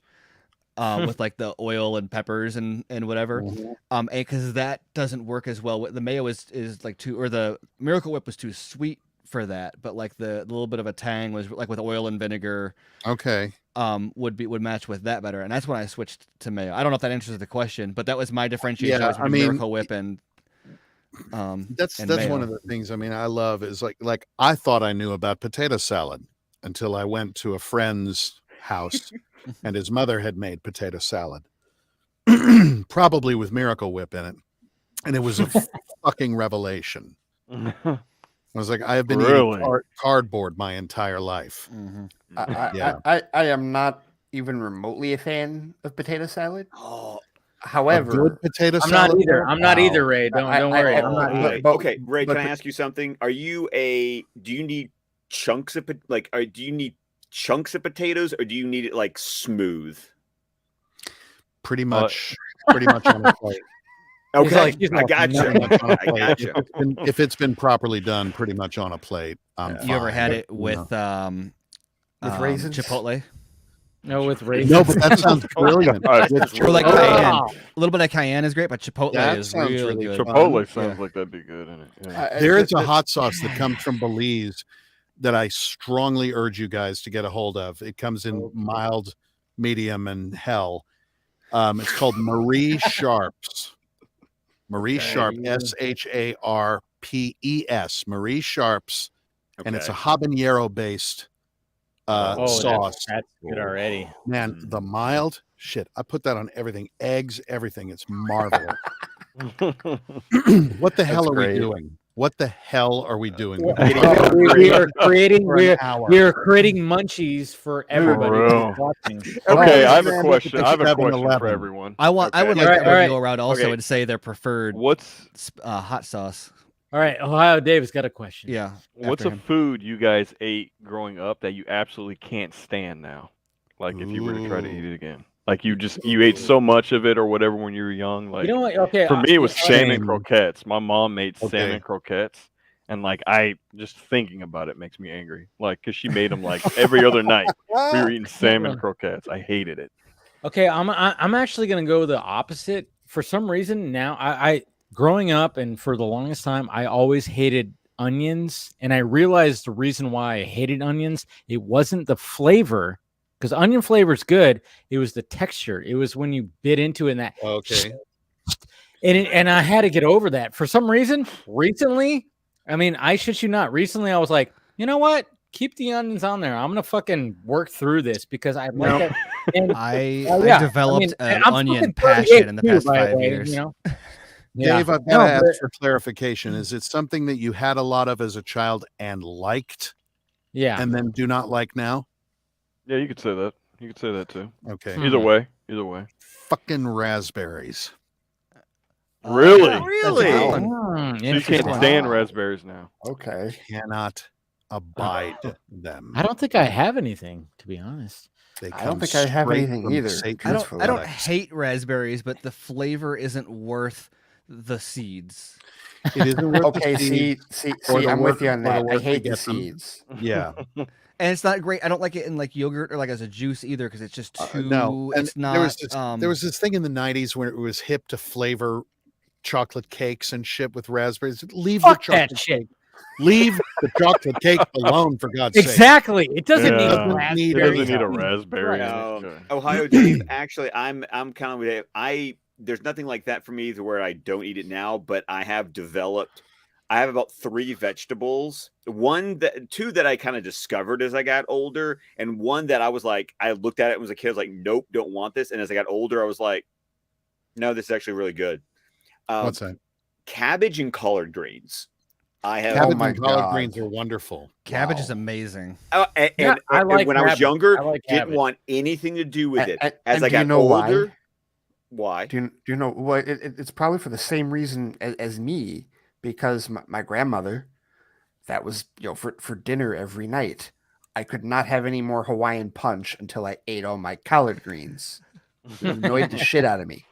Oh, yeah. Man. Now you can have all the damn grandmother. Hawaiian punch you want. Grandmother. Yes, I can. Oh, Yes, that's I a good. So I don't have anything that I stopped like I detest the taste of, but there's a lot of things with sugar that is just not worth it. Yes. anymore. Like I've birthday kind of cake, gone off like sugar, most yeah. You know birthday what? cake, Yes. for example. That's a good point. It's like to the just point thought where of it's one. not even appealing. But on the flip side, which is I think probably the more interesting one for me, like Dave did, is Brussels sprouts. I love Brussels sprouts. Sometimes it's like you realize you never really had a good version of it until like I never had like blackened Brussels sprouts until I was like 25 Yes. with That's bacon the and deal. like but With seasoning on it. And with oh, the, yeah. Give me some little oil with some pepper on it. Okay, but Ooh. look. To be fair, all right. If you're putting bacon in Brussels sprouts, I feel like that you're breaking the rules. You're No. cheating. You're cheating. No, That seems like when cheating. you cook green beans, you put ham or bacon inside your green beans when you frankly, cook them. you can keep the. I mean, the bacon's. I won't turn it down. But really, just cook it in the bacon grease because that's what you're going to get the crisp from. Yes. Okay, all right. That's, Okay. I mean, that's the secret to like some good eggs. Like you cook your strips of bacon on the pan first. You I've throw done- your eggs on that Yes. shit Oh, right yeah. after. Yeah. Oh, So come good. on. Pancakes. Do that with pancakes. Okay. Yes, with pancakes too. It's super good. Super good. I think, Davey, this has got to change from the Film Junkie to like the TV Food Channel. I know. It's Jesus been going for Christ. a really long It was time. Sports Talk Radio last week, so you know what? It's fine. Yeah, no, I love it, man. I fucking love it. It's man. like awesome. TV No, but I Food mean, like, Channel. I mean- and this I week, mean- what is Scott hiding from his wife? No, okay. Which is funny because ever since we got married, we have kids. My wife feels like she has to tell me how, like, okay, now you do like, and I want to go, honey. I did live as a bachelor in my own house for 4 years. Yeah, but you're Somehow married I now. didn't starve. I know how to cook. My mama taught me how to cook. My mama taught me how to do my laundry. I'm fine. Thank you very much. As someone who once was a husband, no, your brains ran out your ears when you said "I do." It You feels cannot like run. that. You cannot run your life. You cannot be. It's a miracle you can fucking dress yourself in the morning. Oh, I can't even pick Okay. up my own clothes. I've gotten to the point that my wife is like, I literally stop before I put anything. Like if we're going to church or something, I just go, what color am I wearing? Yes, exactly. I To just- avoid the dreaded, you're wearing that. That's Okay, Wow, okay. I will contend you don't even have to be like legally married for that to be the case. just be engaged like you, sir. because literally that's just the day of the event. Strap in, mate. Strap in. I am ready to go. I've got an hour. I know how long it's gonna take me to get to Birmingham. I am ready to go. What does Shonda say? You're not wearing that shirt. Mm-hmm. Why not? It's too tight. I know that tune. I can name it in 3 notes. Yeah, man. Strap in. Here we And go. I had it picked out. Like I had it laid Uh-huh. out, and Mhm. I made certain it wasn't wrinkled because I knew that was going Also, to be the first this thing. one. It's not an indictment against marriage, and you're engaged. Yes. Congratulations. Thank you. I will say this. Mark the day when the conversation starts and then watch the almost glacial slide of all of your stuff getting moved kind of out of the house and either to a basement or to a garage or something like that. Okay, Ray, I have to go there. Okay, so we moved into this house 6 years ago. And now most of these other guys have seen the basement. Literally, house shopping revolved around a place for your stuff. Yes, it had to be a finished basement because my wife said, "I don't want to see your shit." Here it is. Here it is. Yeah. It's just some things that are true. See all this? See everything here? Yeah. Yeah. Only in this room. Dude. I mean, but I mean, oh man, she's got art, she's got photos, she's got paintings. It's like, but all this, only you know here. what? I almost want to turn my camera and be like, "Here's my living room, guys. How does that look?" Yeah, I think that now that I'm no longer exactly, Dave. Now that I'm no longer married, it might explain all the friggin' Darkseid statues. Exactly, exactly. I literally have you so much standing room above all my other McFarlanes. Okay, hold on. All my stuff. I got a 1934 National Resonator guitar just sitting on my. Scott's doing it. Scott's doing it. There we go. It's funny We're seeing the inner sanctum. Dear Here's God. the tour. Okay, but in fairness to my wife, let's all right, let's I'm be honest gonna here. do this. I'm sure your house is lovely, but it's got to be like a different planet. Oh my goodness! Look at this. What a zone you have here. Look at that. Wow. Whoa. Whoa. Yeah. Look at all that. Whoa. That is cool. Yep. Yeah. Oh, and by the way, there's an office with more stuff. I was gonna say he's that darkened room is another wing. Yeah. But by the way, there's the door to the garage that I'm going to be sneaking. Okay, Ray. Figure out where the sneaking. Ray, figure out where the fuck he's gonna put the Darkseid statue. I have no idea, man. I have no frigging idea. Man, you are so. I'm telling you, man. When it arrives, let me know. I will mail you a gift card that you can stick to it. Dude, take advantage. Take advantage. I will be. Please accept. Take advantage of that, Ray please. Porter. Yeah. Check your I will DM. Check the inbox. I will. Yeah, because we got to get you out of trouble, man. Oh, that's gonna help. That's gonna help. They're like, well, Ray sent it to me. And the best part is, what am I going to do? Say no? I don't want to insult him. Yeah. And she knows who you are because I've bragged about. I've talked to Darkseid, so she's seen the movie. That's great. Then I get an email. Hello, I understand you play Darkseid. I'd like to talk to you about something that's in my house right now, and then I'm in trouble. Yeah, she's gonna be like, "Why are you in my house?" And it's like literally, causing the property value to go down. Right. Or the foundation is sunk. Yeah. She'll just pop into like one of your broadcasts when I'm on or something and go, "Oh, you're wearing that?" Oh man. The best part is, and Dave knows this, Ray knows this too, is that pretty much every time I'm actually online, it's because she's asleep. Yeah. Oh yeah. We do a weekly Batman the Animated Series. We go over every episode in production order, and like sometimes it's like we have to, when things have to change at the times, it's like I have to like, is this okay? It's like, and then there's been times where Callum, my kids have shown up on the show. Yes. I'm gonna tell you what one of our proudest moments that Scott and I had was we were doing a show for our Patreon feed. I think it was the Mission Impossible review. Was it Mission? No, it's Ready Player One. Oh, you're right. It was Ready Player One. It was Ready Player One. We had the tightest window possible. And we got it done.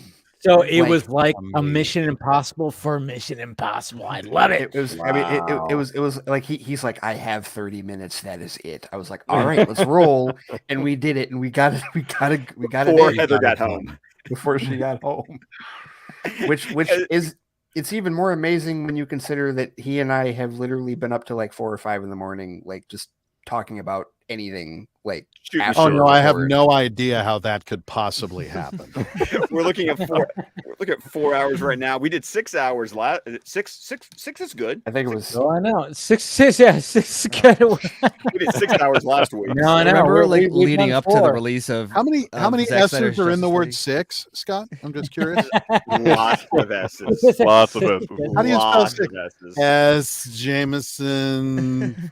Oh no! If you want to see me and Jameson, you should see the Vodka stream after the release of Zack Snyder's Justice League. Dude, you don't. Oh man, He gave a The- speech. that I gave a weekend. speech. That I weekend. promised lots of hugs. Woo! Everyone is getting a hug whenever we ever get together in person. Apparently, based on drunk ass Scott's, Oh man. everyone's getting a hug. Oh man, Fantastic. if you watch that Vodka stream after Zack Snyder's Justice League came out, ooh man, that was a fun one. I mean, we had a full panel, and yeah, Scott I was was like, crying. yes, we all were crying, laughing. Yeah, sorry. I got so emotional. It was like 3 years yeah. worth of emotions just as a Well, fan. yeah. I came mean, pouring out of me. No, we were all just it was like, yeah, that was one of the funnest, like, I mean, my God. It was just like, just because just the fact that we got this thing and we were just like we were all in awe. Just the in greatest, like, the greatest like, joy for me. This Wonder was on. Everybody, there was like a lot of people on. It was like a full panel, and it was just like we just all couldn't believe that like we actually had. You did it. We all watched. You did the it. Snyder Cut. Yeah, that's You the did thing. it. I mean, for me, the greatest joy in the run up to it, every time a new preview would come out or whatever, is I would go to everybody's channels and watch their reactions to the previews and to see the excitement and the joy, and to go on Twitter and kind of dance around the fire with everybody about this victory that happened for you guys, that you put in so much work and so much effort and so much care into it. What a privilege to be able to see it, but also to celebrate with you. It was the best. Yeah, it That's really something was. that I mean, What a good time. Yeah. it really was, and it was like, I mean, like, a lot of us just the respect we had for Zach, and like the fact that, I mean, like a lot of us were fans even before Man of Steel came out. We just knew there's just something about the guy, and we all heard the stories about what happened and everything, and we just kind of rallied together, and even if like there was times where we're like, at fisticuffs and whatever the fuck, we all still just came together and just really made that thing happen. And when it actually happened, it was just like, what the I mean, I still remember that day. And Dave, I mean, I remember we did the premiere thing, right? Steven was there too.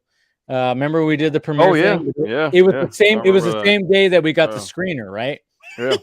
Okay, so I remember like getting the screener, and I'm like, wait a minute, in 2 hours I'm like in an hour I'm supposed to do the fucking and then I was like, shit, I'm like, should I wait?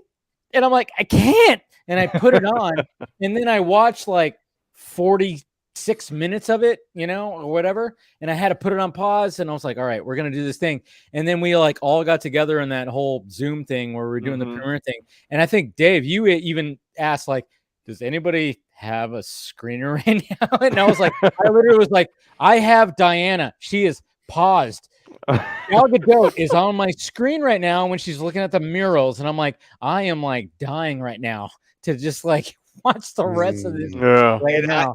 I remember because I had won a screener earlier that week, and I was being really careful because I didn't want to act like a dick with you guys about the fact that I was like, guys, I get to watch it on Saturday. And then you guys get your, and then you, I was a dick to Ray. That just was a. Oh no, it wasn't. No, it wasn't just. It wasn't just to me, because it was because remember our group. Yeah. Yeah. Well, no, I remember because we recorded our Conan the Barbarian review that night, and Yeah. we're recording that review, and I'm sitting there, and they're all talking about it, and I'm just sitting there going, Mm-hmm. I've seen the damn thing. It's just like I'm just sitting there. I think I may be one of the last people to see it in this group. Yeah. Really? I had to wait for it when it came out. Oh, really? What? Yeah. Wow.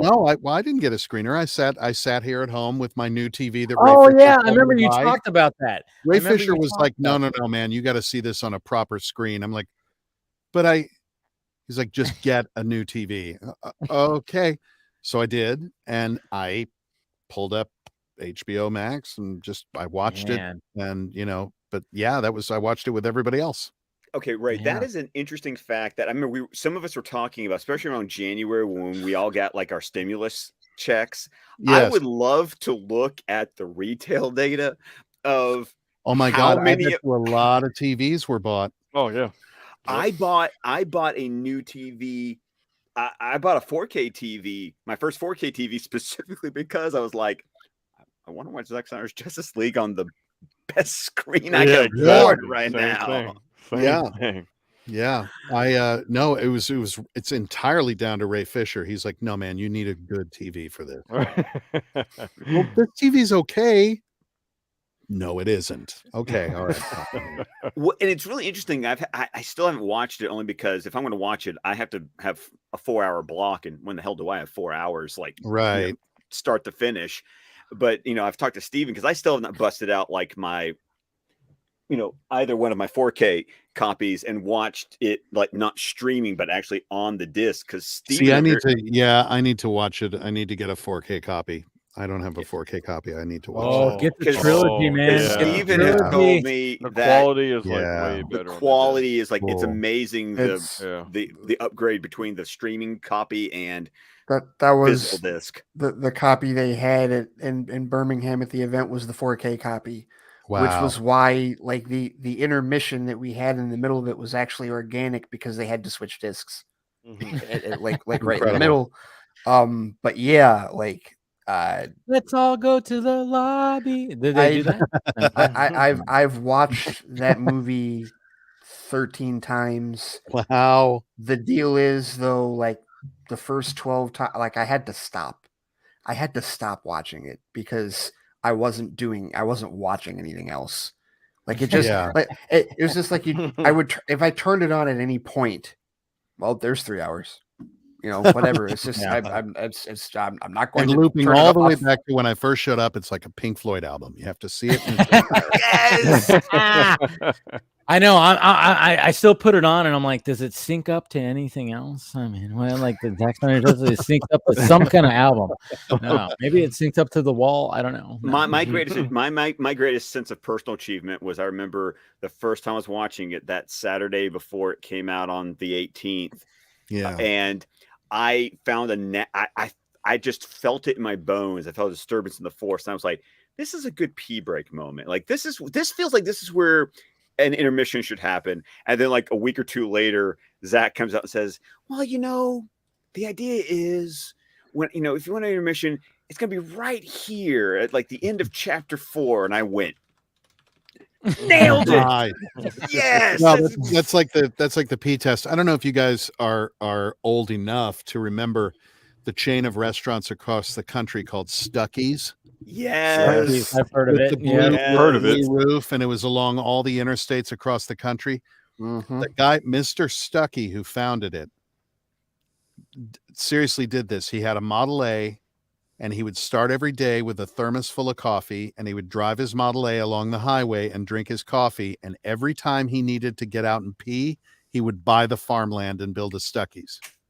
What? Yes. Yeah. Wow. Yes. That is Smart. pretty brilliant. That is Yeah. brilliant. That's Kind of that's genius. fantastic. Yeah. That it is very brilliant. Wow. Yeah. Jeez. I feel like syncing loop. That was Dave put a bug in my brain.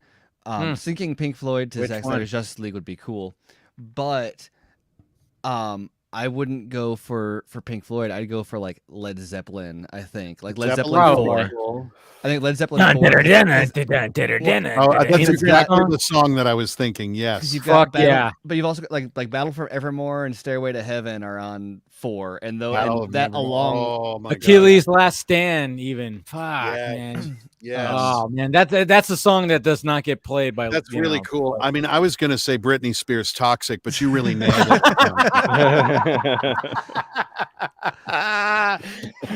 Oh, it's toxic.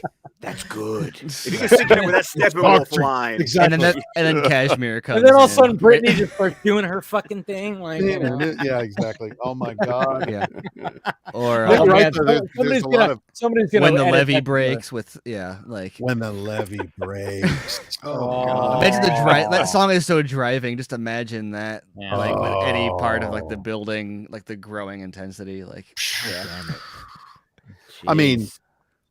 Junkie XL did give us a pretty. Oh good yeah, song. no, yeah. Oh, totally. yeah. I said no. if we were going to. If we were going to do Yeah. this. No, I'm imagining of various vinyl. scenes now. Oh, that thing. Oh yeah, where's the vinyl? Yeah, where is Scott? it? You have the I know vinyl have with it, the soundtrack? yeah. Oh, yeah. Give me a minute. Hold on. Yeah. I kind of feel like at this point in that basement of wonders, asking, "Do you have the?" is pretty Yeah, irrelevant. you're right. Yeah, hold on. I'll be right I've back. got the Army of the Dead Dude, one, but I finally got.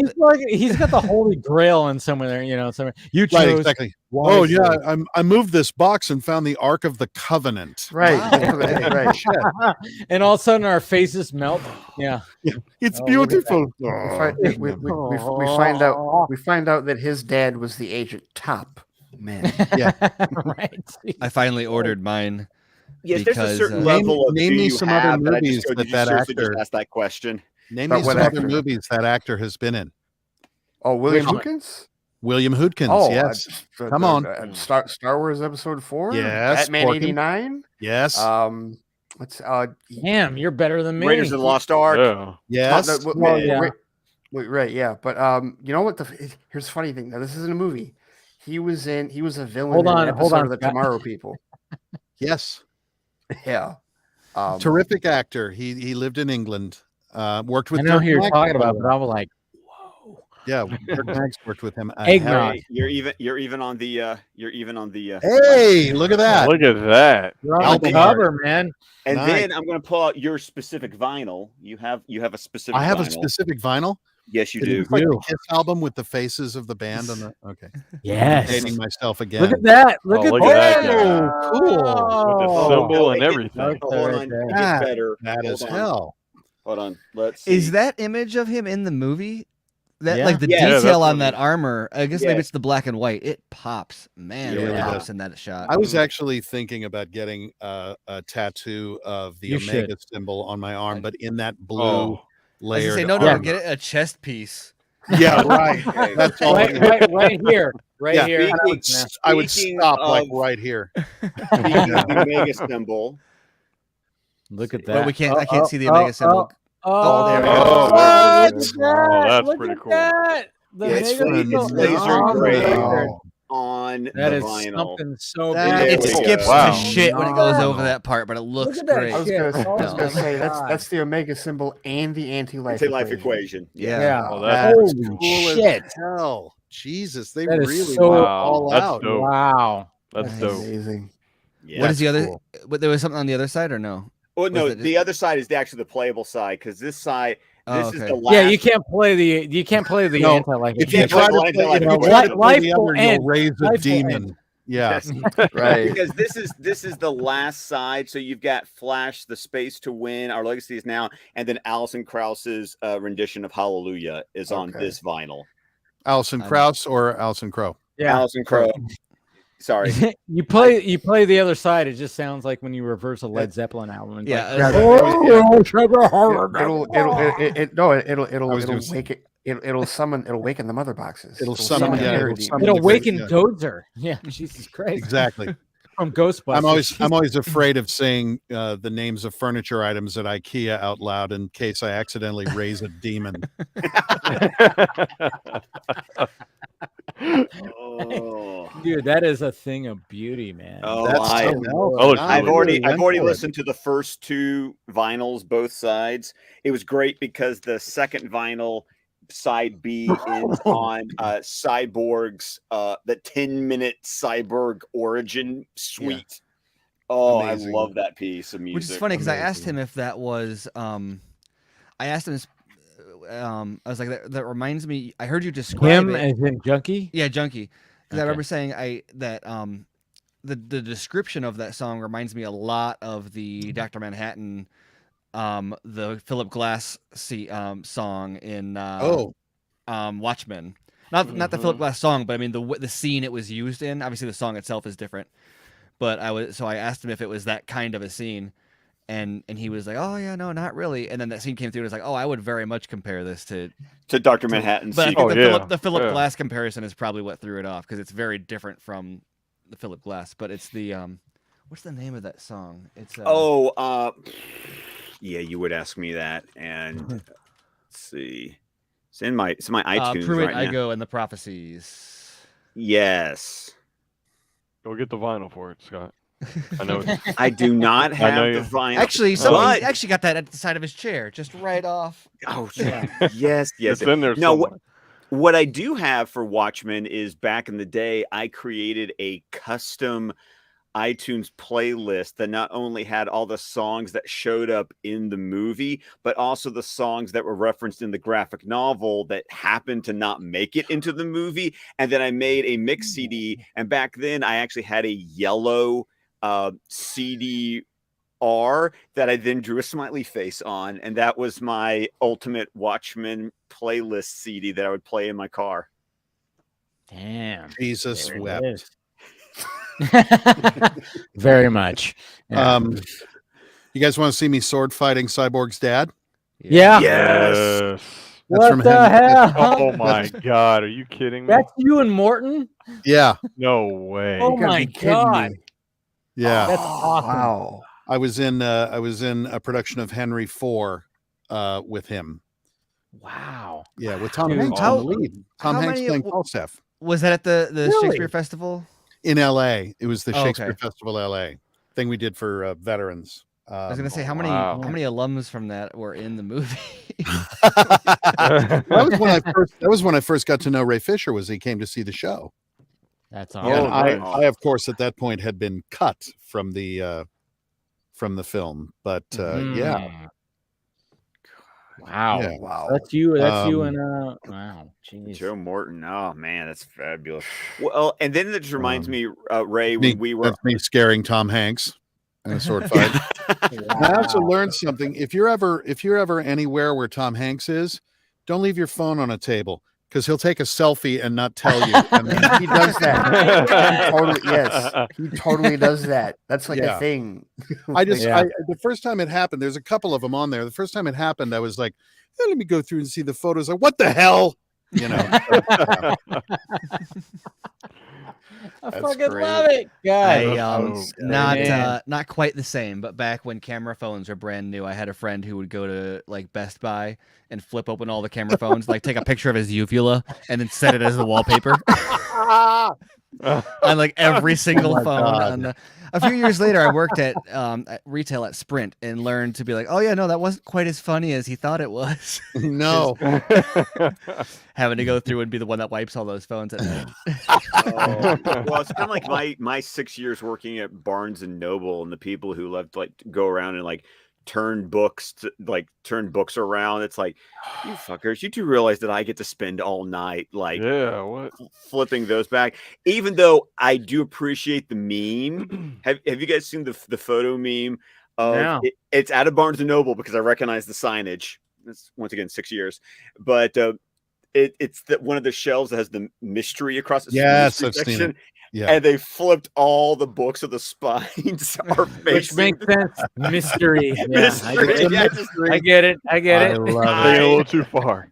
I love it. There's the part of me that went, Yeah. Yeah. You're like, yeah, I'm clapping because that's brilliant, but I have to fucking fix this. fix right now. this. Yeah. Yeah. That's the thing that always drives me crazy whenever I'm in like a Target or something like that, and you'll be going down like a cookware aisle and look down, and there's a TV remote. And it's like, you fucking what was the thought process? Yeah. I'm going to carry this around. I don't want this. And just Yeah. leave it. Come on.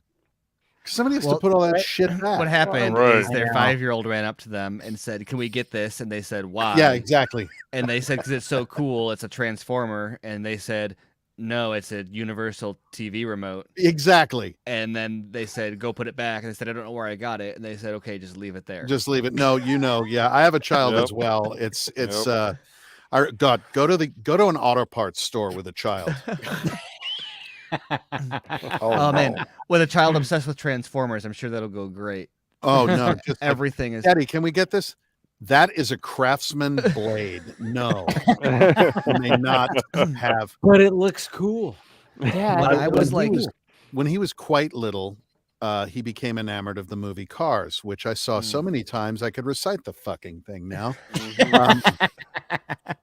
But we went to go get the DVD, and we went to the Target closest to us, and we're crouched down because it was on the bottom shelf. And just as we crouched down, the most perfect J. Crew family you've ever seen in your life is passing behind us. 2 blonde parents, 2 blonde kids wearing khakis, just J. Crew calendar family walking by. I mean, the fact that we both live in like SoCal, yeah, that's like Yeah. And I mean, just everything was just so, they were perfect. Yeah. You just knew that, like, I've they seen painted this their family. Easter eggs white, those kind of people. So we're crouched down at the base, it's down on the bottom, and it had sold out. And he said, "Well, where's Cars?" He's like 3 or 4. And I said, "Oh, I don't know. It looks like it's sold out." And he went, "Fuck." This family was just horrified because, I mean, look at me. Heavy Yeah. metal Santa. But I was very, yeah, thank you. But I was very proud of his usage, I have to say. I was like, well done, son. That's important. Oh well, it's really funny because then I'm like, I'm not quite the J. Crew family, but I could see us being like the J. Crew light family, especially like when my wife color coordinates all of our outfits. Oh God, no. You don't go out like that, do you? All color coordinated? Oh no. when we went on In case one of them gets lost and the cop says, "What is he wearing?" It does, Ray. It doesn't help when people go, "Oh, you all match! Isn't that the cutest?" It reinforces the behavior. Although that is a top tip. If you're going someplace public, crowded, like a mall or an event, you take pictures of your children as you're entering the event. So if, God forbid, they go missing, you have a description right there of what they're wearing. Yes, exactly. Top child care tip there. When we were traveling, my mom used to get us Heavy all metal matching Santa. colors shirts for each day. Really? And now that as an adult now, I don't know how my dad put up with that, because my dad is even less likely to put up with that than I am.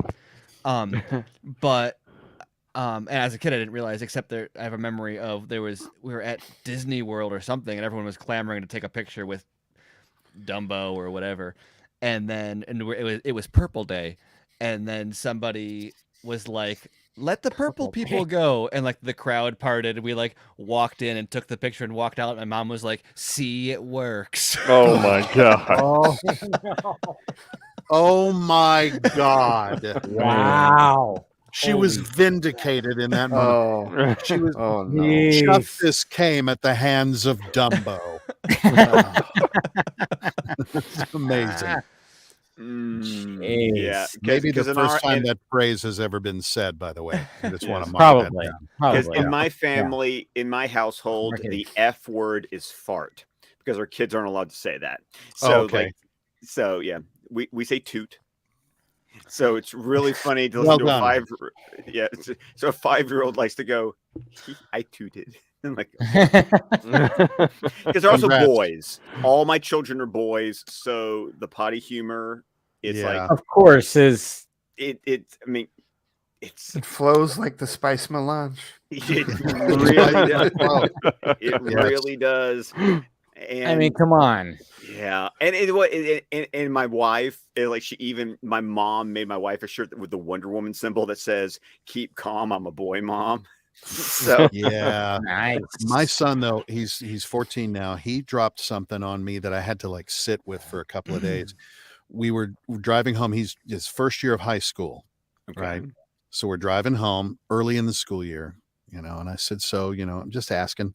You don't want to ask too much. You don't want to be like embarrassing, but it just sort of roundabout way asking, I was like, so what's the girl situation at the school? And he kind of paused, and I was like, or guys, I'm not, he's like, no, I like girls. I'm like, okay, cool. Whatever. Anybody interesting at the school?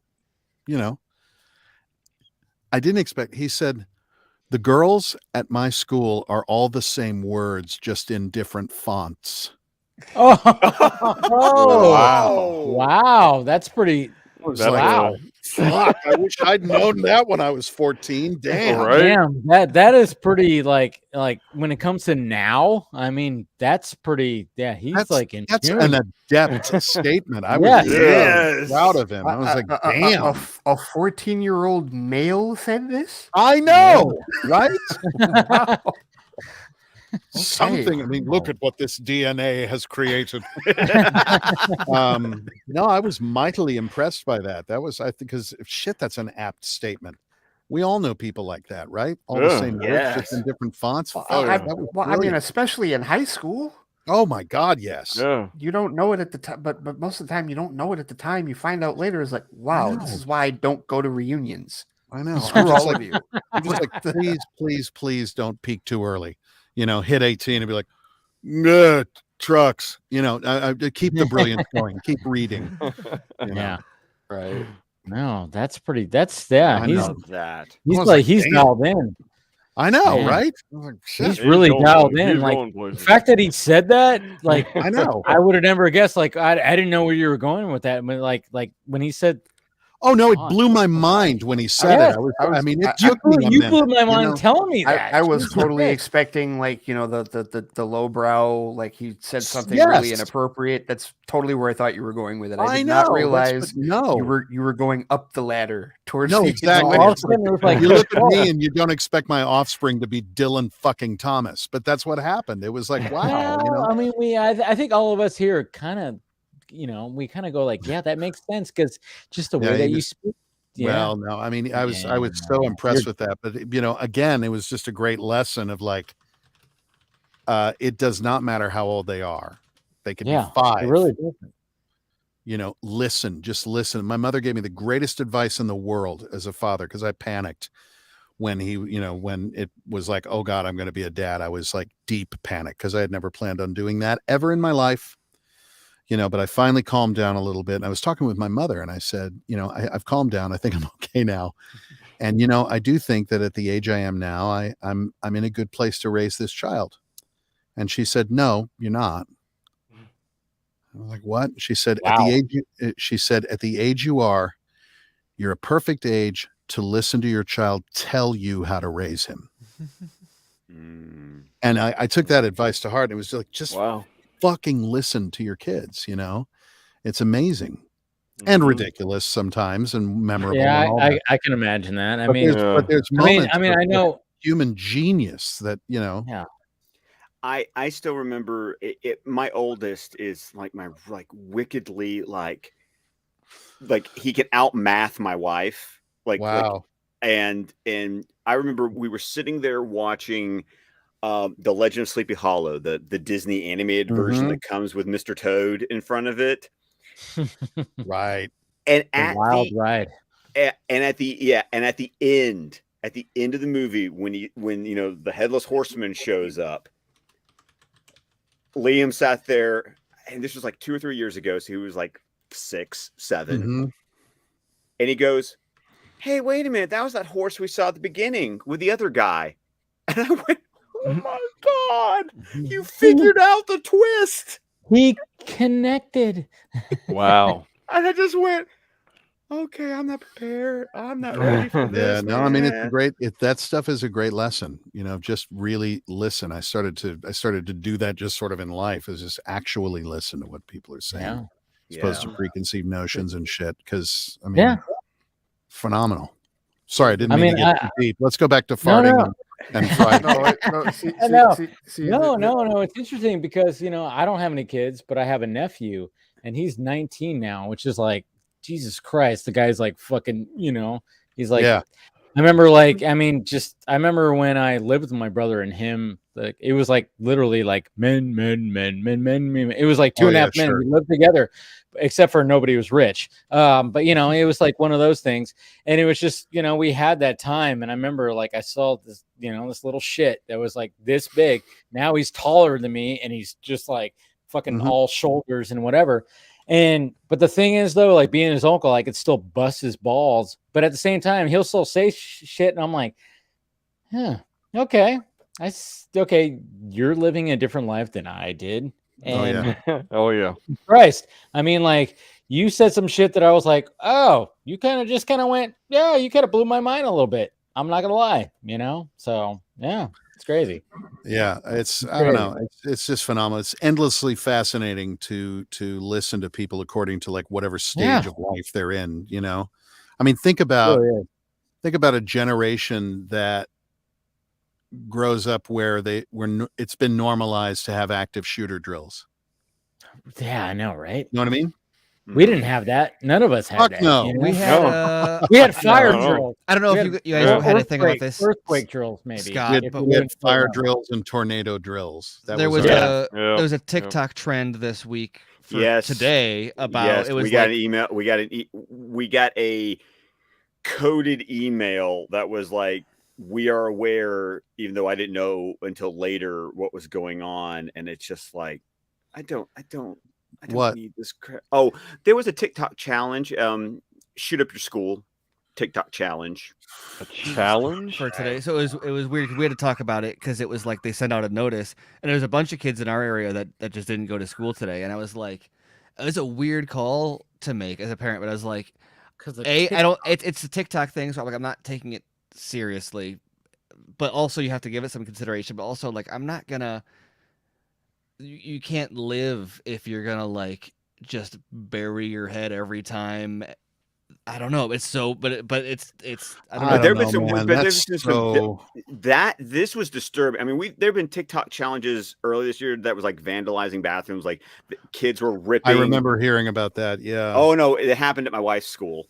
So, and I'm just sitting there. So when I found out later what this was, it was like. I just go, how long do I have till retirement? Like, There was one earlier this year that we got a note about that was really weird also. And that one, the communication from our school was like, I think very poorly handled because it was like, I think the TikTok challenge was like spank a teacher or something like that. Yep. That was the next, that was the month after the vandalized the bathroom. But the notice that we got was like, we are aware of notices on social media encouraging students to sexually assault teachers, and we don't condone this, and wanted to reiterate the zero tolerance. And this is a grade school, like an elementary school. And I was, and we were like, I had to look it up to even find out what the trend was. And I was like, oh, spank, like, not saying like you shouldn't spank your teacher regardless, but like you can't conflate like sexual assault with a TikTok trend with elementary school kids as if that's like what the whole thing was. It was the fact that they blasted that out to everyone. They were conflating sexual assault with that. They were calling it they were like, assault? they referred to their sexual assault policy to be like, we need to remind all families that this is against our sexual assault policy. No. That's spanking a teacher, and there will be fucking consequences if you spank a teacher. Because they consider it touching, unwanted touching in a private area. By definition. Crazy. Oh, God. Which. I mean, we had an issue with Shep spanked one of his friends one day at school, and we had a talk from a teacher where they were like, he was inappropriately touching another student's privates or something like that. And then when we found out what it was, we were like, okay, yeah, we'll tell him not to do that. And like, not that it's okay to do that, but also like, you can't go labeling this 5-year-old because he's doing a thing that 5-year-olds do. Like, that's a teaching moment, not a labeling moment. Like, I don't know, weird. I'm glad I'm not doing the job that you're doing, Scott, I got to say, because that is a fucking minefield. It's just big time. To try to parse that shit. Dude, I mean, my brother, he teaches high school math, and I'm like, I don't know how you fucking do it. That's why, like, when we went to the movies last night, he was just like, yeah, I mean, like, when I saw him, he was like, oh, my brain is now just disconnecting because now we're off for 2 weeks. He's all, I need this, and I was like, damn, I'm sure you do, and I'm like. I'm not going to complain about anything I'm doing because Jesus Christ, what you're doing is like, holy My shit. wife didn't get home until 5:30 this afternoon. Wow. Because she was trying to finish, because her grades were due today. And she had to finish grading. And she called and was like, can you handle the kids? I was like, sweetie. She's like, I can finish it now or I can bring it home. I was like, don't bring it home. Don't bring it home. Just stay. Get it done with. I've got the 3 boys. We're good. I spent 45 minutes walking my 1-year-old up and down our street because thank God that boy a walk. Like he just rested his head right here. It's like we're walking and we're walking. Yeah. And it's fine. Mommy will be home soon. From where I'm at here, Oxford, Michigan is an hour southeast. Yeah. And I have a mom and a sister who are both teachers. Yeah. In like the state. And you know what and the really fucked up thing is like, but I remember this happening when we were in school as well, because sophomore year of high school for me was the year Columbine happened. Yeah. And I remember junior and senior year, we had at least 5 different fake threats called into our school. And so now over the last 3 weeks, that's all that's been fucking happening. My boy was in kindergarten when Sandy Hook happened. And I sat for about 15 minutes and I drove straight to the school and when I'm taking him out for the day. Yeah. I couldn't do it. Mm-hmm. I couldn't do it. I watched the footage that one of the kids took inside the classroom in Oxford when the shooter was trying to coax them to come out. I saw it. Yeah, too. I saw it too. And they were all so completely aware. They all knew it was bullshit. They knew when to run.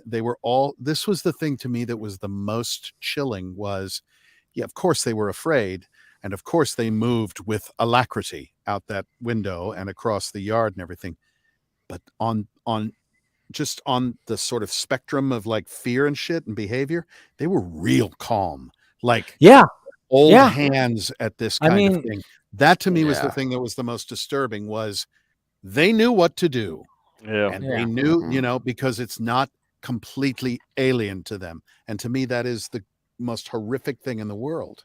Yeah. It is crazy. It is crazy. But at the same time, you kind of go like, damn, good thing that they were so like. Oh, of course. That. It's double-edged. Even though like for why do like we have to be good at this? Thank goodness we're good at this, but I guess why is that? That's the thing is that, while you say, yes, thank God there's the apparatus in place to educate and to understand how to respond and to, thank God. However, the reason for it, the necessity of it, it's the necessity of it. Yeah, it's horrific, but beyond abhorrent. I remember trying to explain the whole concept of this shit to parents at my son's school in England. And I mean, watching them try to get their minds around, their babies being taught how to properly handle themselves in an active shooter situation. It was so alien to them. I might as well have been speaking ecclesiastical Latin. It was just, they were like, what are you talking? What? They couldn't get their heads around it. I don't want to get all political and all of that stuff, but it's just, no, we don't need to, but it makes sense. Our children, man, I mean, what they're growing up with. And this is, again, going back to what I was saying about listen to them. Because their whole life, everything from the time they were sentient to now is completely different than what we came up in. Certainly what I came up in when everything was steam powered and we all had everything had a crank on it. Everything had a hand crank there on were it. No buttons. Back in my day, we did Zoom calls with a tin can. Wait. So you lived in the movie Wild Wild West? I did. Yeah. Wild Wild West was a documentary about Wild Wild West was where And we Did it you grew build up. the giant Yeah. spider? Yeah, yes, It was all exactly. steam powered. Yes. Yeah. Back in my day, physical education, you'd get a badge for most active shooter. Different meaning. Right. If you could plug Back a in my quail, day, and- when you read a lot of books, you got a star on a button, and then you got a free pizza at Pizza Hut. yes. Oh my God. Absolutely. Book it. Book We would it. Yeah, get- book it. yes. Yes, Oh, you book know, it, Scott. yes. I know. See, Yes. that's Oh the my thing. God. Yes. No, Me and yeah. Scott are like a year apart, so we know that. I did. Yeah, I did I write a remember. Karen-like. I wrote a Karen-like letter to my son's elementary school here in LA because the book club came. Do you know? Yeah. And I was so excited. I mean, obviously, I may or may not have a thing about books. So the book people were coming, and I was so excited. So I gave him $20 and was like, "Off you go!" And I can't wait until the end of the day, to hear what books you bought with the book club. And so he gets in the car and he's got his bag, and I'm like, "So what cool books did you see?" And he goes, "Oh, I saw this book. It looked really cool, and this book, and this looked really cool, and this one." I was like, "Oh, you didn't have money enough for all three of those, did you? What books did you get?" He goes, "Well, none of them, but I got this cool lava lamp." Oh God. You are preaching. I wrote to the school and went, "When you are selling home decor, let me know. When you're selling books, I'll be interested. The hell is the matter with you? Hey kids, here's books. Here's the lava lamp. What do you think they're gonna buy?" Drove me fucking crazy. Wow. I would love to. I would co-sign that letter, because I remember being a teacher at the book fair in the library and being like, "Why is there all of like, and where do and as a retail person also, and where do they put all that crap?" Correct. Right next to the register. Correct. It's so cynical, so fucking late stage capitalism, all of that shit. The book club comes to school. What you have for sale is fucking books, and that's it. All kinds of books about everything, just fucking books. Okay. Yeah. Have the lava lamp truck come one day, and you can sell the lava lamp at the school. I still love the memes that are like, "I need a book fair to come to my place." Like, I need the adult version of the book fair. An adult like, book fair that serves booze. Yes. Pretty much. Yes. There you go. There you go. An There you go. adult get a big box truck, deck it out with shelving and books, have a lending library and a bar. Yeah. Oh, there was a joke I saw. It's like, I love reading a book at a bar, so why do they throw me out when I drink at the library? It's not fair. You guys know about this Icelandic Christmas tradition that I think is brilliant? I'm sure you do. Yes. Oh, I know all about Where it. you, on Christmas Eve, you give books and chocolate, and you spend Christmas Eve sitting reading your gifted book and eating chocolate all night. Chocolate, Oh yeah. my Lovely. God, that sounds amazing. Isn't that brilliant? Jeez. Yes. Not a Yes. bad idea. Yeah, right? Not a bad idea at all. Damn it. Yeah. And the idea, because I know in my Dave, you've heard me talk about Literarily Wasted, the online book club that I'm a member of. That we've posted that a lot, because another thing is to make sure that you give a book that, like, you're giving a book that means something to you. It's like, I want you to read this book. Yeah. I just love the idea of everybody just sitting around on a Christmas Eve reading books that they've been given and eating chocolates. I love that idea. That's great. Isn't that That's lovely? great. Yeah. It is. Peaceful. Man. Yes. And if I didn't live alone, that shit would be on. As it is, I guess I'll just give myself a book and some fucking chocolate. Hey, why Ray, not? Ray, I live alone too. We live Nothing wrong not with too that. far from each other. Let's make it happen. I'll drive by your house and just throw books and chocolate out the window. Oh, that just sounds lovely. Heavy metal Santa. Santa, You gotta make sure you blast something from your car and I've got to lose weight and dye my beard. no, but for real, drive I'm so around. pissed off. Has anybody seen these recent pictures of Rebel Wilson all slender and looking great? I saw an I article. did. Yes, I I just saw that have. the other day. Yeah, I saw this article today. She's like, Rebel Wilson, my year of health. And I'm looking at myself going, my year of fucking pizzas. So I need to like deal with this.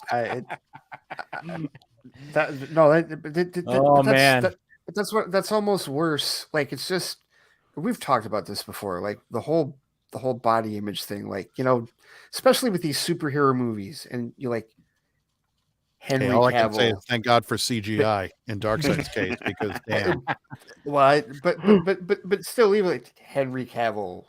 Oh my God, Momoa, any of the Chris's in the Marvel Cinematic Universe, and it's just like, well, fuck for all of shit, you. for that matter, man, Zach. You know what? Yoked. I mean, that's the thing. That's the thing. I was Thank you just for about saying to that. say, yeah, but I all have those to- guys are literally paid millions to be in that shape, and then you said Zach, and I was like, I guess He ain't paid millions to be in that shape. He's just in that shape. Did you watch his Men's Health thing? Yes, I Men's Health? did. Because Yep.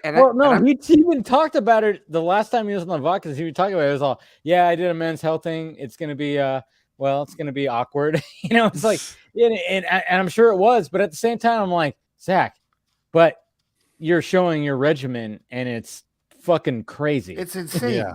It's utterly insane. And he was explaining why it's this weight and why it's that. And I'm like, you're out of your fucking mind. I was actually on the phone with him recently. I was like, I have to do something. I'm bigger than I've ever been, and I'm not pleased about it. And I know that you're going to be probably doing some training stuff around Rebel Moon. And he's like, absolutely, come over. So I may start working out in that respect. If there's like a thing for of like your role as the villain in Rebel For Moon. your role, I fucking wish. It ain't gonna be me, mate. It ain't gonna be me. I mean, I don't know. I think that's what It you ain't were gonna trying be to me. say here. You know, you can't just say I was on the phone with no, Zach no, recently no. and not have Twitter be like, wait, what? No, it was nothing like that.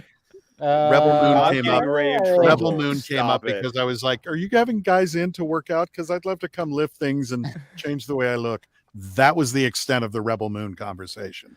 Well, that was the fascinating thing about listening to his podcast with Mark Twight for the nonprofit podcast, because Twight did all the bodies for Cavill and all those guys. Sure. And they didn't just talk about like the physical transformation, but they talked about a bunch of different actors from 300 and whatever, who they talked about like spiritual transformations these guys went through in the process, because Mark like destroys them and then like rebuilds them. I mean, I can tell you that, like on Justice League, everybody worked out together and it was a daily thing. And that was part of the thing is my son, because his mother worked on the film,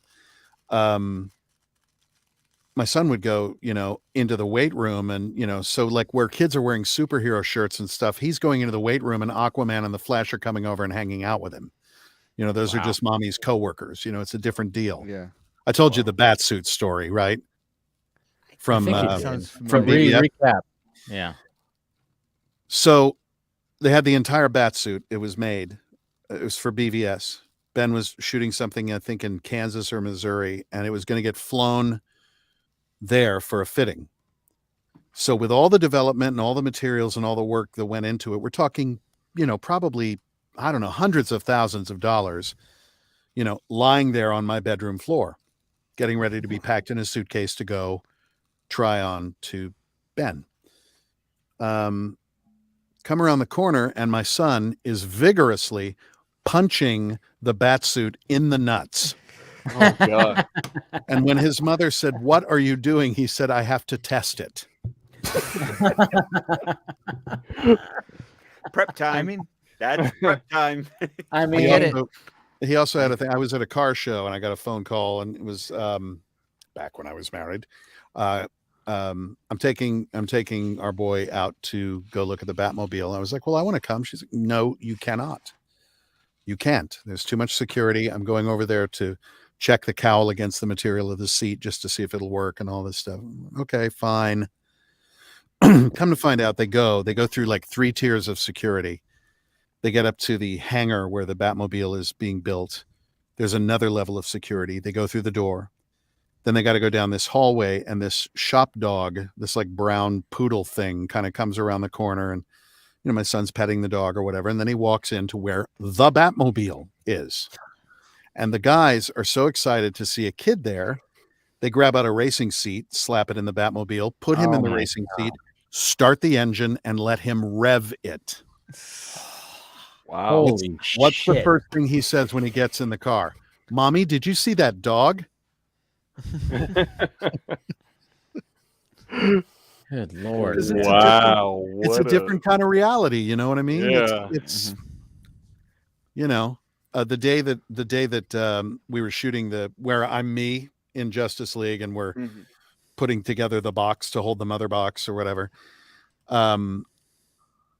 My boy went off and Gal was basically babysitting my son while he played with her daughter. And that was when Zach was like, come here, I want you to see this. And he took me down into that vault where Diana first sees Darkseid of the mural. Wall. It had just been done. So yeah, he's a different kind of childhood for him.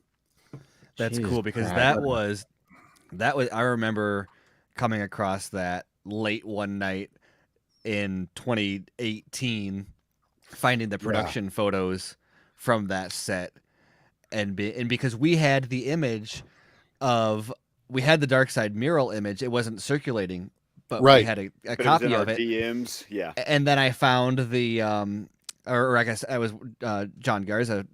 We were looking at. I had a whole spreadsheet of all the IMDb production designers and whatever, and was like, just check all their websites and see what's out there. And then he was like, do you know what this is? And he hadn't seen that image yet. And he said it to me, and I was like, I said, notice there's only 3 walls included in that. You want to know what's on the 4th wall? Oh yeah. That Wow. Oh shit. That was like I remember when that was I still and then it gave and then in Greek it had the whole description of the entire history story, lesson. yes. That's how we knew Darkseid was supposed to be in the history lesson and not just Steppenwolf, because in the description it says Darkseid led the armies and the whatever. Man, that was fun times digging up all that stuff. The detective work. The detective work. Seriously. Oh man. I still remember like 3 years later, Tim and I on a Zoom call with Ray, and we finally go, okay, Ray, we've held out on you long enough. we want to show you something. We didn't show this to you, or we will kill you. And then we just kind of went, okay, bye. Okay, that's all you get. That's all you get. Well, I mean, there was even a. Well, yeah. Go ahead, Ray. Sorry. What was this?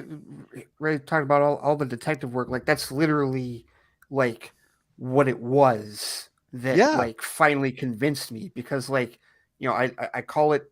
I've told everybody this. I'll tell you this, right? I called it cognitive delusion.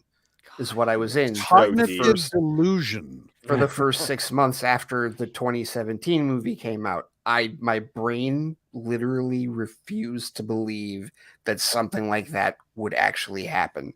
And then as all of the detective work was happening, it became too much to ignore. It was like, no, this is not smoke. This is fire. There's a fire here. I still remember the morning in my kitchen texting Ray the day the levee broke in his brain and just going, fucking finally. Because I couldn't ignore it. It was just too much. It was an orgy of evidence. It was just like, there it is. Well, I mean, when that Darkseid storyboard. Yep. That was a little bit of something right there. A little bit. Which was, I mean, that was like when, I mean, obviously, like when that got handed to me, I was like, all right. And then person 2 Snyder was like, hey, how can we leak this out? And I went, okay, let me work on this. Let me contact some people. I mean, it was like Ray. Ray I still don't know how the information got out. I know that one night I went. That's what I was just talking about right now. Is like you're the one. My source to Snyder was like, "Hey, here's a storyboard that shows Darkseid. How can we leak this out?" But that was still like a year, I think, before Ray's name before you were named Darkseid. But it was Zach going, "Hey, how can we leak this out? I can't put it out there. Let's leak it out." so we can, figure out, I can show people that Darkseid was actually in the movie. And I remember when he sent that to me, I went, holy shit. And the first person I was like, all right, when this person like sent that to me, I was like, and he was like, how can we do this? And I was like, holy shit. I sent it to Steven first, and I was like, look at this. Because I was like, all right, we have to coordinate something with your site, and then I'm going to like figure out a way to where this, where this is sourced. And this is where like the, Fiona and her site and blah, blah, blah. I hit her up and we got that whole thing going. I got somebody on Instagram. I got somebody on somewhere else. I forgot exactly. Steven reached out to us so that we could talk about it on our podcast. It was all coordinated. It was the whole coordinated thing where it was like, all right. We had to send it because Darkseid. Yeah, we're gonna show this Darkseid storyboard, and we're just gonna freaking put it out there. I'm gonna have a YouTube video, and then I'm gonna source it from here, and everybody's gonna source it from here. But man, yeah, it was the whole thing. Especially with the stage of the game that this was in too, it wasn't something we could just put out because A, is it authentic? B, if it is authentic, are we gonna get in trouble? Yeah. And so we had to get a hold of Zach's publicist, and we're like, is this real? And she was like, we'll get back to you. And then it was like, where did you get this? And my editor was just like, I can't tell you that, but I'm going to run it. So I would like to know if we can confirm that it's real or not. And they were like, yeah, Jack drew that. And we're like, that's all we needed. And then Steven, if I remember correctly, then I think the whole plan was to get Tim and me talking about it, like being like a fan voice, because we had our audience who would basically, if we were going to say it, they knew that we just didn't make shit up. Like if we said this is legit, pay attention to this, we thankfully had an audience that trusted us to go, well, alrighty then. And so there was just this weird the thing that was so weird about the entire, not just this, but like the entire process was so, and part of why like and I made a lot of people mad with the way I was so like anal about a lot of it, but there was it was just baffling to me that there was such a cognitive delusion, maybe, but I mean even more so than Ray had, where 2 years after the movie came out and there's all this stuff, and it's like how.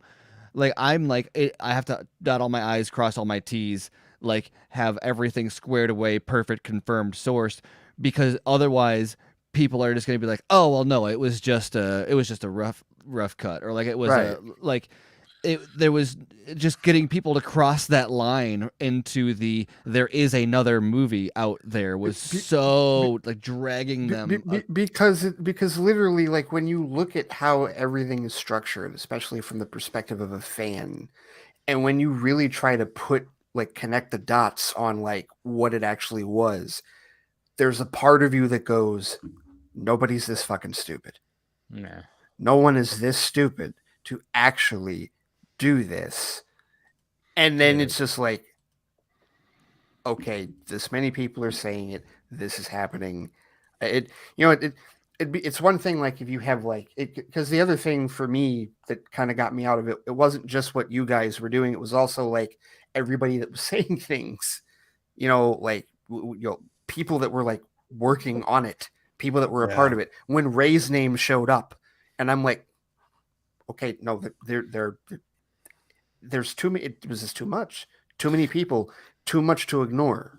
It was a crazy journey. I mean, obviously, I did it and then was told I wasn't in it, and after it came out, I contacted DC and Warner Brothers and said, would it be okay, just because it would help me possibly get work, if I said I was in fact in this, even though I was cut out? And they were like, no, we'd really prefer you didn't. I was like, okay, wow, stay quiet about it.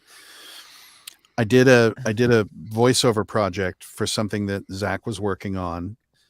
And I remember at that time, it was right before the initial theatrical release came out. And I remember him saying something like, maybe I'll put together my cut of it and just, have fans over to the house and show it to them or whatever. And, it's just like, wow, that would be amazing.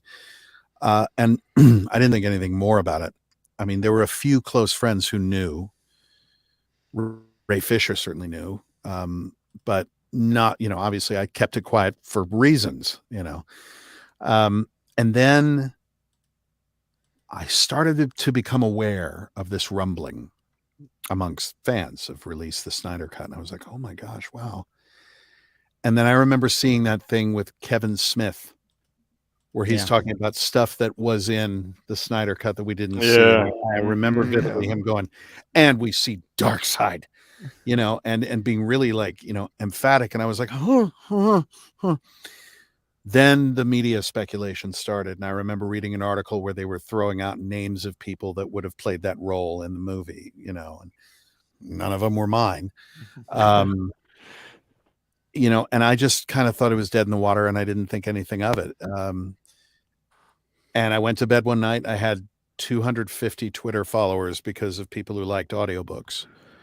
And I got up the next morning and I went to check Twitter, and suddenly I had 10 times as many and a full inbox of people like, hey, did you? And I panicked, like scared the hell out of me. And I wrote to Jeff Johns and I wrote to Warner Brothers and said, it was not me. Jeff said, oh, it's okay. I'm sure it wasn't you. I would have liked to have seen it. I was like, oh, okay, well, that's cool of him. And Warner Brothers was like, no, it's cool. We know it's not you. It's fine. So I was off the hook there and I was okay. And then it just built and built and built and built.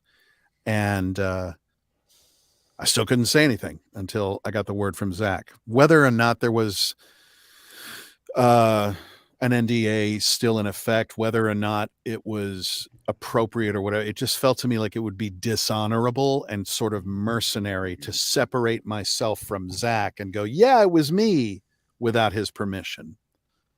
So it was a trippy, I mean, you talk about a fucking roller coaster ride, dude. I mean, yeah. I mean, I'm sure it was with you, but like, well, especially with that character being like the big, like the elephant in the room when it comes to like what's the difference in the movie. That's going to be the first thing anybody says. It's like, this one's got Darkseid in it. Well, and really to understand, and Ray, you've come to discover it very clearly now. But for like DC Comics fans, I mean,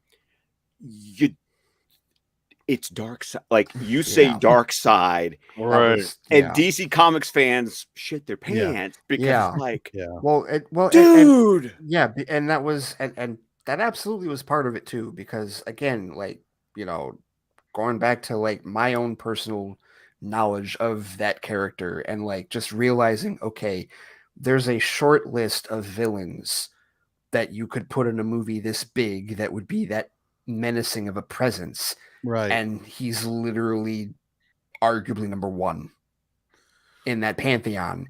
And you're telling me that he was in the movie and you removed him.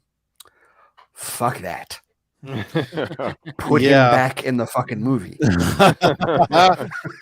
I mean, it was, it's the entire experience has just been unbelievable. But again, feeling so alone I mean, I don't want to get all dramatic, but feeling so alone for such a long time and having to remain silent about it, to suddenly find out not only that I had allies, but also co-conspirators in wanting to see this, because by the time I was able to publicly say, yeah, it's me, I didn't give a fuck anymore about personal gain or recognition or anything. It was about honoring Zack's vision and all of the efforts of all of these fans and everything that everybody had been through in this whole journey, seeing it finally come to fruition.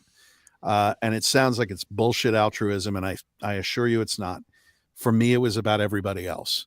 And yes, I'm very proud to be in the film. I'm very proud that it was shown in the way that it was. I'm grateful for the way that it was received.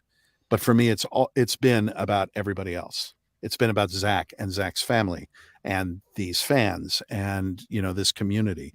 And it's a real fucking honor, without question. Sure. Well, it's been, and Ray, I want to say this because I've had the honor to get to talk to you on multiple occasions. It's been a absolute blast and a joy over the past year. I mean, 2021, as much as there has been shit, Of course. it's been this whole experience has been just a lot. Like, I can't look at 2021 too terribly, only because No, it's true. it's just, I mean, it was these friendships, everyone you're seeing on screen right now. Oh, It yeah. was this crazy thing, except for Ray. Ray, we were okay, like beforehand, but like everything else, it was like this is what brought us all together.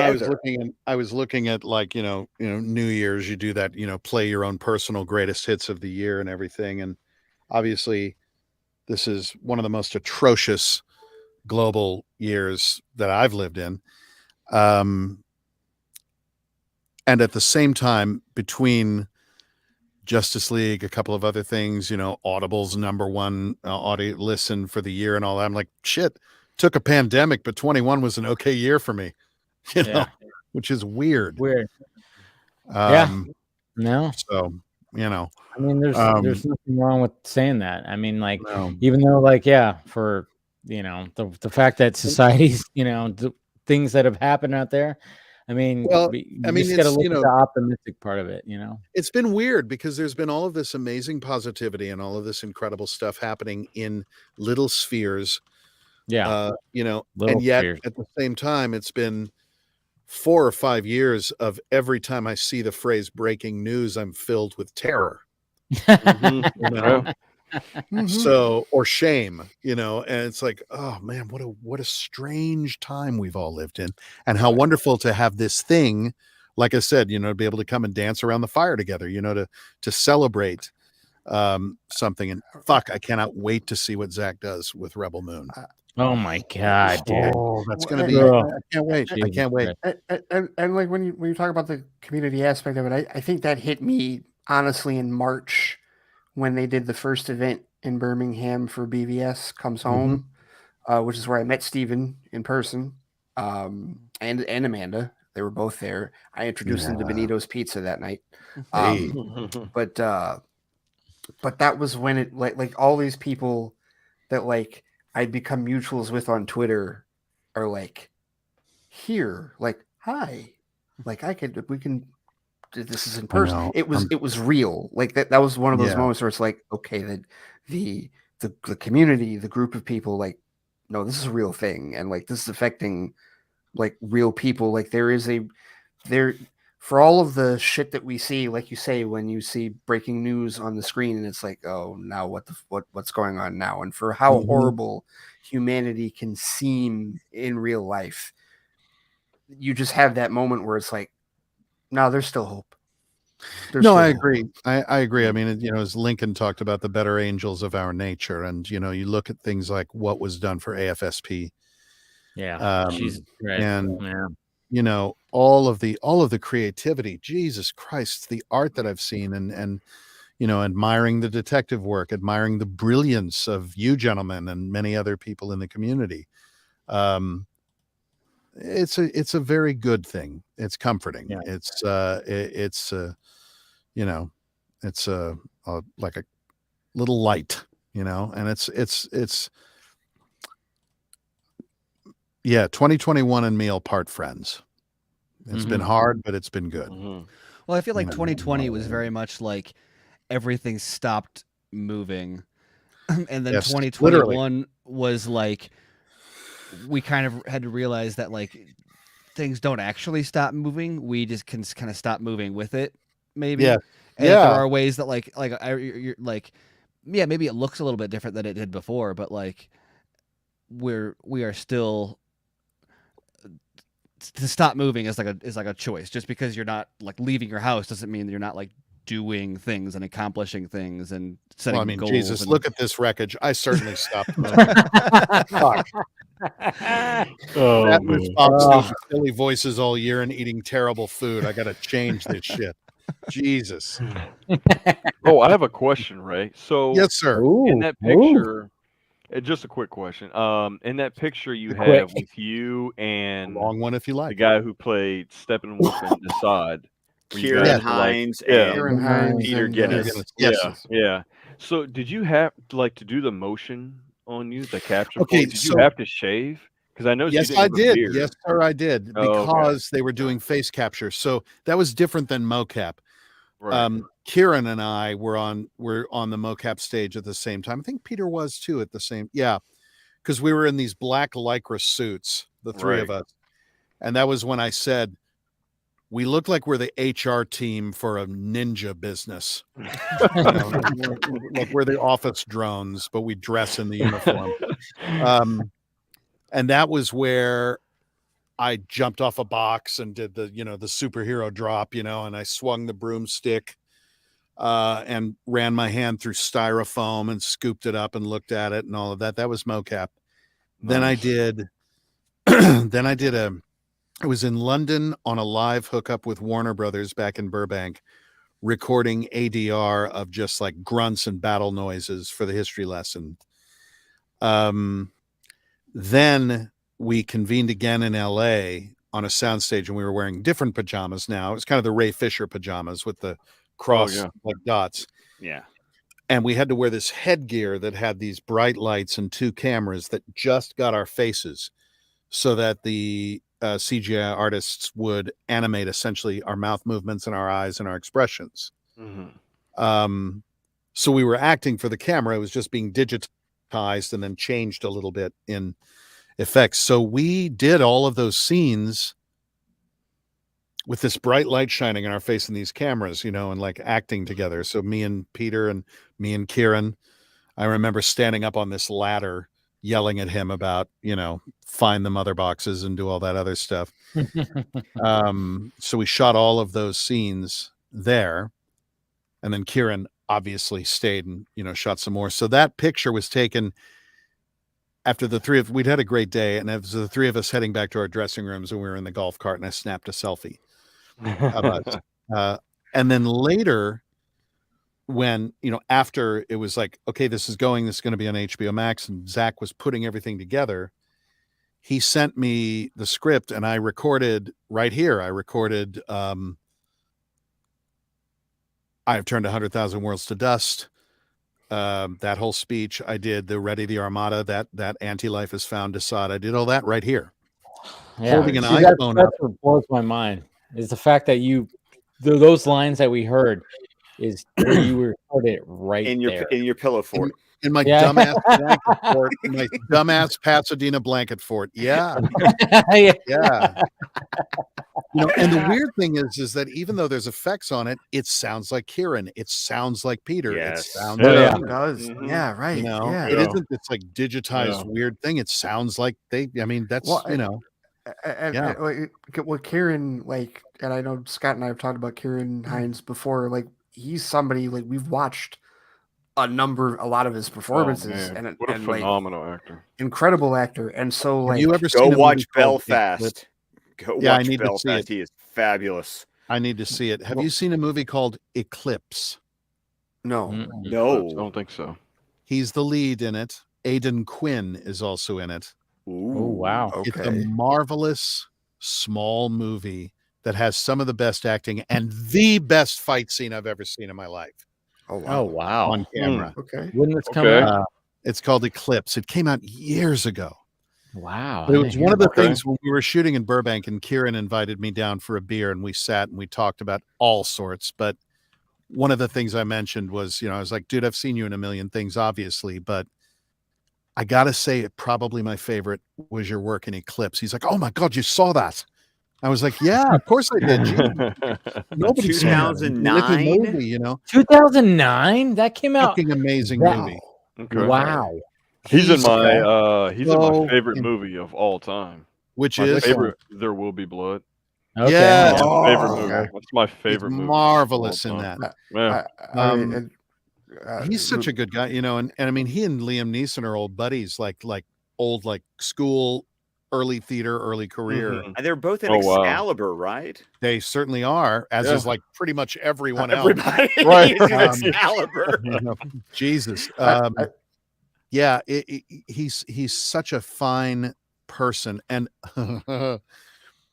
we talked about lanes, depth, and deep and narrow lanes.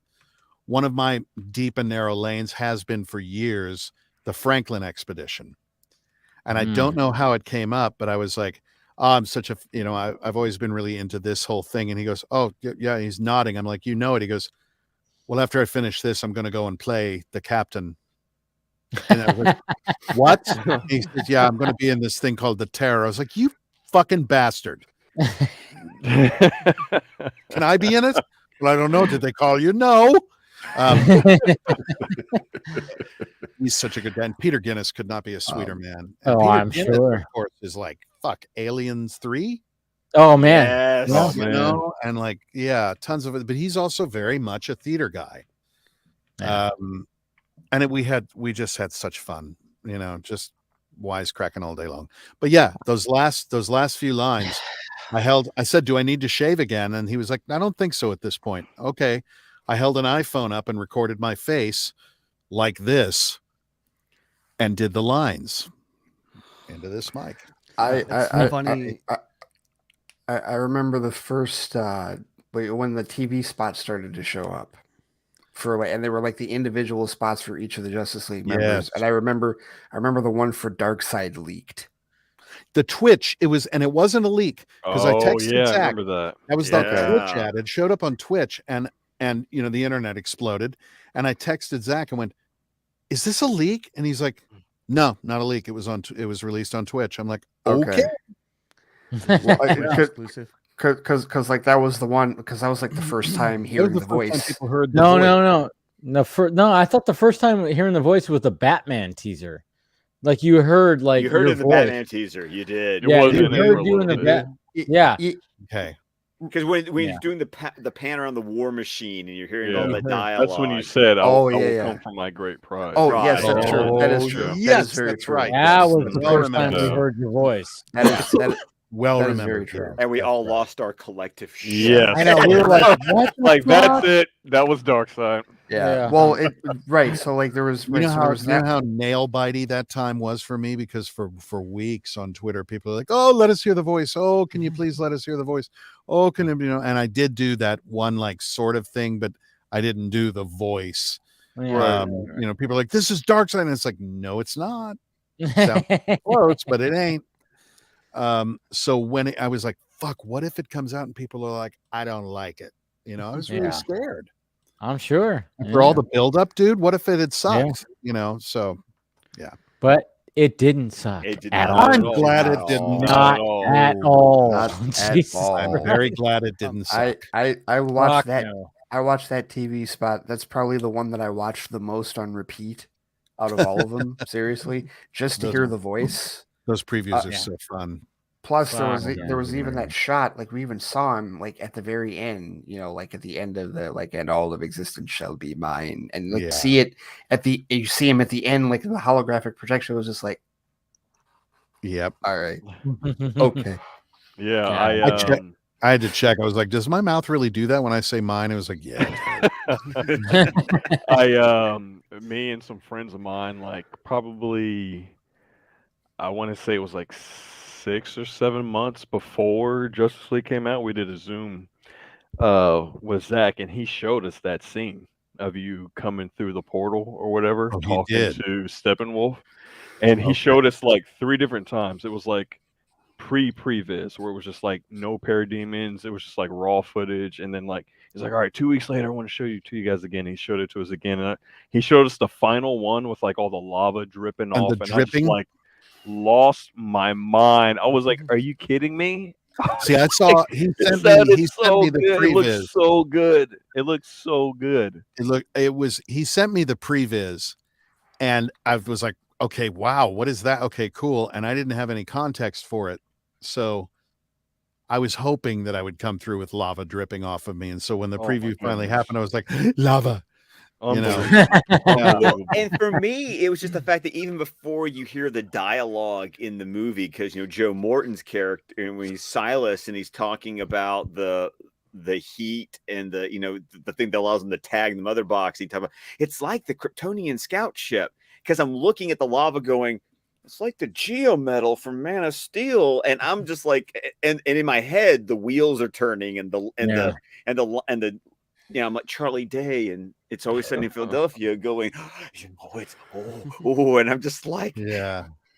It's that connectiveness where it's like there's this mythology and there's this linear connection where all these movies, the aesthetics all connect, and it's also so cool. And it also connects back, as far as what I've seen, to my limited knowledge, it connects to the comic books as well. It connects to the stuff that has been established, which is why I always get a little funny whenever I see somebody like going, well, that's nothing like, what it's like. They're just haters. It's always the dumbest complaint too, especially when you see what people were like, that doesn't look like Darkseid. I'm like, I don't know what the fuck you're talking about. I'm like, you not know? Like What? that is hey. Yeah. It's just it's funny when I see like that, because spot on. This guy, this person has such an encyclopedic knowledge and such a sense of fun and a real, I think, regard and respect for the fans. I just, put your trust in Zach. Yeah. It's so funny because he hard fact. he knows things about like levels to this about the comics that other people like don't really like. I remember when he was saying that it was baby Darkseid in the movie, and it was really Euxis or Uxis, however you want to say it, and like no one knew what he was talking about. Everyone's like, that's not Darkseid. Darkseid's got the Omega beams and armor and all this, and not he's before like, no, he had the Omega sanction. Yeah, I was like, actually, he has a stage before that. It's like he has to get to that point, guys. Yeah.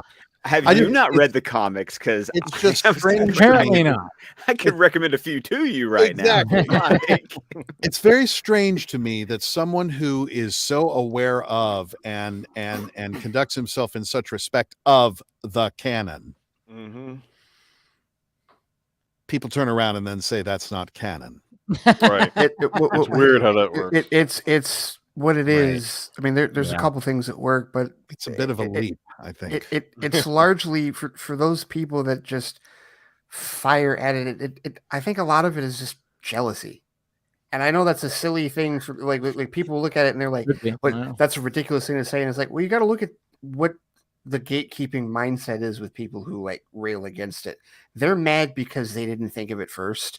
Maybe. And he's getting to play he got to play in the sandbox that they never got to play in. That's where it comes from. And so they're looking at it like, well, he didn't do it the way that I would have done it. So it's not canon. The funny thing is, I think if somebody were able to build as good a sandbox as he did, he would be the first person to applaud it. Well, I mean, and he's proven it too, the way that as much as people want to pit against, look at how much he is like geeking out over Matt Reeves' The Batman movie. Absolutely.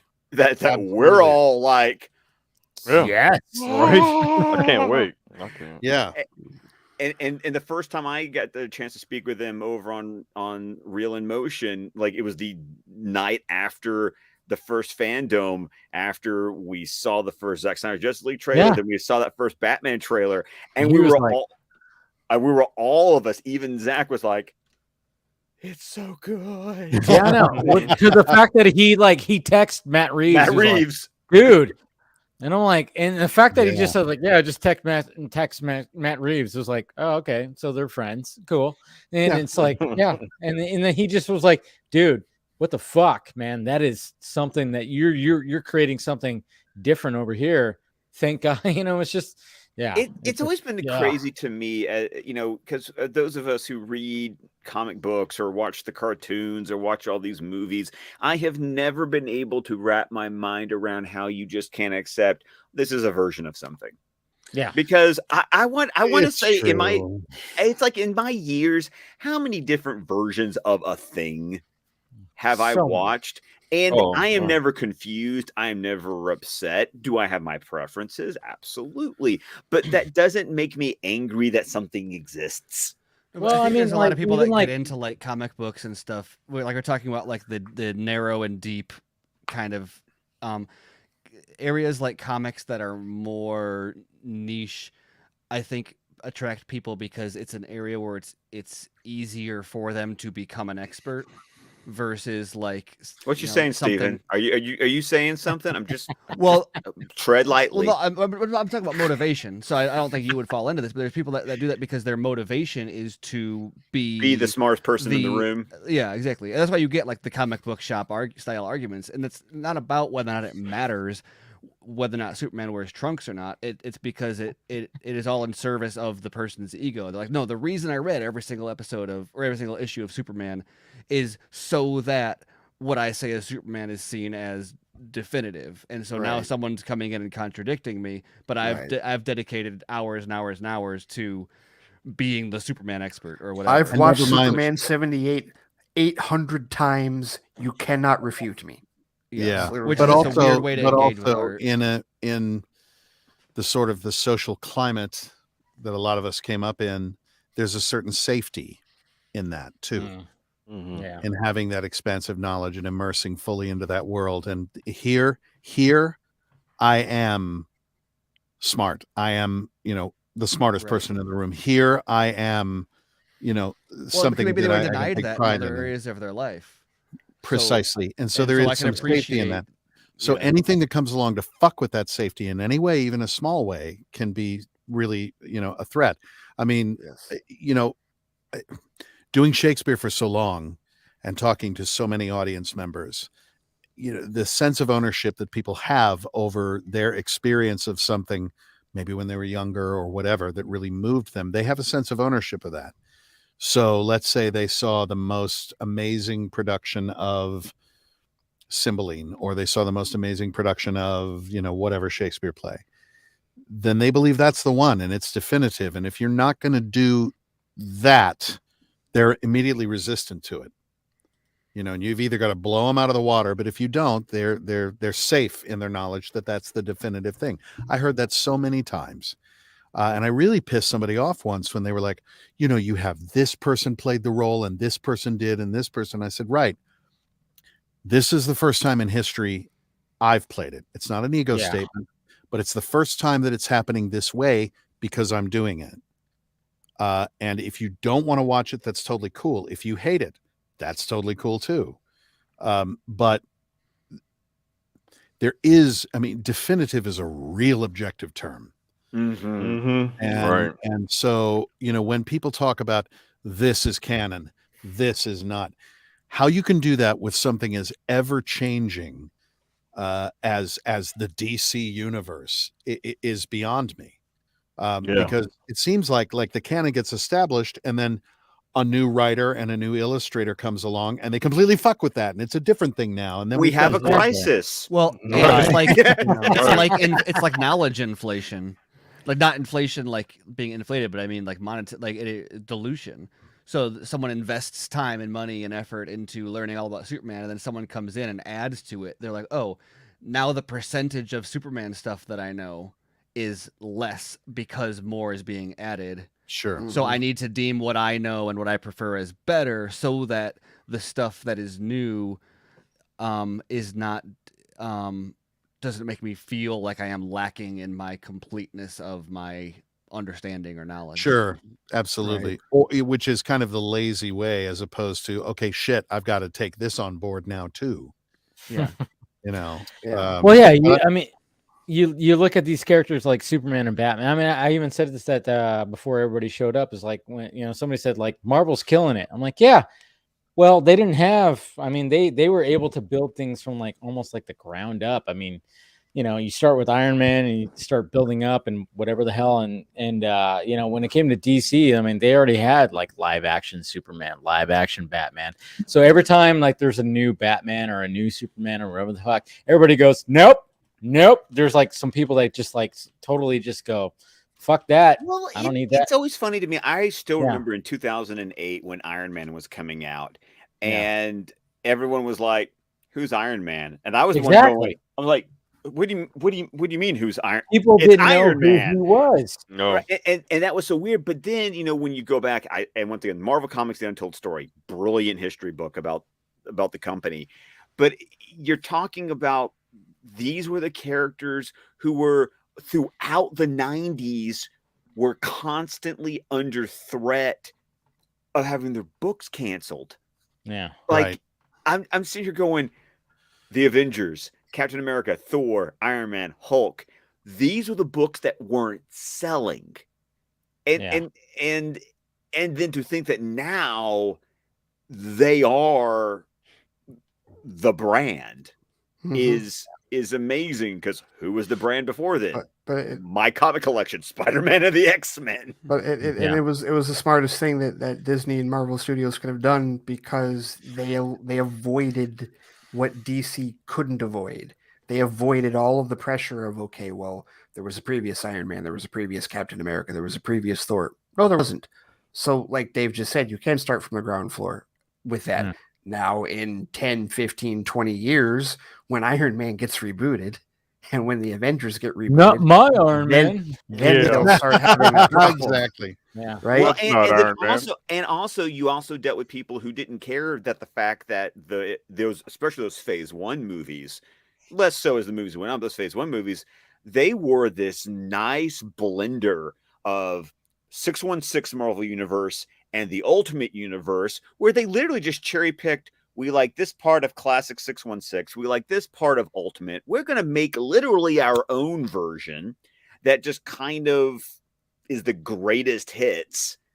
And then we have a movie version, and no one said boo, because no one gave a shit, because no one knew about Thor and Iron Man. True. Like the general audience didn't care about Iron Man and Thor and Captain America. So they were given the elasticity to play around with what version of the character were they telling. Well, right. The trick is they were telling their own version of the character and just borrowing the pieces and parts that they thought they could throw into the stew and make the version, which is something that DC doesn't get. Like, no one gives them the freedom to do that. This may be this is entirely speculation on my part, and I hope that you gentlemen will correct me if I'm wrong, but it seems to me that tonally, you know, first of all, nobody does what Marvel does better than Marvel. Yeah. But DC should not and really cannot endeavor to be Marvel, because tonally we're talking about they are as alike as chalk and cheese. They're completely different things. Like yes. Yes. You know, and so you pray in one church, you can't pray that way in this church. You're preaching right now, Ray. You're preaching right now. Zach knew that. Zach knew that. That's the thing, is like Zach knew that. He's like, no, we're not going to do what they're doing. We're going to do something different. You know? Yeah, we're going to do our thing. Historically in the comics, DC's pantheon have been treated as gods on Earth. You know, that's even why the Injustice game was called Gods Among Us. That has always kind of been the thing. The whole point when Stan Lee created what is now the Marvel Universe was, let's take normal people who all have freak accidents happen to them, and what happens when we take normal people with normal problems and give them superpowers. It was the appeal of the Marvel Universe when it was born in the 60s. So we're even at a starting place where DC was always mythological. Marvel was Marvel from Stan Lee and all of his co-collaborators like Ditko and Kirby and everybody else, was always about, these are normal people with normal problems that get exacerbated by the fact that now they're effing superheroes, you know? And so you don't make, like you were talking about, Ray, you don't tonally tell those stories in the same way. Right. It doesn't work for the characters you're telling their stories. Right. Exactly. No, just the way it is. But you know what? I think it's a good way to wrap this up. I mean, I was just about to say it's time to step off. Another 6 hours. Long damn time. You know what? This is what I wanted for this last vodka stream of the year, because guess what, guys? Christmas Eve and New Year's Eve all on Fridays. So there's not going to be any vodka streams, but there'll be streams still. But it's the perfect way And to end it. probably vodka in 1 or 2 places. Yes. Yes, I mean, I'm not saying that vodka is never going to be like ingested, but There'll I'm be just vodka, saying just that. no stream. Yeah, exactly. Yeah, it'll be The stream streaming comes down later. my throat. So, yeah. No, but this was great, guys. I mean, this is what we had, of course, a lot of fun, with all this, talk about. I mean, we got heavy metal Santa. We got We had the cooking channel. We had the cooking channel. Talk about we had like we had a good hungry for like an hour. I mean, like I'm sitting here going like, man, what do I have in my fridge right now? We go make a grilled cheese. But this reminds me a lot of like when I was in England and just hanging out with people down the pub where you just sit for hours talking a load of old shite and it's great. Exactly. Yeah. Absolutely. I mean, so many numerous things. We talked about Frasier. Yes. We had pub we had a pub quiz. Right. We had a pub quiz. We had a pub quiz. We had some Christmas movie trivia. We did. We said fuck a lot. It was great. We said yes. There's been a lot of F-bombs that have been dropped tonight. It's all been fantastic. I'm on vacation. My potty mouth can come out. There we go. Fuck yeah, man. That's what I'm talking about. But you know what? Absolutely Let's go around the horn. Scott will do you last because you send us off. So we'll start with Steven. Yeah, I am Stephen Colbert, and you can find me on Twitter at smcolbert. You can find my writing at screenrant.com. You can find all of my podcasts with Andrew Dice at snyderminute.com. If you liked No Way Home, we actually just recorded interestingly, we had a little Spider-Man tangent on our most recent episode, which was all about drowning horses and fits very nicely with Spider-Man No Way Home. Nice. And check out my writing at Screen Rant. I actually just this week did a couple interesting Rotten Tomatoes things about the audience score is a bigger influencer of movie popularity than the critic score is based on actual data. And then also a fun one, Adam McKay's new movie, Don't Look Up, has a really fucking weird Rotten Tomatoes score. And like the numbers haven't looked. I saw the movie. I haven't seen it. I saw the movie, and I'm looking forward to it dropping on Netflix so I can watch it. It's interesting. It is interesting. It's a movie where I haven't seen it yet, but the score doesn't line up.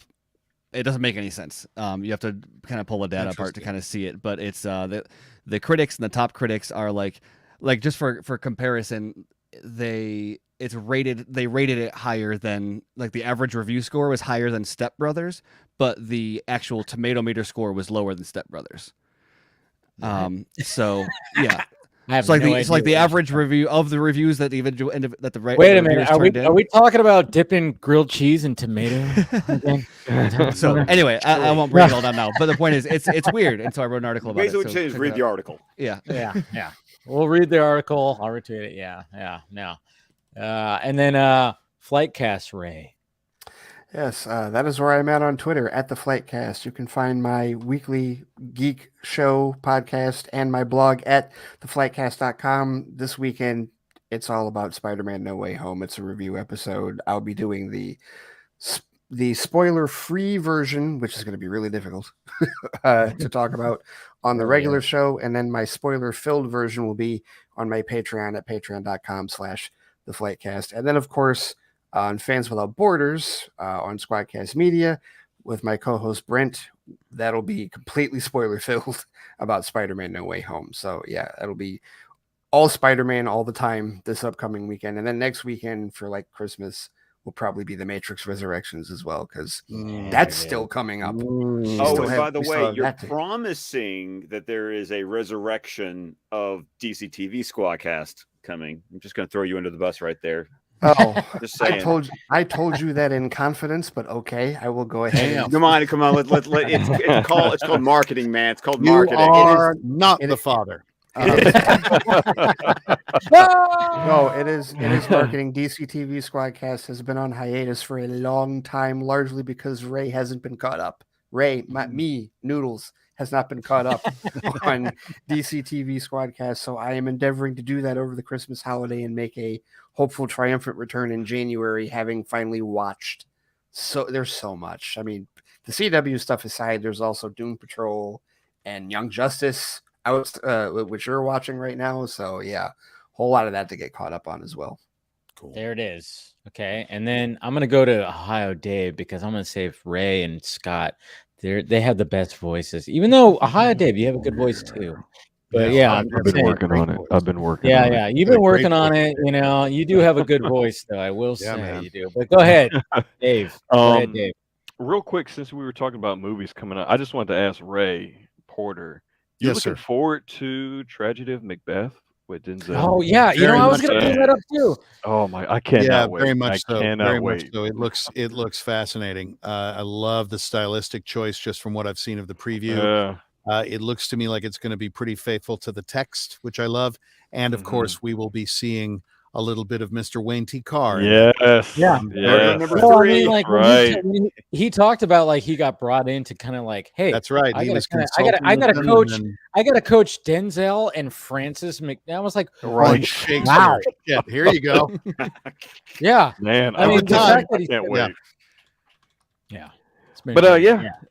Dave, you can find me on Twitter, Instagram, and Vero at Ohio Dave with 2 E's, and then I stream daily 7 p.m. Pacific time on twitch.tv/Ohio Dave. Okay. And then we're gonna do Scott, and we're gonna do Ray, the other Ray last, because Yeah, he's of course. Darkseid, you know. Yeah. All So Scott, go ahead. Well, of course, you can find me on Twitter, ScottDC27. You can find my podcast at DC Squadcast, wherever podcasts can be found. We're on Vero, Facebook, YouTube, with the entire network of shows at squadcastmedia.com. This week, we are actually going to be discussing the HBO Max exclusive Batman: The Audio Adventures.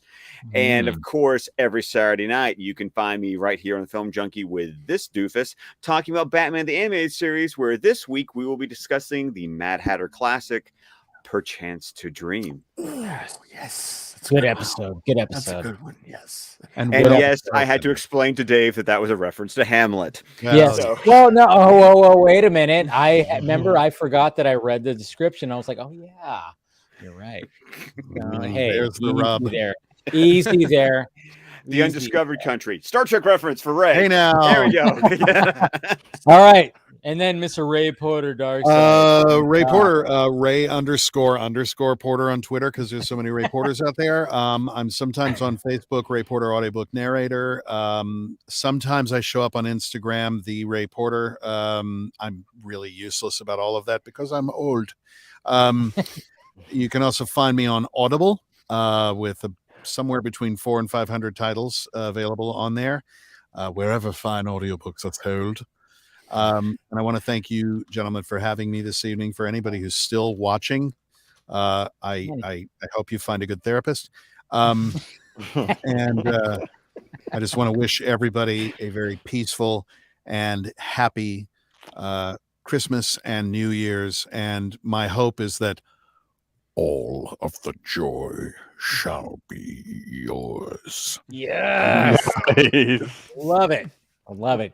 Absolutely love it. Oh This is man. great, and great way to end the year when it comes to the Vodka stream. And make sure you guys smash that like, thumbs up.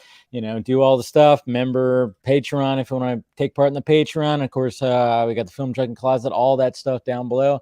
It's been fantastic, guys. And you know, the Vodka stream is always just a lot of fun, guys. You know, and tonight was one of the funnest. That's for sure. All right, one of the more fun. I should say. Did I say that right? All right. I don't know. More funner.